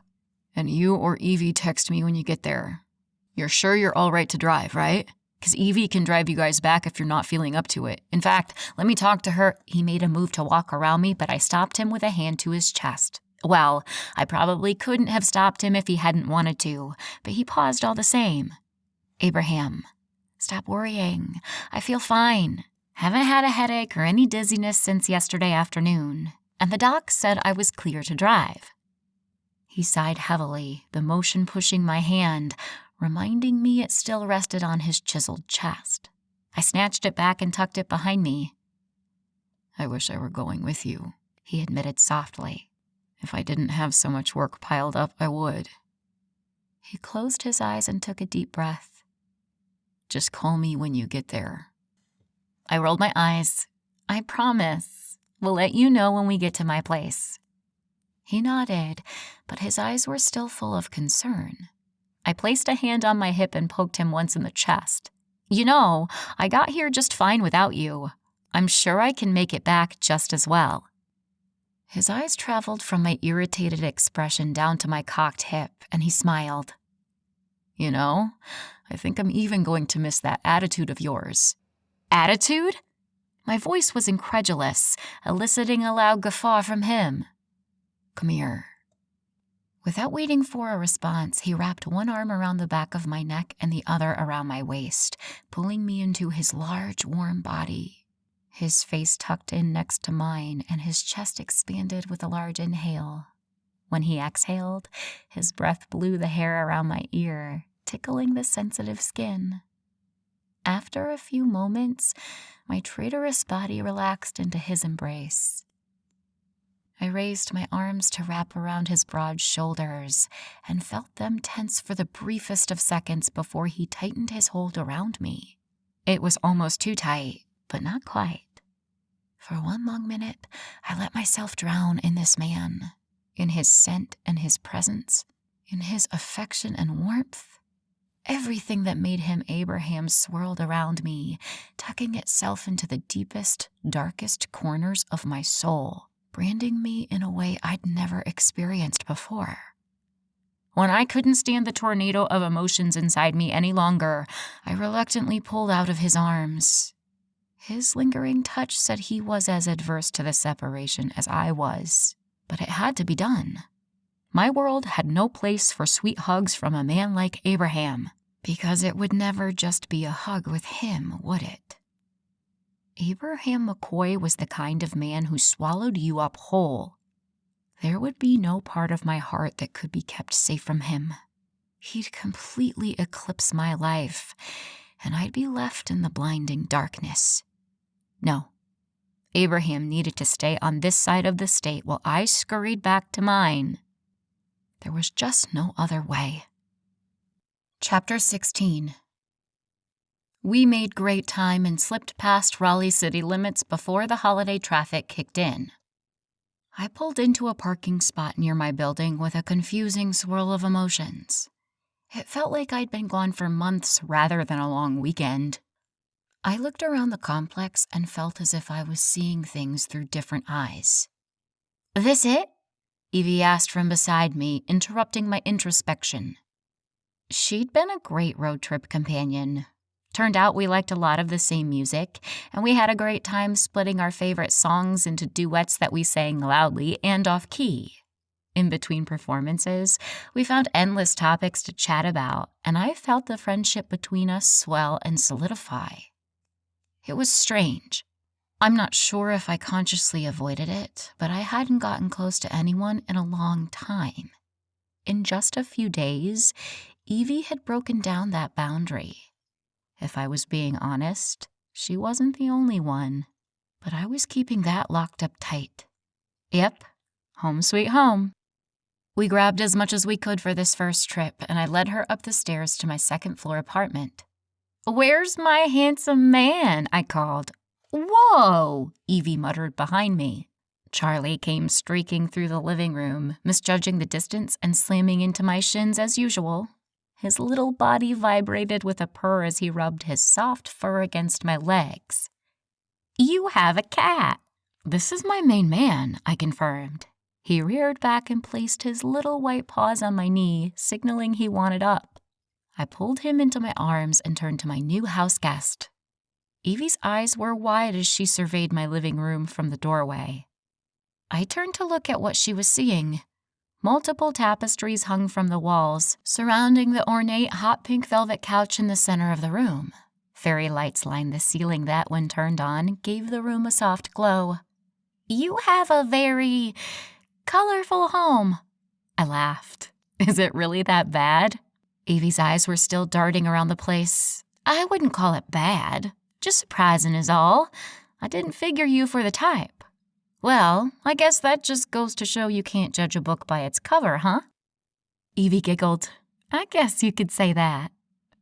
I walked over to introduce her to Charlie, but both had very adverse reactions to the meeting. My cat's spine stiffened as his hackles rose, and a warning sound rumbled in his chest. Evie backed up a step, eyes widening in what looked like fear. I looked between the two, trying to figure out the problem. Charlie isn't the most welcoming to guests, but he's never acted like this before, I mused aloud. Werewolves and cats don't mix. I don't even think I've ever been this close to one before. Her delicate shoulders shook with a shudder, and I couldn't help but laugh. Oh, please. This is about the most gentle cat you could ever meet. Don't tell me you're scared of him. Evie shook her head adamantly, eyes wide with trepidation. I sighed and set Charlie on the ground.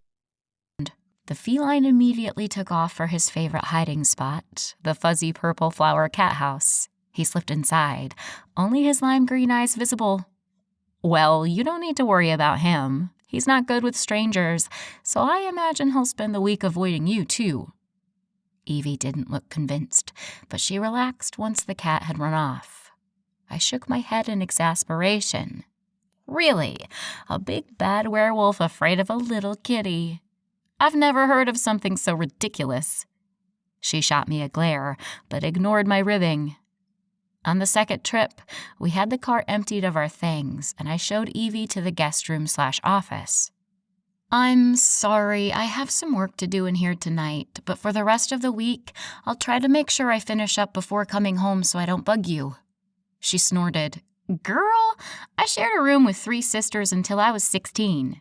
You coming in and doing some paperwork ain't gonna bother me. Do what you need to do. I'm not here to get in your way. I nodded, but silently vowed to do just what I said. After Evie placed her things in the spare room, I gave her a tour of the rest of the apartment. It wasn't very big, so it didn't take long. It's not much, but I don't need much. I didn't see the sense in paying for a big old house when there's only me. Evie waved me away as she searched through the kitchen cabinets. Don't worry about it. You got a nice place here, and you're right. If it's just you, you don't need much. She eyed me critically. But how come it's just you? I averted my gaze. What do you mean? No boyfriend? I shook my head. No time for boyfriends. What about girlfriends? I shot her an incredulous look that made her laugh. Not like that. I just meant friends who are girls. Don't have much time for any of those either. Family? I shook my head. No family. Her eyes widened. You don't have any family? My shoulders rose with a half-hearted shrug. I have a mom and dad, but we're not close. I got along great with my gran, but she passed away years ago. You're an only child? I nodded. Wow, what that must be like. Lonely. She cocked a hip and rested a hand on it. So, I get you don't entertain much, but where's all your food? You gotta eat, right? I shrugged again. I don't eat at home much. Maybe a quick yogurt or protein bar before work, and then I'll pick up takeout or get delivery at night. I'm usually too tired to cook. Delivery? Her eyes lit up. I've never gotten delivery before. I'd pretty much starve if it wasn't for Postmates. What's Postmates? My jaw dropped, and I slung an arm around her shoulders. My dear Evelyn, I have so much to teach you. An hour later, there was a knock on the door, and Evie jumped from the couch to answer it. With childish glee, she thanked the driver profusely and even invited him to stay for dinner. He declined, but her enthusiasm couldn't be dampened. We've always lived so far outside of town that no place would deliver to us, she explained as she gathered up plates and utensils for our Chinese food. Besides, it wasn't safe for random humans to show up on packed lands. Never know who'll be out running around as a wolf. Her excited chatter kept up throughout our meal, and I found it was nice to have something besides the television to keep me company. We finished, and I reluctantly retreated to the office to tackle some paperwork. It was strange. I couldn't remember the last time I didn't want to work. I was always the first one in the office and the last one out, only to come home and do more. I finally settled down to read through some case files when my phone chimed with an incoming message. I'd been purposely avoiding all the missed calls and emails I had piled up, but when another new message came through, I bit the bullet and checked. Sexiest man alive. Hey, sexiest man alive. How was your drive? A bark of laughter shot out unexpectedly, and I shook my head. Me. It was fine. Sorry, I forgot to text you. Me. BTW, I can't believe you actually saved your number in my phone as sexiest man alive. You're ridiculous. Sexiest man alive. It's all right, Evie texted me. Sexiest man alive. And I told you I did that. Now you know I mean what I say. I shook my head again, a stupid smile still pulling at my lips. Me. I suppose there's no denying that now. I set my phone aside and focused on my work again. It was only a minute or two before another text came through. Sexiest man alive. What are you doing? Me. Getting some work done? Sexiest man alive. Do you work from home a lot? Me. Unfortunately, yes. Sexiest man alive. Why? I had to think about that for a minute. Why did I always bring my work home? Sure, there were times when I needed to make a call after business hours or had a court date in the morning I needed to prep for, but I brought home work even when it wasn't that important. Grudgingly, I answered as honestly as I could. Me. Working the extra hours at home gave me the edge I needed to get ahead. Now it's just habit. Sexiest man alive. I think you work too hard. Me. I think you're right. I watched the phone's screen for a few minutes before I locked it and turned back to my computer. The blinking cursor was like the second hand of the clock, ticking away the time. Before, I'd had nothing better to do than to work, but here I was, with someone in the other room who was shaping up to be a good friend, and I'd sequestered myself in my office, doing work that could wait. I straightened my spine and snapped my laptop closed. When I got out to the living room, Evie was spread across the bright velvet couch, idly clicking through channels. "Want to watch a movie?" I asked. Her blue eyes lit with tentative excitement. "Thought you had work to do." I shook my head and walked over to the couch. With a swipe, I shoved her legs off the end so I could have a seat. "It's not that important. Let's watch a movie on demand instead." Evie sprang up and clapped her hands. "Yay! What kind of movie do you want to watch?" she asked as she flipped to the on-demand screen and scrolled through our options. My usual go-to movie genre was crime drama, but I was in the mood to branch out. "How about a rom-com? I think there's a new Matthew McConaughey movie out." All right. Her impression of the actor was awful, but it still made me laugh. For the first night in a while, I just relaxed and enjoyed myself. Even more rare was that I was spending it with a friend. Someone besides my cat. That night turned out to be one full of firsts. The first time I'd had someone sleep over my apartment, the first time I'd laughed so hard I cried, and the first time I'd received a goodnight text from a man. Sexiest man alive. Sweet dreams, Elizabeth. The next morning, I emerged from my bedroom, pressed, dressed, and ready for that promotion. A stomach-rumbling smell had me wandering into the kitchen. To my surprise, Evie was already awake and at the stove cooking something. "Mornin'," she called over her shoulder. "Morning. What are you up to so early?" She waved a hand in my direction. "I'm used to waking up early. I thought I could cook you some breakfast before you left." My heart warmed, swelling in my chest. "You didn't have to do that," I told her meekly. She waved another hand and turned the stove off with a click. "I'm taking up space in your home. The least I can do is cook you a hot breakfast." She whirled around my kitchen like it was her own, fetching bowls and utensils and scooping up steaming hot oatmeal with a ladle. I didn't even know I owned a ladle. She sprinkled brown sugar on top and passed me the bowl. I thanked her, but she'd already turned to prepare her own. I stood there awkwardly, not knowing what to do with myself. Do I help her? Do I wait for her? Do I go sit down? Evie helped me decide. "Go sit. I'll be over in just a sec." When we were both seated, I once again thanked Evie for her thoughtfulness and dug into my breakfast. We spent a few minutes in companionable silence, the only sounds our spoons clanking against the ceramic bowls. "I didn't even know I had oatmeal in the house," I mused aloud. Evie snorted. "Girl, I almost had to call in a backhoe to dig up this food. Your cabinets are bare." I laughed. "Shut up." She shook her head and tucked back into her breakfast. A few minutes later, we were both done, and I stood to bring the dishes to the kitchen. Evie jumped from her seat and snatched the bowls before I could. "You gotta get to work. Don't worry about the cleaning. I'll take care of it." I shook my head. "But you cooked. You shouldn't have to clean too." She scoffed. "Like I strained myself boiling oatmeal. Go on and get that promotion, girl. I want to hear all about it when you get home." My chest tightened again, and I couldn't help the smile that broke across my face. When was the last time I had someone to come home to and share my day with?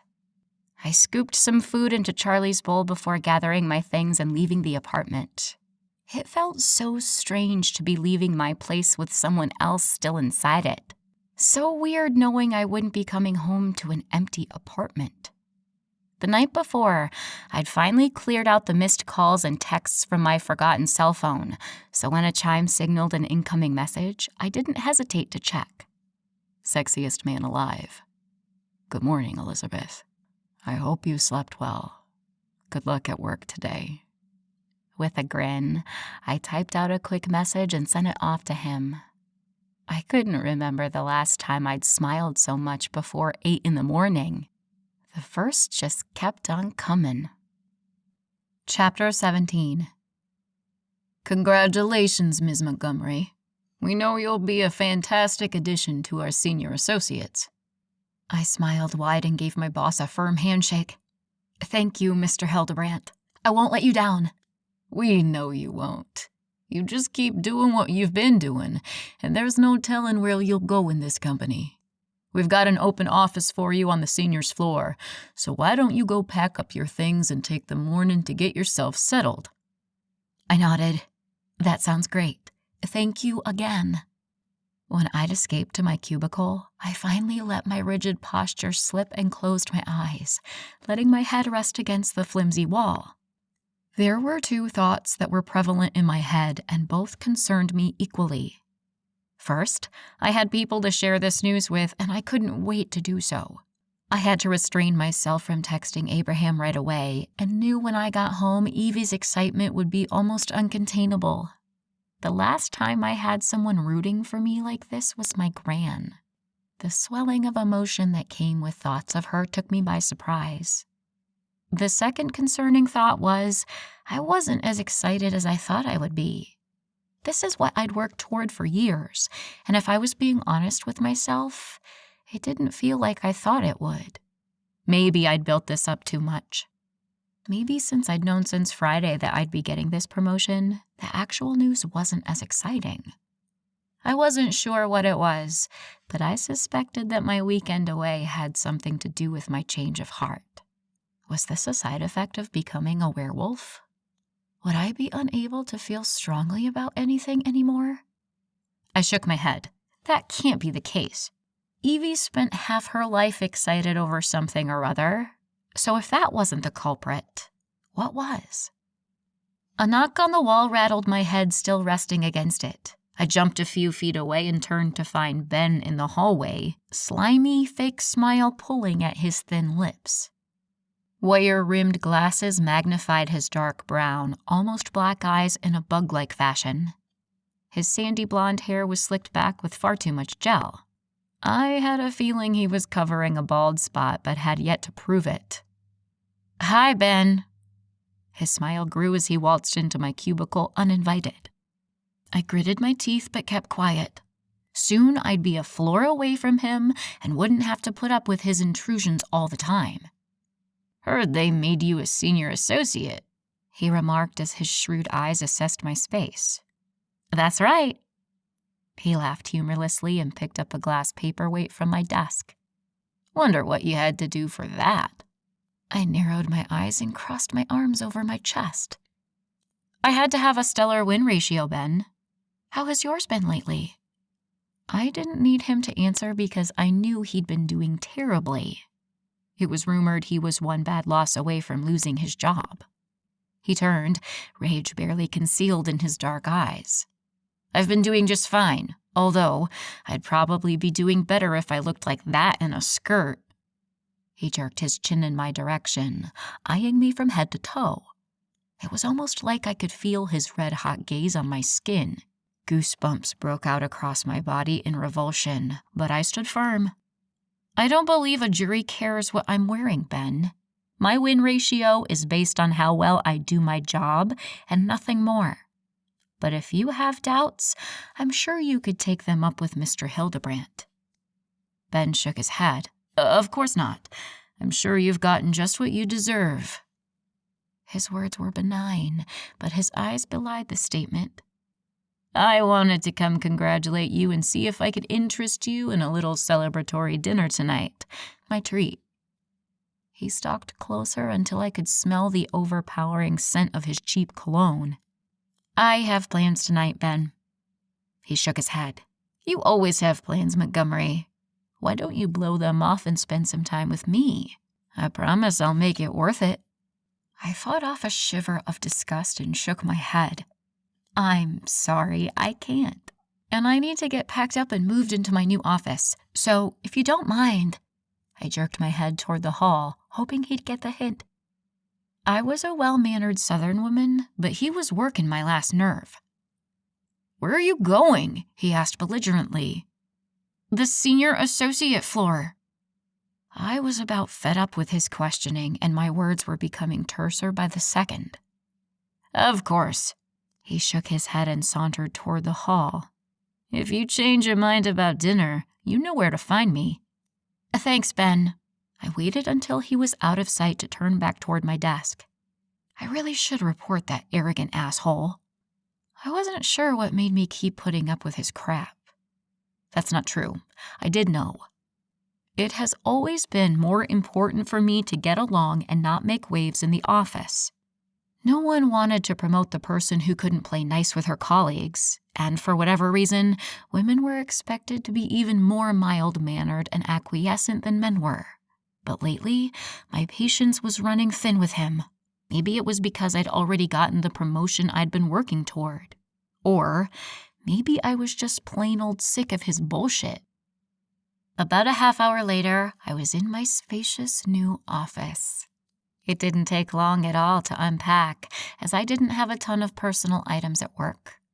I preferred to keep my office professional and allow my home to be a more accurate expression of my tastes. My phone chimed and I reached for it, unwilling to admit that I'd been hoping for a text from a certain werewolf. Sexiest man alive. How's your day? I tried to wipe this stupid smile off my face, but was unsuccessful. Me. So far, so good. I just got settled in my new office. Sexiest man alive. New office? Me. Came with the promotion. When it'd been a couple of minutes with no new messages, I reluctantly set my phone down and got back to work. I was having trouble concentrating on the documents in front of me and was thankful when my phone rang.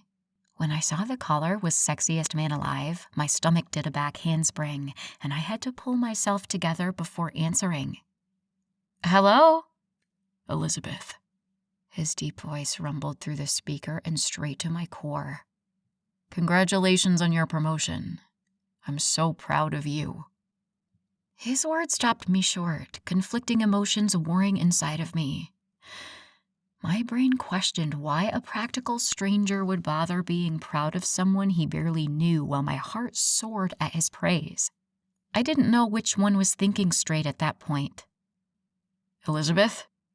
I shook my head. Sorry, I'm here. Thank you. I appreciate it. I wish I could be there to celebrate with you. My heartbeat stuttered a few times as what felt like a whole flock of butterflies took flight. You do? I asked quietly. As soon as the words were out of my mouth, I winced. I sounded like a lovesick teenager. Absolutely.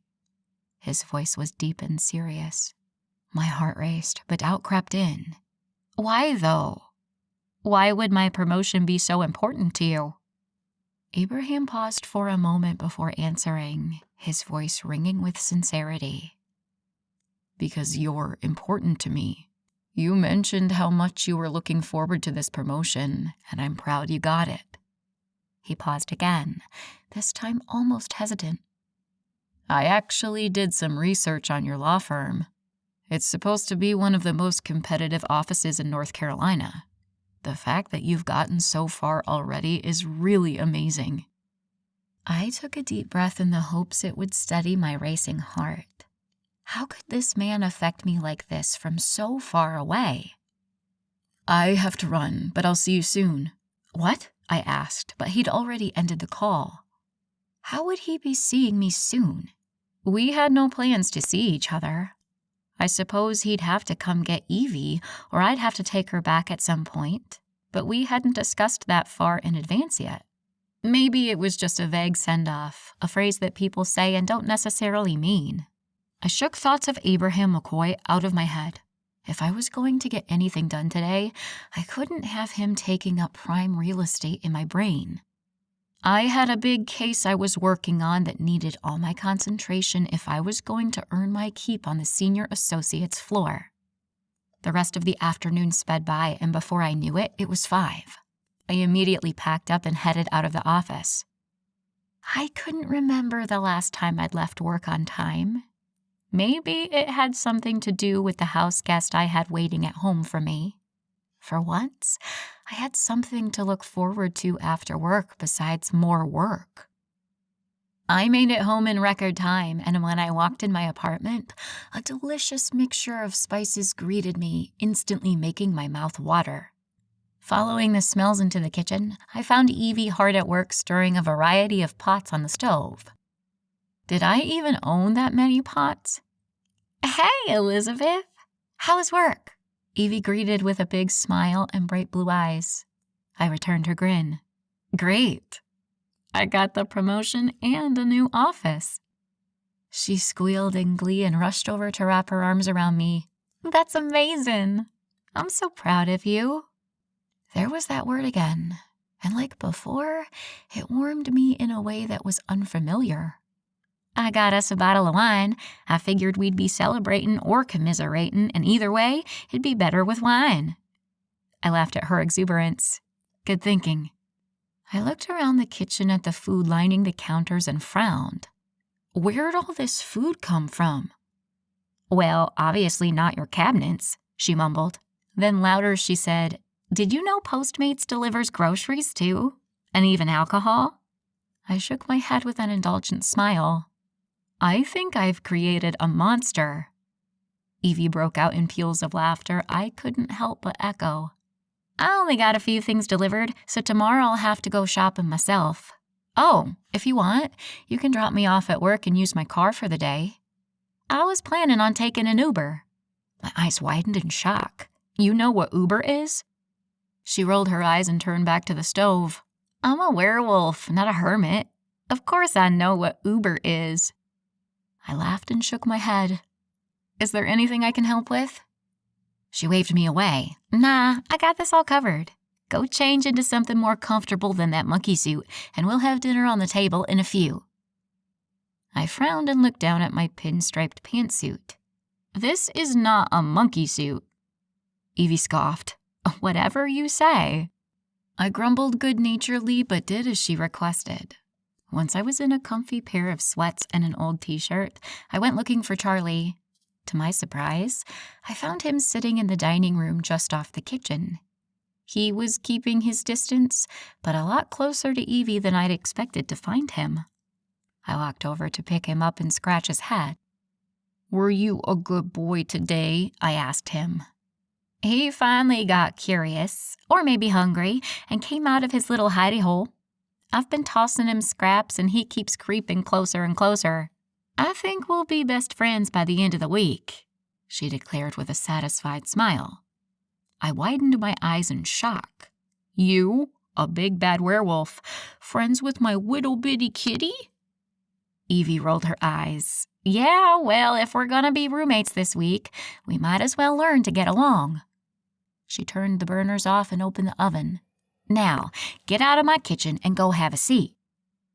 Technically, it was my kitchen, but since she'd done more cooking in it in the past 12 hours than I'd done in the 4 years I'd lived here, I figured it was probably more hers than mine at that point. Minutes later, she had several platters of food and 2 chilled glasses of white wine laid out for us. My eyes widened as she set plate after plate of food on the table. "Evie, how many people are you expecting for dinner?" She laughed. "I'm used to cooking for a lot of people at a time. I guess my calculations were off." She frowned. Her shoulders rose with a shrug. "No worries. I can make you lunch with the leftovers." I opened my mouth to protest, but her glare had me snapping my mouth closed. "Okay, thanks, Evie." We indulged in her tender pot roast and chatted easily throughout dinner. When I'd finally stuffed myself, I leaned back in my chair, thankful I'd changed into less restricting clothes. "Evie, this was all so good. Thank you so much. I can't remember the last time I had a home-cooked meal after work." She shook her head. That's a damn shame, Elizabeth. I plan to make sure you get a lot more of them while I'm here. That warmth was back, heating me from the inside, starting in my chest and spreading outward. Or was that the wine? Either way, I couldn't remember being this happy and satisfied in a long time. I searched for a name for these feelings, and when I came up empty-handed, I settled on a concept instead. This must have been what it was like to have a family. Chapter 18. The next morning, the smell of bacon roused me from my sleep. Although the delicious scent was a welcome one, if it'd just come a few minutes later, I could have finished the amazing dream I'd been having.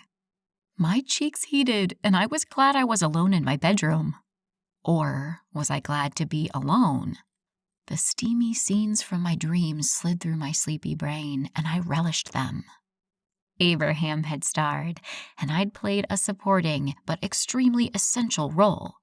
A small chill sped down my spine as I remembered the way he touched me in the dream, how his lips skated across my skin, the taste of his mouth on mine.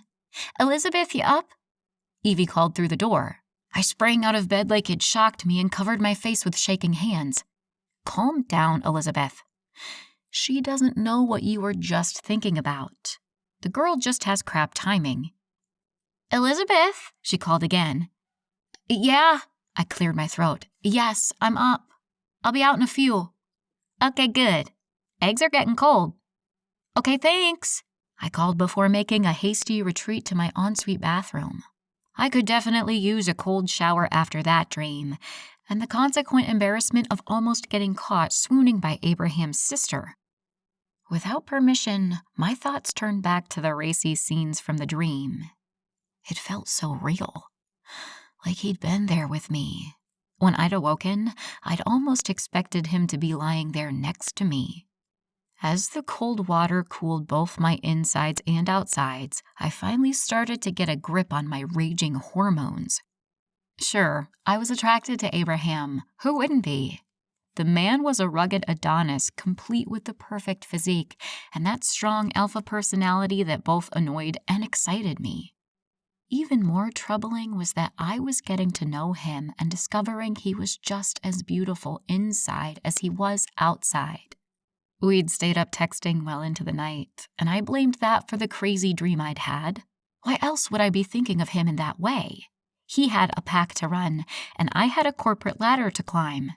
Neither of us had time for a relationship, and besides, all of our conversations had been more friendly than anything else. Sure, there was the occasional light flirting, but I assumed that was his personality. Some people couldn't help themselves. Keep telling yourself that, Montgomery. I ignored my catty inner voice and rinsed off beneath the cold stream of water. With a towel, I did my best to dry my long blonde locks before twisting them into a single French braid.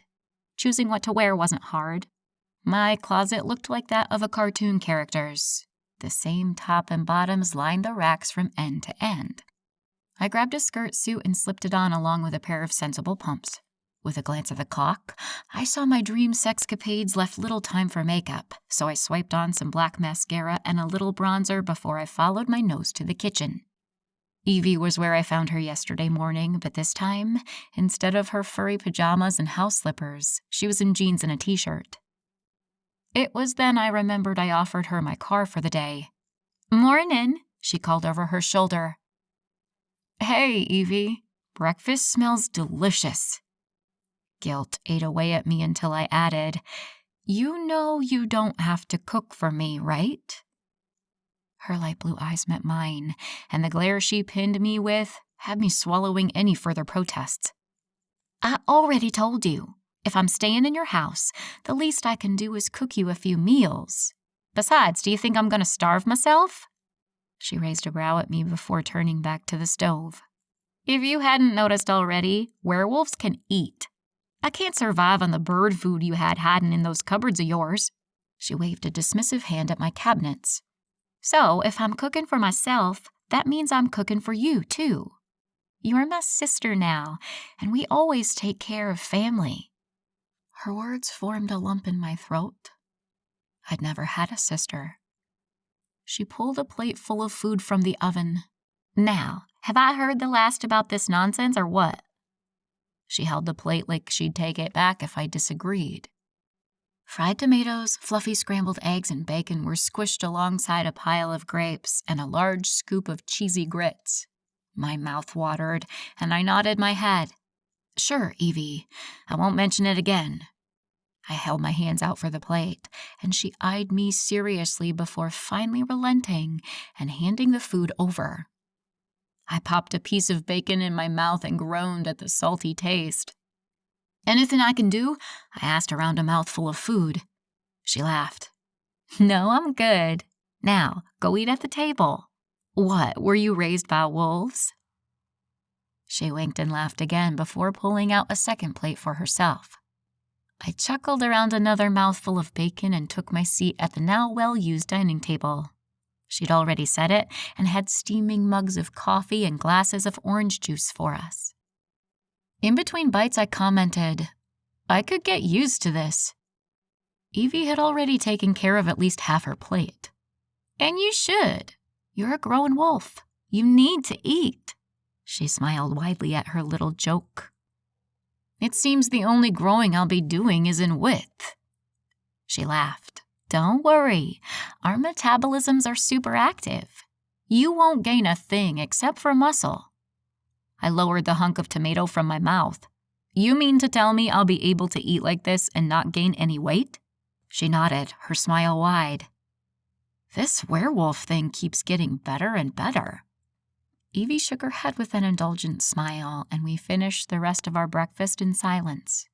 When we were done, I helped her load the dishwasher, but she had me leave the pots and pans in the sink to soak.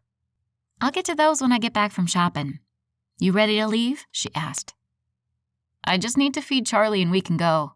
"Already did it." I stopped in my tracks. "For real?" She giggled. "For real. I'm not gonna feed us and not him. Cats and wolves might not get along, but I'm not letting anyone go hungry on my watch." My affection for the small woman swelled in my chest. She was such a genuinely caring person. I didn't know how this werewolf thing would turn out, but either way, I was lucky to have her in my life. When we made it to my office building, she walked around to the driver's side and handed me a brown paper bag. "Your lunch," she explained. My chest warmed again, and I gave her a grateful smile. "Thanks so much, Evie. I rarely have time to even stop for lunch." Her outraged face had me laughing out loud. Without thinking, I wrapped my arms around her narrow shoulders and gave her a big squeeze. She only hesitated a moment before returning my embrace. "Have a good day at work, honey. I'll be here at 5 to pick you up." She blew me a kiss and batted her eyelashes. I laughed again and shook my head before stepping through the revolving front door. The smile instantly died on my face when I was met with a sour-looking Ben. I tried to walk past him, but he grabbed my wrist. "Is that why you won't go out with me? Playing for the other team?" His voice was full of barely held contempt. I broke out of his grasp. "That's none of your business, Ben," I replied through gritted teeth. It wasn't the insinuation about my sexuality that was raising my blood pressure. No. That I couldn't care less about. Gay, straight, bisexual, transsexual, none of it mattered to me. His snide attitude and assumption that a relationship with a woman was what kept me from dating him was my problem. "So if you're not a lesbo, why won't you go out with me? Think you're too good or something?" I swear I saw red. "You listen to me. I don't want to date you because I don't want to date you. It has nothing to do with anyone else and everything to do with you." I took a step closer and jabbed a finger in his chest. "And if you ever grab me like that again, I promise to make you regret it. Are we clear?" Instead of the fear and resignation I should have seen, I only saw more anger. "Sure thing, Montgomery." With that, He spun on his heel and stalked through the revolving door into the warm Carolina morning. I pulled on the cuffs of my blouse and patted my hair. My patience was about used up with that man. He seemed to be getting more and more insistent with his advances. If things continued like this, I might have to report him to Human Resources, something I really didn't want to do. No one wanted to work with the woman who made waves, no matter how well-deserved they were. The rest of my morning went smoothly, and around noon, I was immensely happy to have that packed lunch from Evie. I'd exchanged a few texts with Abraham, but was disappointed that they weren't as frequent as yesterday. The afternoon was busy with meeting after meeting, and when I finally caught sight of the clock, it was 5:15. Shoot! Like a twister, I spun around my office, clearing the desk and collecting documents I wanted to bring home with me. A couple of minutes later, I was down in the lobby, rushing through the doors only to come to an abrupt stop on the sidewalk outside. My ride for the evening wasn't Evie with my car, but Abraham with his giant black pickup. I was struck dumb, my brain disconnected from my mouth, and I stood there like a fish gasping for breath on land. "Hey, Elizabeth," he greeted, his deep voice sending delicious chills down my spine. "Hi," I squeaked. He covered the distance between us in a few long strides, and before I knew it, I was wrapped in his strong arms. His scent overwhelmed me as he lifted me a few inches off the ground. "I missed you," his voice rumbled in my ear. "I missed you too." "It's only been a couple of days since you saw me," I breathed instead. His chuckle reverberated through my chest, and he set me down, but didn't remove his arms from around me. There was less than an inch between us, and it still felt like too much. "Is that all it's been?" he asked with a smile. I nodded stupidly, and his eyes twinkled with mirth. He spun around and led me to his monstrous truck. "You weren't kidding about that big truck, huh?" I commented. He leaned down to whisper in my ear. "There's two things I never kid about, and one of them's my truck." His warm breath made the loose hairs around my ear flutter and tickle my skin. "What's the other thing?" I asked, barely above a whisper. "My women." I turned around and leveled him with a glare. "Women? Where the hell had that spark of jealousy come from?" He laughed and spun me back around toward the truck before opening the door. "Well, in this case, it's just one woman." I glanced over my shoulder. "Is that so?" His eyes were dead serious. "It is indeed." I didn't want to assume he was talking about me or let on that I'd be insanely jealous if he wasn't, so I did the smart thing and shut up. With a dubious look at the height of the truck and another at my tight skirt, I tried to figure out how I was getting onto the seat when I heard a chuckle from behind me. "That skirt's a little tight, huh?" "It's not that tight," I responded indignantly.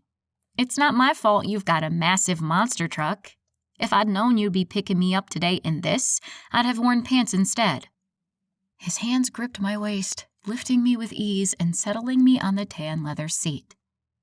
"I like the skirt," he admitted gruffly before shutting the door and giving me a much-needed reprieve from him. Damn. I'd only been in his presence for a few minutes, and I was already a mess. Maybe it was because of that dream I'd had. Oh no. My dream.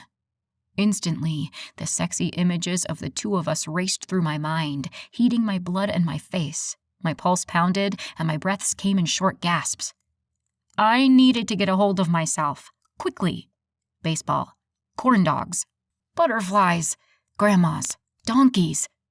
I desperately tried to think of unsexy things in an attempt to dampen my hormones before it was too late. Abraham climbed in the cab and turned to me with worried eyes. "You all right?" "Daffodils." He raised a dark brow. "Beg pardon?" Oh my God, I said that out loud. Have you seen the daffodils blooming yet?" He looked at me suspiciously, tilting his head to the side and taking a deep breath. His nostrils flared, wide eyes pinning me to the seat. Can't say I've noticed," he responded, reaching up a hand to scratch the back of his head. "You got a thing for daffodils?" I shook my head. "Not particularly. I prefer peonies." He looked even more confused. "Then what were you talking about daffodils for?" I shrugged my shoulders in what I hoped was nonchalance. "Just making conversation." With a glance out the window, I took a deep breath and faced him again. "So what brings you out here anyway?" "Less than 5 minutes. That's how long it took you to lose your cool, Montgomery." I needed to get myself together ASAP. Chapter 19. Abraham's face solidified into a mask, shutting me out as if he'd closed a door between us. "Something's up, and I needed to speak with you and Evie about it." "It's something bad." He nodded and continued to drive through the rush hour traffic. "Hey, how do you know where you're going?" I just realized I hadn't given him directions. Without waiting for an answer, I posed another question. "And how did you know where I worked?"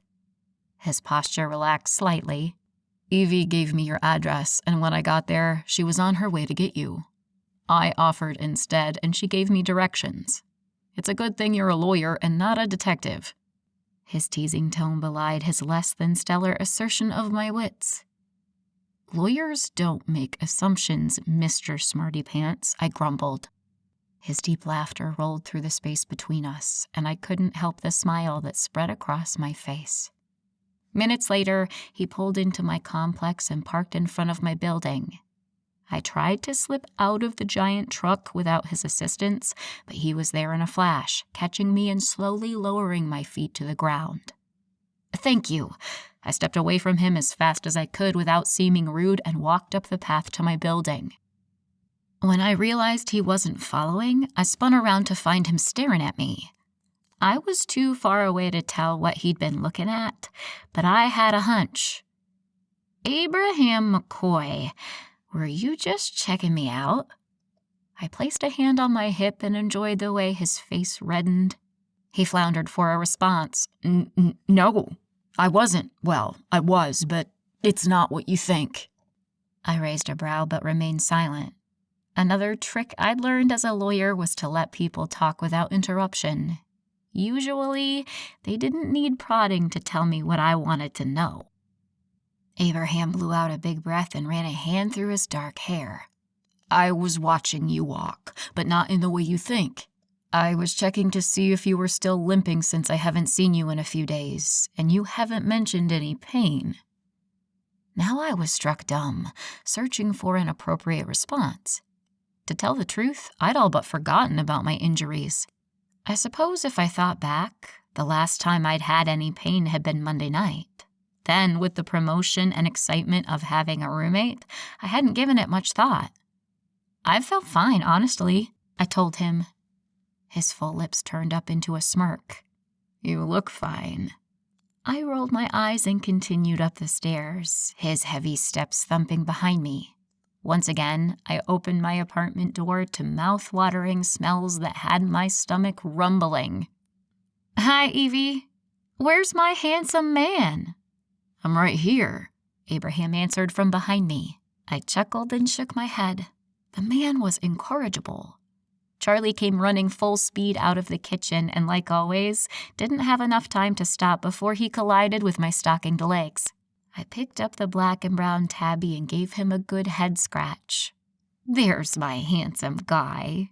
Did you have a good day today, Were you behaving for Miss Evie?" "So this is Charlie." "Yep. This is my main man." Abraham's eyes held barely concealed disgust, but he reached out a tentative hand and gave him a pat on the head. "Never thought I'd be jealous of a feline," he muttered. Abraham's eyes widened as he took in my colorful apartment. Like I'd done with Evie, I turned to scan the tapestry-covered walls and colorful mandala carpet designs with him. "Colorful place you got here." "So I've heard." I wandered into the kitchen to find out what Evie was cooking. The petite woman peered over her shoulder at me while she basted the massive chicken she'd roasted. "How was your day?" she asked. "Busy," I responded as I snuck a potato out of the pan and popped it in my mouth. It was piping hot, but that didn't detract from the flavorful taste. I moaned out loud, and Evie chuckled while Abraham cleared his throat behind me. "Do you need any help, Evie?" he asked, his voice sounding strangled. She waved him off like she'd done me so many times. "Nah, I'm good in here. If you want to set the table while Elizabeth gets changed, dinner will be ready in just a few." When I returned from changing, the siblings were already seated, and I took the chair across from Abraham. They'd both piled their plates high with the feast Evie had made, and I followed suit. "Evie, this all looks amazing." Her smile beamed across the table. "Hope it tastes as good as it looks." "You're being modest, Evie," Abraham lightly reprimanded. He turned to me. "Evelyn was always in the kitchen cooking with our mom when we were younger. That's where she learned all her tricks. Our mom was an amazing cook." Evie nodded, her mouth already full of food. "Well, that explains why I'm so hopeless in the kitchen. My mother never cooked." Both siblings' mouths fell open. Thankfully, they'd swallowed their food beforehand. "Never?" Evie clarified incredulously. I shook my head as I cut up my chicken. "Nope. We had a cook. She wouldn't be caught dead in the kitchen except to give out orders." When I looked back at the pair, Evie's eyes were still incredulous, but Abraham's looked a little sad. "That's certainly a different upbringing from what we had," he commented. I shrugged. I'm learning that a lot about my childhood was different. On that solemn note, we all dug into our food and were silent except for the scrape of forks and knives on our plates. Not much later, I finally set my utensils down and waved the proverbial white flag. I couldn't possibly fit another bite in my mouth. That was so good. Evie smiled wide as she took a sip of white wine. "Glad you liked it. I got a sweet potato pie cooling for later." I groaned but couldn't wait until I digested enough to fit a piece of pie in, too. "So, Abby," she turned toward her brother, "I know why you're out here." Her eyes cut to me and back so quickly I might have imagined it. "But what is it you had to talk to us about?" Abraham set his fork down and took a long sip of water. I watched in fascination as his prominent Adam's apple bobbed up and down with his swallows. I was so entranced when he finally spoke, his voice almost startled me. "There was another attack," Evie gasped. "Wait, what?" Abraham nodded solemnly. "We found her this morning. It was just like all the others." He glanced at me. "She was found strangled and covered in wolf urine. Must have only been there a day or so before we found her." "Isn't that a little soon to fit the profile?" Evie asked. He nodded again. "He's accelerating." "Why do you think that is?" she asked. Abraham ran a rough hand through his hair and leaned back. "My best guess is he was frustrated he was interrupted with Elizabeth, and to make up for that, he attacked again." My heart dropped and my mouth went dry. "Another woman's dead because of me?" I asked quietly. Both siblings instantly denied it, but Abraham's voice rose above the white noise in my head. He placed a hand over mine, and my eyes met his. "No, that's not true. You did nothing wrong by surviving. Never be sorry for that. Nothing this guy does is anyone's fault but his." I heard his words and they made sense, but deep down, I knew this woman wouldn't be dead if he'd been able to kill me. I couldn't wish I died, but was my life worth more than hers?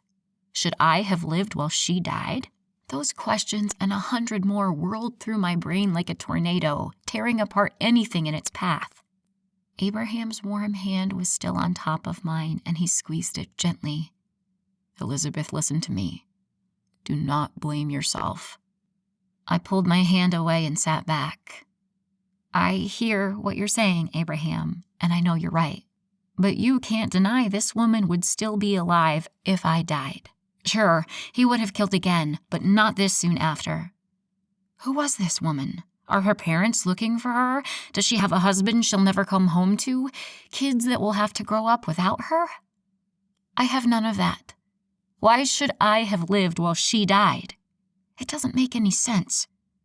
Abraham shook his head, but it was Evie who spoke up first. His pattern has been escalating all this time. Sure, he's never attacked 2 women in 1 week, but who knows? He might have done that anyway. He's a serial killer, Elizabeth. You work with criminals and know how they are. His motives are his own, and you can't take any blame or responsibility for them. You hear me? I nodded but didn't comment. She was right. They both were, but I couldn't help the way I felt. Couldn't help knowing I shouldn't be alive and that someone else was dead because of it. All I could do was live my life in part for that woman who lost hers. I'd make sure I took nothing for granted anymore and pull myself out of this self-imposed isolation I'd been living in for years. With a quick glance at the only 2 visitors I'd had in this apartment in the 4 years I'd lived in it, I knew I was on my way. There's more. Abraham's voice rang out in the silent room and my stomach fell. He stared at the wall, not meeting any of our gazes when he dropped his next bomb. We found a new piece of evidence at this last crime scene. Evie's eyes met mine before turning back to Abraham. What was it? She asked. He shook his head and lowered his gaze to his hands clenched on the tabletop. An empty jar with a rope tied around the top, almost like a necklace. It was empty, but it was clear it used to hold wolf urine. He took a deep breath and looked up at Evie. It was the same scent that's been on all the women. I furrowed my brow in confusion. So he pees in a jar and then dumps it on his victims? That doesn't make any sense. Abraham shook his head slowly. No, it's not his urine in the jar. Now I was even more confused. Why would he pour someone else's urine on his victims? Evie gasped, blue eyes wide. To mask his scent, she whispered. Abraham nodded solemnly. Which means one, or maybe all of us, would have recognized his scent had it not been covered by this other wolf's urine. I struggled to connect the dots. So this is someone you all know? He nodded. With a stroke of insight, I finally understood. He's probably a member of your pack. I didn't need to ask. It was clear in the distraught faces of the 2 siblings. Abraham sighed and met my eyes. That's what we're thinking. Of course, it could be someone from a neighboring pack too, someone we've had dealings with before. We sat silently for a long while before Evie finally stood from the table and began slowly clearing it. Abraham and I followed suit, and the 3 of us worked to clean the kitchen, all lost in our own thoughts. I was having trouble getting around the fact that my attacker might have been close this whole time. Had I met him?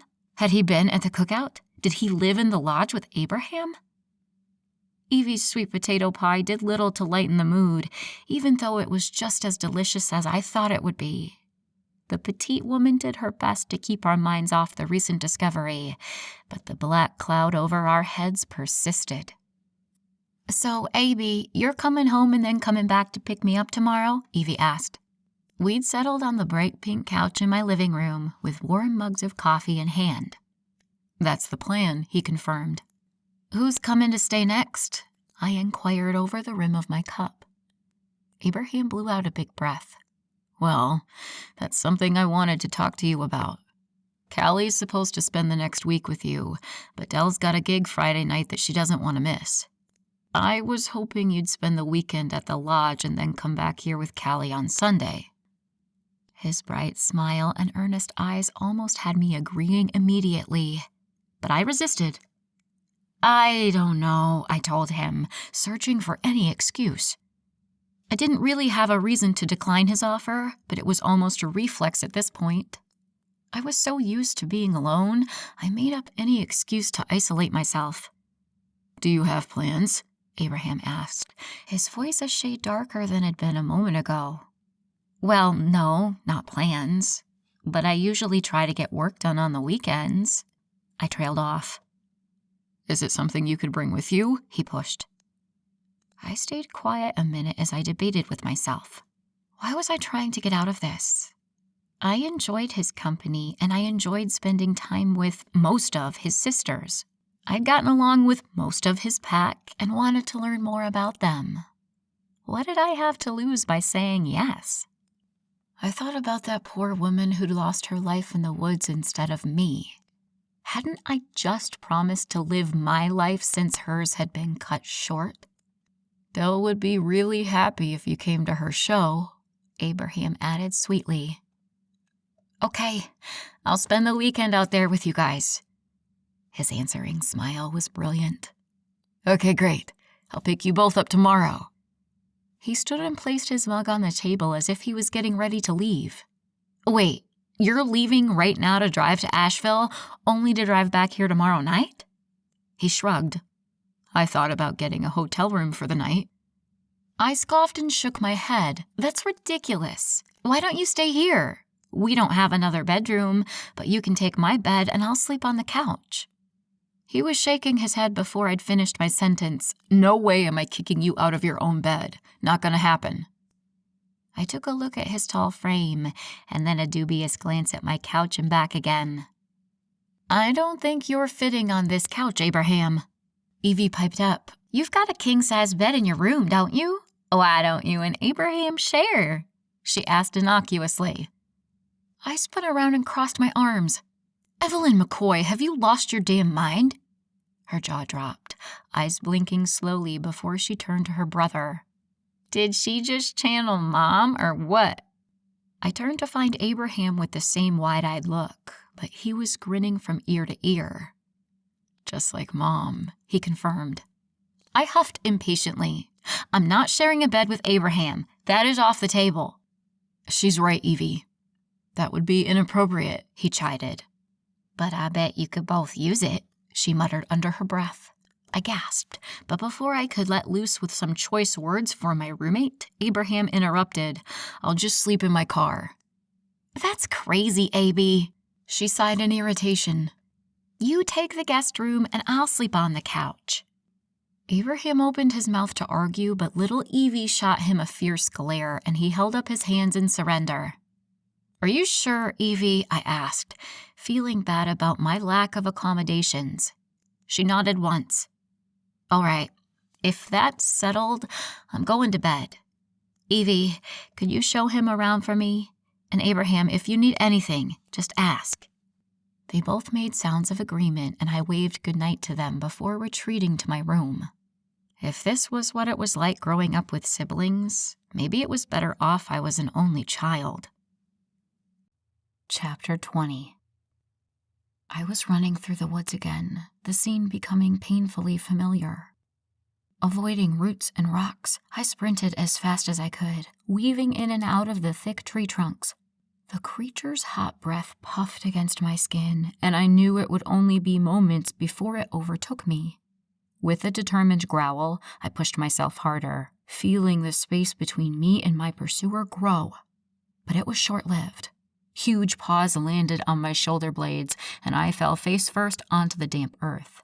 As soon as I hit the ground, the animal's weight left my back. I rolled over to face my attacker and found that same small, light gray, brown-eyed wolf. I called this wolf small, but only compared to the other werewolves I'd seen in these woods. This one was still bigger than me, and I'd bet it'd be fair to assume it was stronger too. What do you want? I asked. The wolf's eyes blazed bright for a moment before returning to their normal brown color. It cocked its head to the side and continued to stare at me. What do you want from me? I tried again. I wasn't really expecting the wolf to answer, but it was clearly sentient. Just leave me alone, I screamed. My palms and knees stung from the fall I'd taken. I didn't know where I was, and I was becoming increasingly cold, wet, and sick of running. I rose to my feet and straightened my sore back. With a steely determination and arms akimbo, I stared the wolf down as best I could in the nearly pitch-black forest. I've just about had enough. I don't know what you want, but if it's a midnight snack, you're gonna have a fight on your hands. We stood there, both assessing the other for an immeasurable amount of time. Finally, the wolf dipped its head, gave a little yip, and trotted off into the darkness. I was almost shocked speechless. Almost. "Hey, where the hell are you going?" I followed it for a few moments, but the darkness grew with each step, and soon I couldn't even see my hand in front of my face. "What were you chasing me for? What do you want?" A loud knocking and the sound of my voice coming from far away stopped me in my tracks. "Hello?" I called. "Elizabeth." "Abraham?" All at once, I opened my eyes and sat up in my bed, confused and still breathing hard from my race through the woods. If it was just a dream, why am I out of breath? "Elle?" Abraham's voice called once more, and I shook my head to clear it. "Yes, come in," I called without thinking. The door creaked open, and in walked Abraham, naked from the waist up, hair disheveled, wearing a pair of plaid pajama bottoms that hung off his hips. My mouth went dry, and I might even have gasped a little. "Are you okay?" he asked, real concern lacing his words. "Uh-huh," I asked, wrenching my gaze from his bare chest. Even in the dark, I could see his bright smile flash across his shadowed face. "I heard you yelling. Did you have another nightmare?" I nodded sullenly, but didn't trust myself to speak yet. Abraham took a seat at the foot of my bed. "You want to talk about it?" I shrugged and finally had to close my eyes to get myself to stop staring at him. "I don't know. This one wasn't as scary as the last one." "Tell me about it." So I did. I recounted all I could remember about the dream, but it was fading fast. "And you said you didn't recognize the wolf?" "No. Evie has different coloring, and you're way bigger." His smile gleamed. "I am pretty big, aren't I?" A reluctant laugh shot out of my mouth. His smile widened. "Got you to smile." "You always do," I answered automatically. Immediate regret swamped me, and I winced. Too much. Too soon. Abraham cleared his throat and mercifully changed the subject. "Do you think you can get back to sleep? There's still a few hours left before you need to be up for work." I shrugged. "I don't know. It's hard for me to sleep after a nightmare." He rose from the bed. "Here, lie down." He pulled the covers back far enough for me to scoot beneath them. "If you lay on your side, I'll rub your back until you fall asleep." I tensed. Rub my back? Could I survive that? He pulled the covers up to my chin and took a seat next to me on the bed. "It's what my mom always did for us when we had bad dreams. Now, roll over." I did as he asked and turned on my side, facing away from him. Maybe not having to look at him would help me get through having his hands on me. Cold air rushed against my back as Abraham pulled down a corner of the blanket. Next, I felt his large, warm hand land between my shoulder blades. He paused there for so long I almost turned over to ask him what was wrong. Then his hand was moving, rubbing small circles along my spine. My heart raced with the contact, and it felt like every part of my body was hardwired to where he touched. Even through my thin t-shirt, I could feel the small jolts of electricity jumping from his skin to mine. I needed to take my mind off this situation, or I would lose it and do something I'd regret, like pulling him into this bed next to me and forgetting about all my no-men rules. But would I regret it? I ignored that doubtful voice in my head. "Did I wake you up?" I asked instead, hoping that if I could get my mind out of the gutter, I'd be able to relax and fall back asleep like he'd suggested. "I'm a light sleeper." I winced. "Sorry." His hand gave me a little shake. "Don't be. I'm glad I could be here for you." But why? Why was he always there for me? How was he able to anticipate what I'd need or how I'd feel about things? How did he know me so well after having met me less than a week ago? Was he looking for a relationship or simply fulfilling his alpha responsibilities? All those questions and more swirled inside my head, but I kept them to myself. I was afraid if I said them aloud, I'd have to face the answers to them. I'd have to admit what that churning feeling I get in my stomach whenever Abraham was around was. Admit that I got giddy any time I received a text from him, and that when I saw him standing outside my work, it had easily been the best part of my week. Hey, try to relax, Abraham chided. You're all tense. You're not getting back to sleep like that. He was right. I needed to chill the hell out. This late at night, early in the morning was no time for heartfelt revelations or deep questions. I closed my eyes and sighed. This back rub really was soothing. My shoulders fell and my muscles slowly unclenched. There you go. Just focus on taking deep breaths and you'll be asleep in no time. His deep voice was quiet and soothing as his large hand ran from my neck to my lower back and shoulder to shoulder. Just as he'd predicted, minutes later I was falling into the blissful darkness of sleep, feeling safe and content. Two things I'd never really thought about, but now I wondered how I'd gone so long without. I felt the weight next to me leave and the blankets loosen around my prone body. In that gray space between wakefulness and sleep, gentle fingers tucked a lock of hair behind my ear. Moments later, warm lips pressed against my temple, and a soft sigh blew across my face. Good night, my sweet Elizabeth. An odd flutter deep in my belly was the last thing I knew before I lost the fight to stay awake and drifted off into blissful darkness. I woke up late the next morning and had to scramble to get ready. I'd hoped I could sneak into the kitchen for a quick bite and avoid an awkward confrontation with Abraham, but I wasn't that lucky, and my apartment wasn't that big. When I exited my bedroom, he was leaving the guest room, already dressed and showered. "Morning," I muttered. "How did you sleep?" he asked softly, stepping closer, bringing with him that clean, manly scent that drove me crazy. I retreated, back pressed against my bedroom door. "Like a baby," I squeaked. He stopped a few inches away, and I looked down at our feet. Taking a deep breath, I said, "Thanks for coming in last night." I squeezed my eyes closed. "And for helping me get back to sleep." Why couldn't he be a late sleeper? He leaned closer and tucked a stray lock of hair behind my ear. I fought off a shiver as his calloused fingers skimmed along the edge of my jawline. "Anytime." His deep voice reverberated through my chest, making my heart pound faster. I took a deep breath and braved a peek up at him. He was so close, dark blue eyes so deep they were bottomless. My breath caught in my lungs as his face drifted closer. "Elizabeth, if you're not up, you're gonna be late," Evie called from the kitchen. We broke apart, and I took a deep breath of the suddenly plentiful air. Thank God for Evie. "She's right," I said to my feet. "I need to get going. I'm running late." I didn't give him a chance to respond, maneuvering past him and into the kitchen.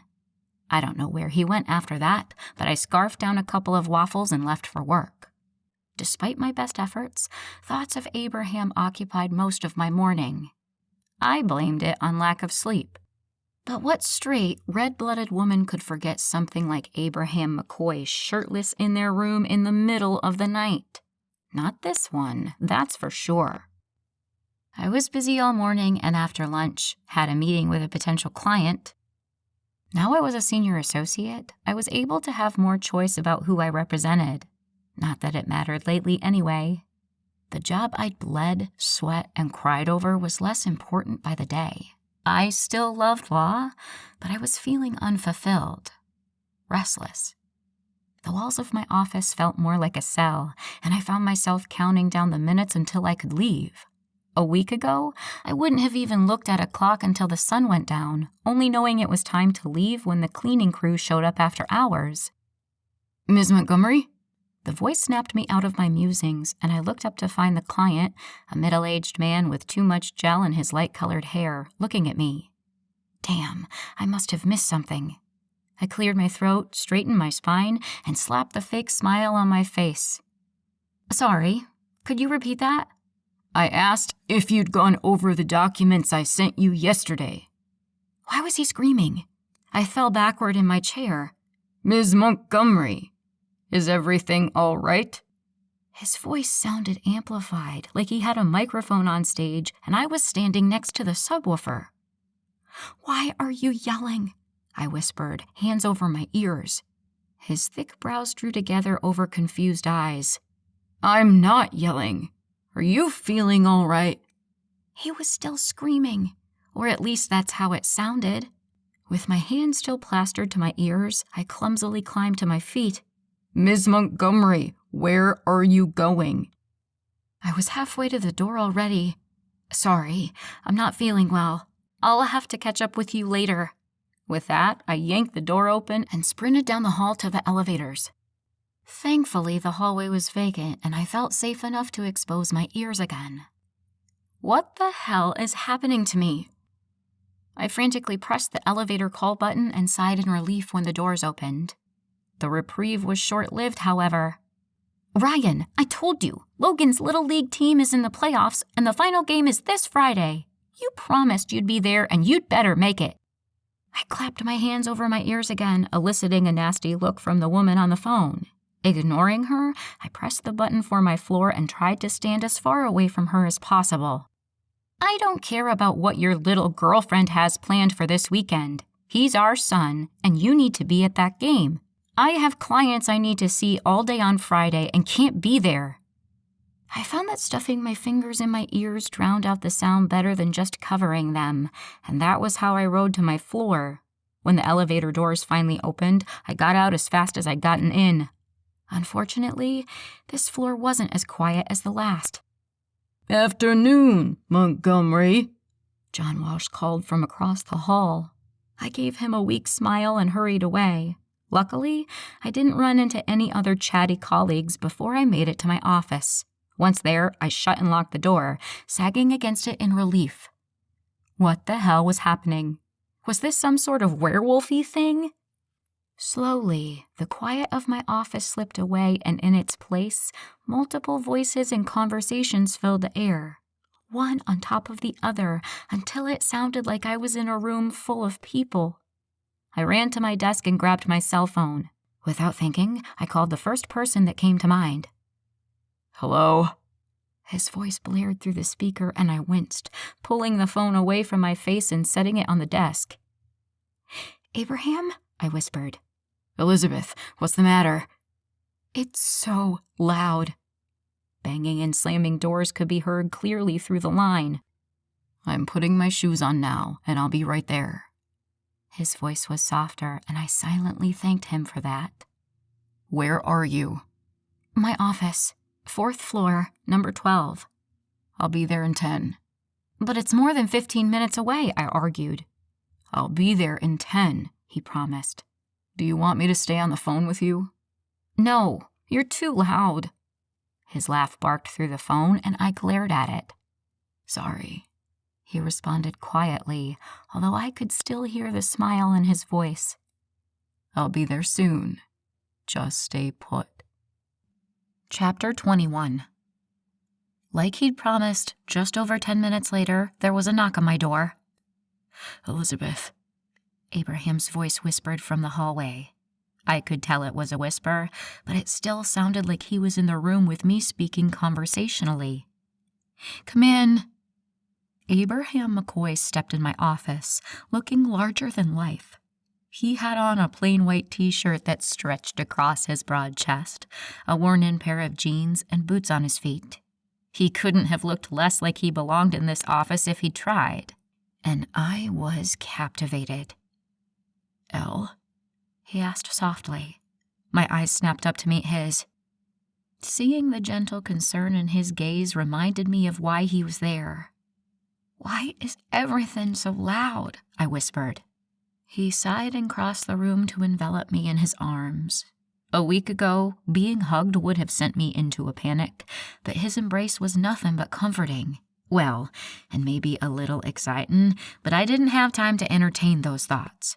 It had been hard enough to keep my mind off our midnight rendezvous. I didn't need to add more fuel to the slow-burning fire in my core. "You're becoming a werewolf, Elle. This is one of those changes I told you about." I pulled away to look him in the eyes.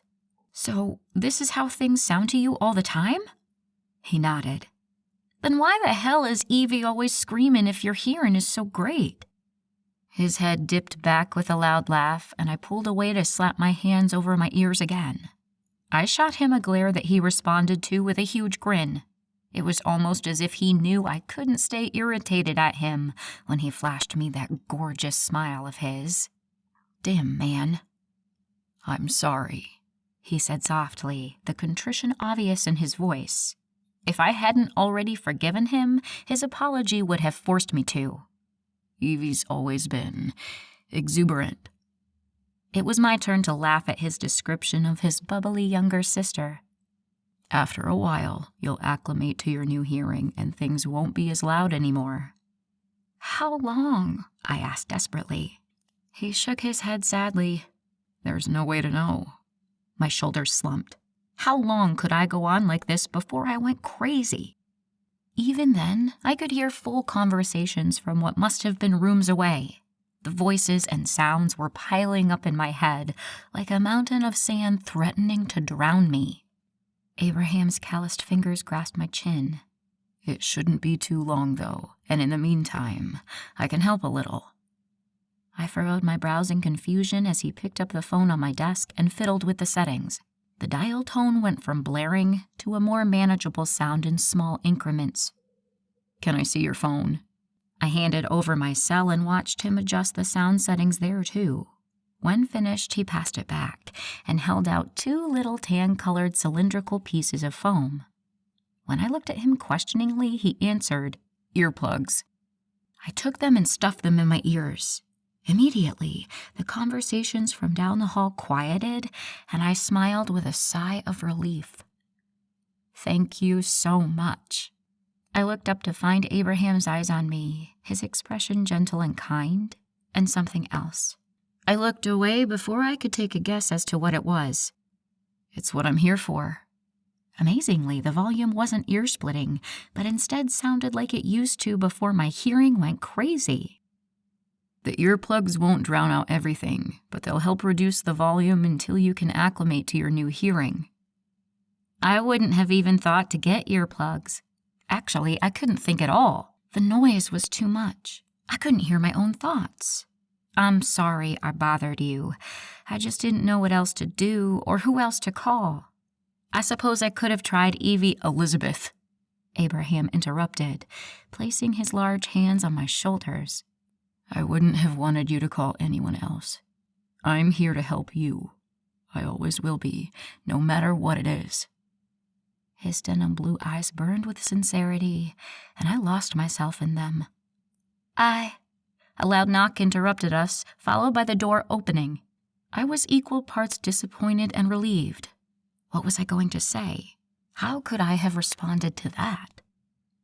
Montgomery, I'm taking you out this Saturday, and I'm not taking no for an answer. Ben's nasal voice preceded him. When he saw Abraham there with his hands on my shoulders, his expression instantly changed. Where before there'd been a slimy look that I think he thought was charming, now there was one full of suspicion and distrust. Ben, usually when one knocks on a door, they wait for an invitation to enter, I told him sternly, stepping away from Abraham. His hands fell to his sides, expression torn between looking at me with hurt and a Ben with irritation. Well, I didn't know you had company. Didn't realize it was visiting hour. Don't you have more important things to do now you're a senior associate? A loud growl came from behind me that I might not have been able to hear yesterday, but today was crystal clear. I gritted my teeth and clenched my fists. Ben, it doesn't matter if I was alone or had 20 people in here. Do not come into my office again without an invitation. Got it? Ben stiffened, eyes flashing with anger, but he nodded. Of course. I was just stopping by to ask you to go to dinner with me this weekend. L. Abraham growled behind me. I could feel the anger radiating off him. My colleague clenched his fists and squinted his eyes. Who's this? A new boyfriend of yours? No, I answered. Yes, Abraham grunted. I turned to glare at him, but his eyes were still trained on Ben. I gave him a hard poke in the chest that probably hurt my finger more than it hurt him, but it got his attention. His angry eyes turned to me, and I raised my brows expectantly. He got the hint and relaxed the tiniest bit. I sighed. Clearly, that was the best we would do with Ben there. He's not my boyfriend, and I can't go out with you this weekend. I have plans. With him? Ben asked belligerently. No, yes. Abraham interrupted, placing a claim-staking hand on my back. I wanted to shrug him off since this caveman routine was working my nerves, but I had a funny feeling he was right at the end of his rope, and that small rejection would be the last of his control. It doesn't matter what I'm doing. I glared at the both of them. I won't be in town. Maybe next time, Ben answered with a smug smile. Abraham growled, and I jumped into action. Thanks for stopping by, Ben, I said as I opened my office door and ushered him through. See you Monday. I placed my hand on his back to push him through the doorway faster. Abraham's low growl increased in pitch with the contact, and I rolled my eyes. When the office door closed, I spun to face the angry werewolf. What the hell was that? Abraham's eyes were still on the door, hands clenched in such tight fists his knuckles were turning white. When he failed to respond, I yelled, Abraham! He finally snapped out of it, and his blue eyes found mine. There was still a hint of anger there, but it was quickly fading to remorse. Sorry, he said, his voice still a deep growl. I fought off a shiver and tried to convince myself that his gravelly voice didn't do crazy things to my insides. What was that all about? I tried again. He shook his head. I don't like him. You just met him. You don't know him. I don't need to know him. I saw the way he looked at you, and I don't like it. I scoffed. How is it any of your business how someone looks at me? Abraham's eyes flashed dangerously as he closed the distance between us. His large hands gripped my hips and dragged me toward him. You're mine. I gasped and opened my mouth to protest, but he cut me off. You're a part of my pack and mine to look after, he amended. That was slightly better, but I wasn't thrilled with his possessive tone. Or was I? It's my job to make sure you're taken care of and safe, and that man, he spat with a glare at the closed office door, is not safe. I don't want you anywhere near him. I rolled my eyes. I work with him, Abraham. What am I supposed to do? Quit your job and come live at the lodge with me? He asked with a $1 million smile. I rolled my eyes again, but a small smile slipped out. Not going to happen, McCoy. I pulled away from him, and my body mourned the loss of his heat. I'll make you a deal, he proposed. I raised an eyebrow. Okay, let's hear it. He took a step closer, and his clean scent engulfed my senses. How about you make me a happy man and take the rest of the afternoon off? We can get packed and on the road to Asheville before rush hour. My initial instinct was to argue. I was a lawyer, after all. Arguing was what I did best. But I swallowed my first reaction and really thought about it. Would it be such a bad thing to take an afternoon off? I knew with the increased hearing thing, the situation with Ben, and having spent so much time this close to the man in front of me, that I'd be next to useless for the rest of the day. Let me check my calendar, I conceded. If I don't have anything else important scheduled for the rest of the day, I'll leave early with you. His answering smile was brilliant and made my heart miss a beat. That's my girl. I rolled my eyes. Not your girl, McCoy, I told him as I walked around the desk to my computer. Not yet, he answered softly. I spun to face him. What was that? Did he really want me to be his girl? Did I want to be his girl? My rules about not dating were becoming harder and harder to follow. With chagrin, he raised a hand to scratch the back of his head. I'm going to have to be more careful now you've got werewolf hearing, huh? I shook my head exasperatedly. I guess you will. With a few clicks, I had my calendar loaded and took a quick look at the rest of my afternoon. Looks like you're getting your way. I'm free the rest of the afternoon. He clapped his hands together. Sounds great. Let's get you packed up and out of here before Ben comes back and I need to break his legs. I laughed until I saw Abraham was dead serious. I'd need to keep those two separate because I did not want to clean blood out of my new office's carpet. All right, Don Corleone, let's get you out of here before you get yourself arrested. Didn't your mother ever teach you not to assault a lawyer? Not a good idea if you want to keep your butt out of jail. He scoffed. Please. If Ben and I had an altercation, I can assure you he wouldn't be pressing charges. I stuffed my laptop in its bag and arranged some papers on my desk with a shake of my head. I don't think you know Ben that well then. I don't think you know me that well then, he countered. I looked up and met his serious gaze. I guess you're right. Then, without thinking, I added, "What are you going to do about that?" I winced internally. Was I really flirting with him? Did I even know how to flirt? Was I doing it right? With my eyes still glued to the unimportant papers in my hand, I heard Abraham move closer until he had both hands planted on the desk. Well, this weekend is a good start. I nodded. And you could dance with me tonight, he added. Dance? My eyes met his. Dance. We're going to Dell's gig tonight. I was hoping you'd grant me a dance with the prettiest lady there. I rolled my eyes but felt my cheeks heat. We're not even there yet. How do you know I'll be the prettiest one? Abraham leaned down until he was eye level with me.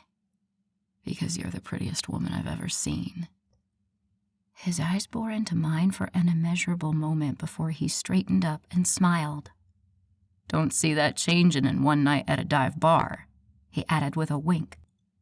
I shook my head, but a big smile stretched across my face. Damn, he was good. So, what do you say? He prodded. Geez, was there really a choice? I'll dance with you, I told him softly. He leaned down again and cupped a hand around his ear. I'm sorry, what was that? I smiled. I said I'd dance with you. Sorry, El, you're gonna have to speak up. It's real loud in here. With a laugh, I smacked his arm. I said I'd dance with you, you impossible man. His smile practically stretched from ear to ear. That's my girl. I'm not your girl, I reminded him again, though the words were feeling emptier of conviction the more I said them.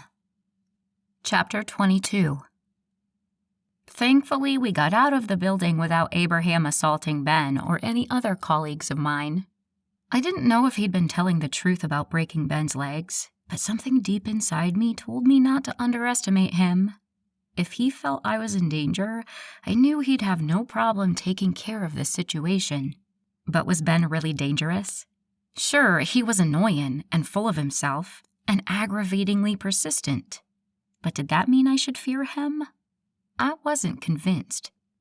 Abraham's hand on my arm stopped both my feet and my racing thoughts. He nodded over my shoulder. That's your car, isn't it? I turned to find my little gray sedan and looked back at him confused. How did you know where I parked? Had he followed me that morning?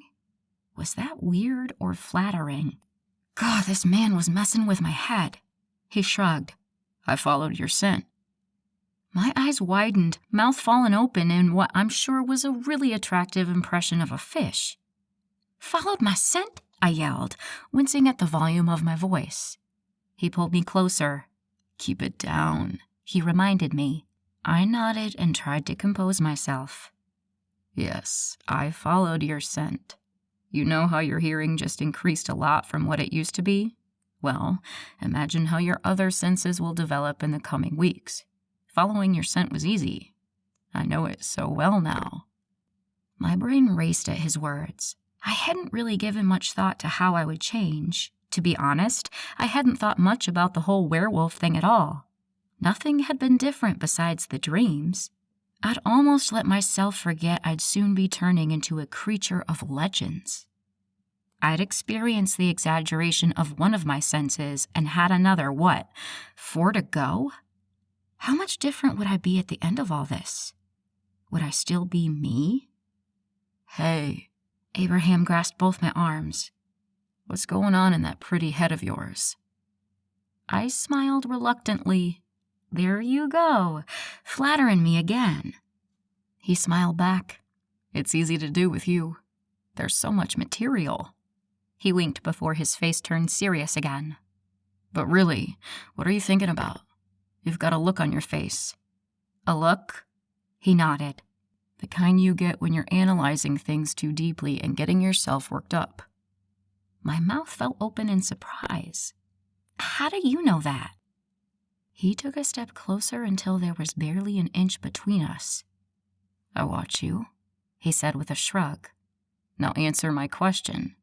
What are you thinking about that's got that look on your face? I sighed and shook my head. This man had me spinning. I'm just thinking about all the changes I'll be going through. Until now, I hadn't thought much about how I'd be changing. I guess I'm worried about how uncertain my future is. He wrapped one of his big hands around the back of my neck and tilted my head up to his. Your future isn't uncertain. I opened my mouth to respond, but he interrupted. Your eyesight will get better, your sense of smell will heighten, you'll get a lot stronger, and then you'll shift into a werewolf on the next full moon. Simple. I scoffed. Oh yeah, simple.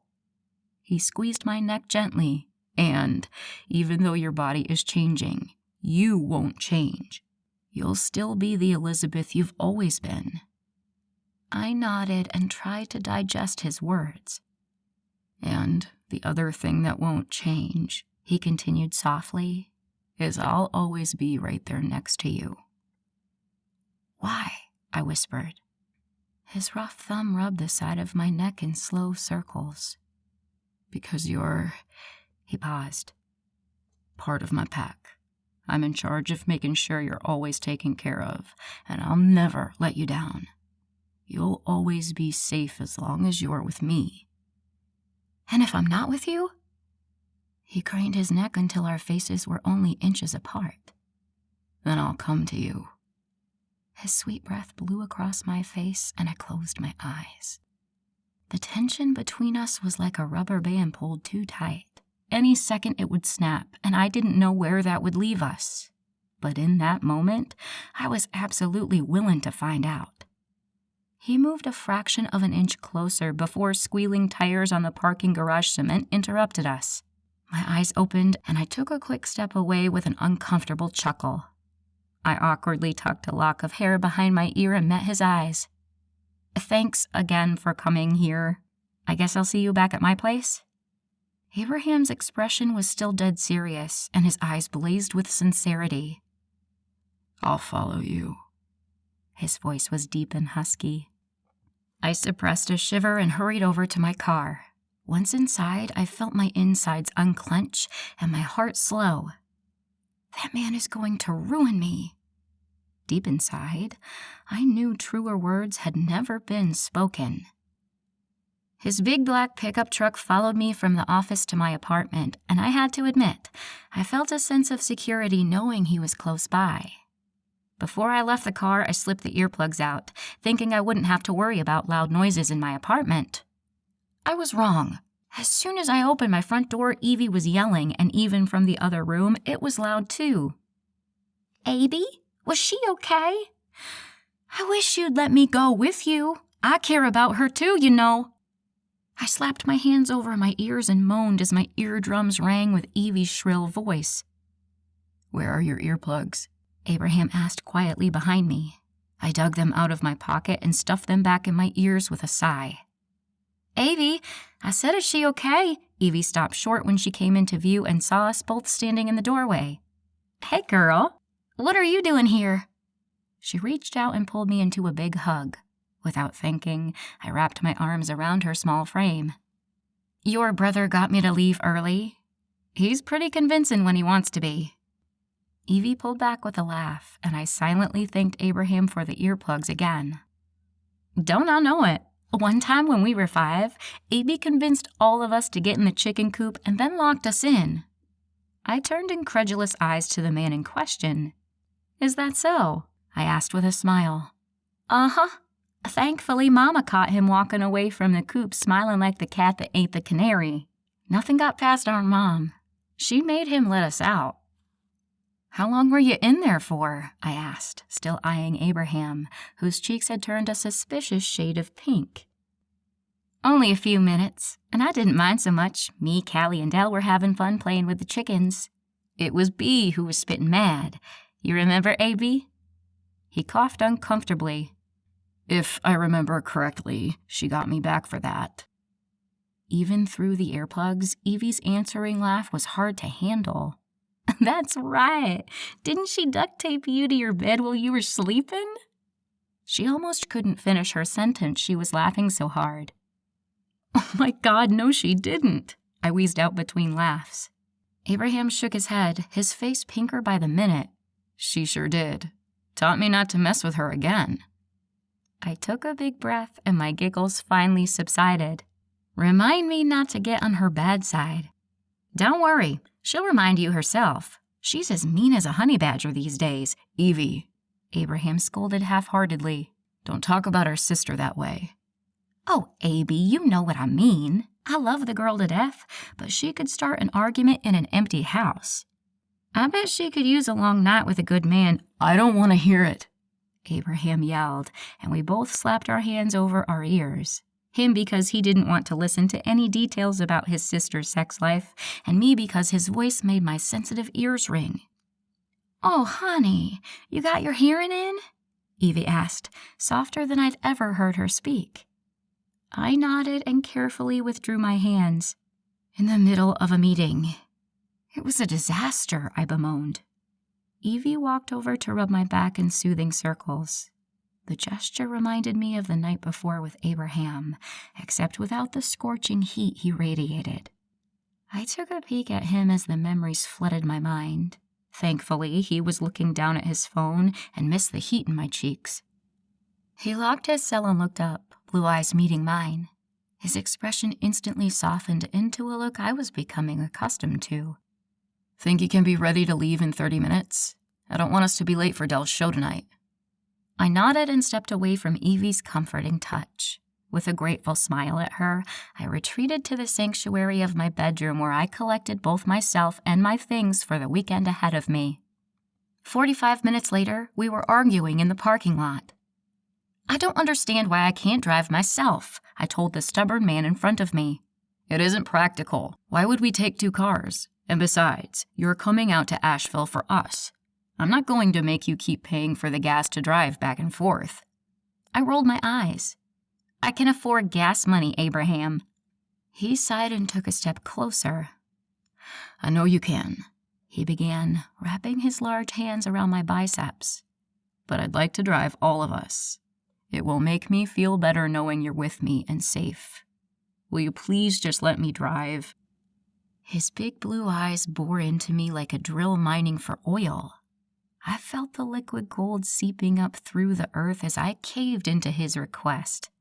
Damn, when was the last time I lost an argument? Okay, you can drive, I muttered reluctantly. Abraham pulled me into a big hug that lasted only a few seconds. My heart hadn't even had time to speed up before he'd pulled away and taken my bag out of my hand.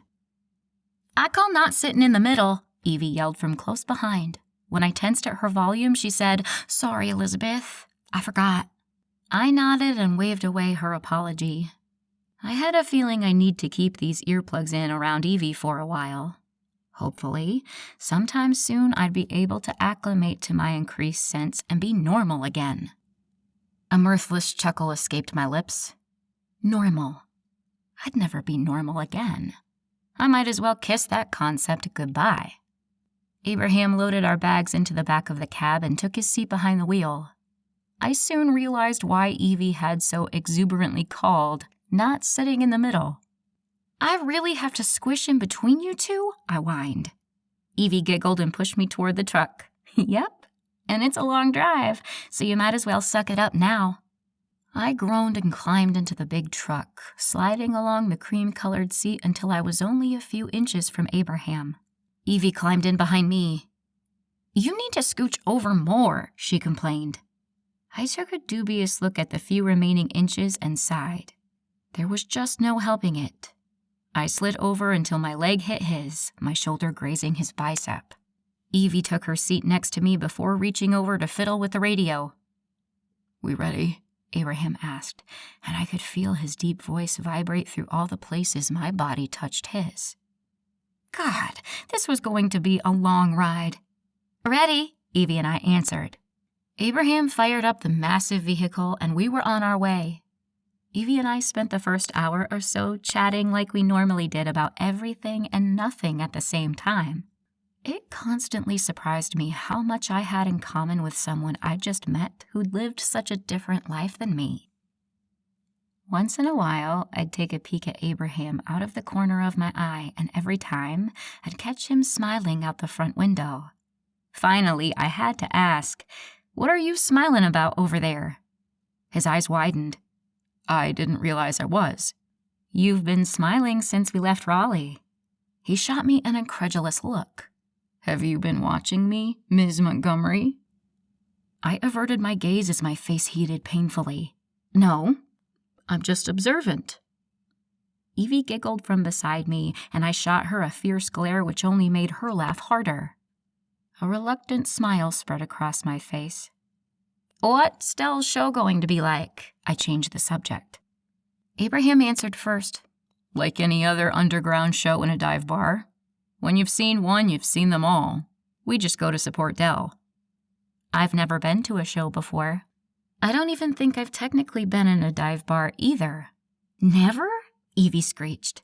I winced and shrank away from her, bringing me closer to the man who made my insides quake. He stuck a finger in one of his ears and wiggled it around. "Geez, Eve, that one even hurt my ears." Sorry. I just can't believe Elizabeth's never been to a show or a dive bar." "Do you know what you're wearing?" I looked down at the jeans and t-shirt I had on. This?" Evie gasped scandalously. "Oh, no, you aren't. We'll find you something to wear." She eyed me up and down. "I bet you're a bit closer to Callie's size than mine. I'm sure she's got something decent in her closet we can borrow." "Do I have to?" I whined. "Yes," Evie answered, and I dropped the conversation there. I'd learned enough about Evelyn McCoy in this past week to know I wouldn't get anywhere when she was like this. Instead, I sighed and relaxed back in the soft leather seat. Abraham took his right arm off the wheel and draped it across the back of the bench. It was then I realized I was still plastered to his side and straightened up as best I could in the cramped space. Evie let out a small giggle at my discomfort, and I shot her another glare. I had a feeling this was going to be a long weekend.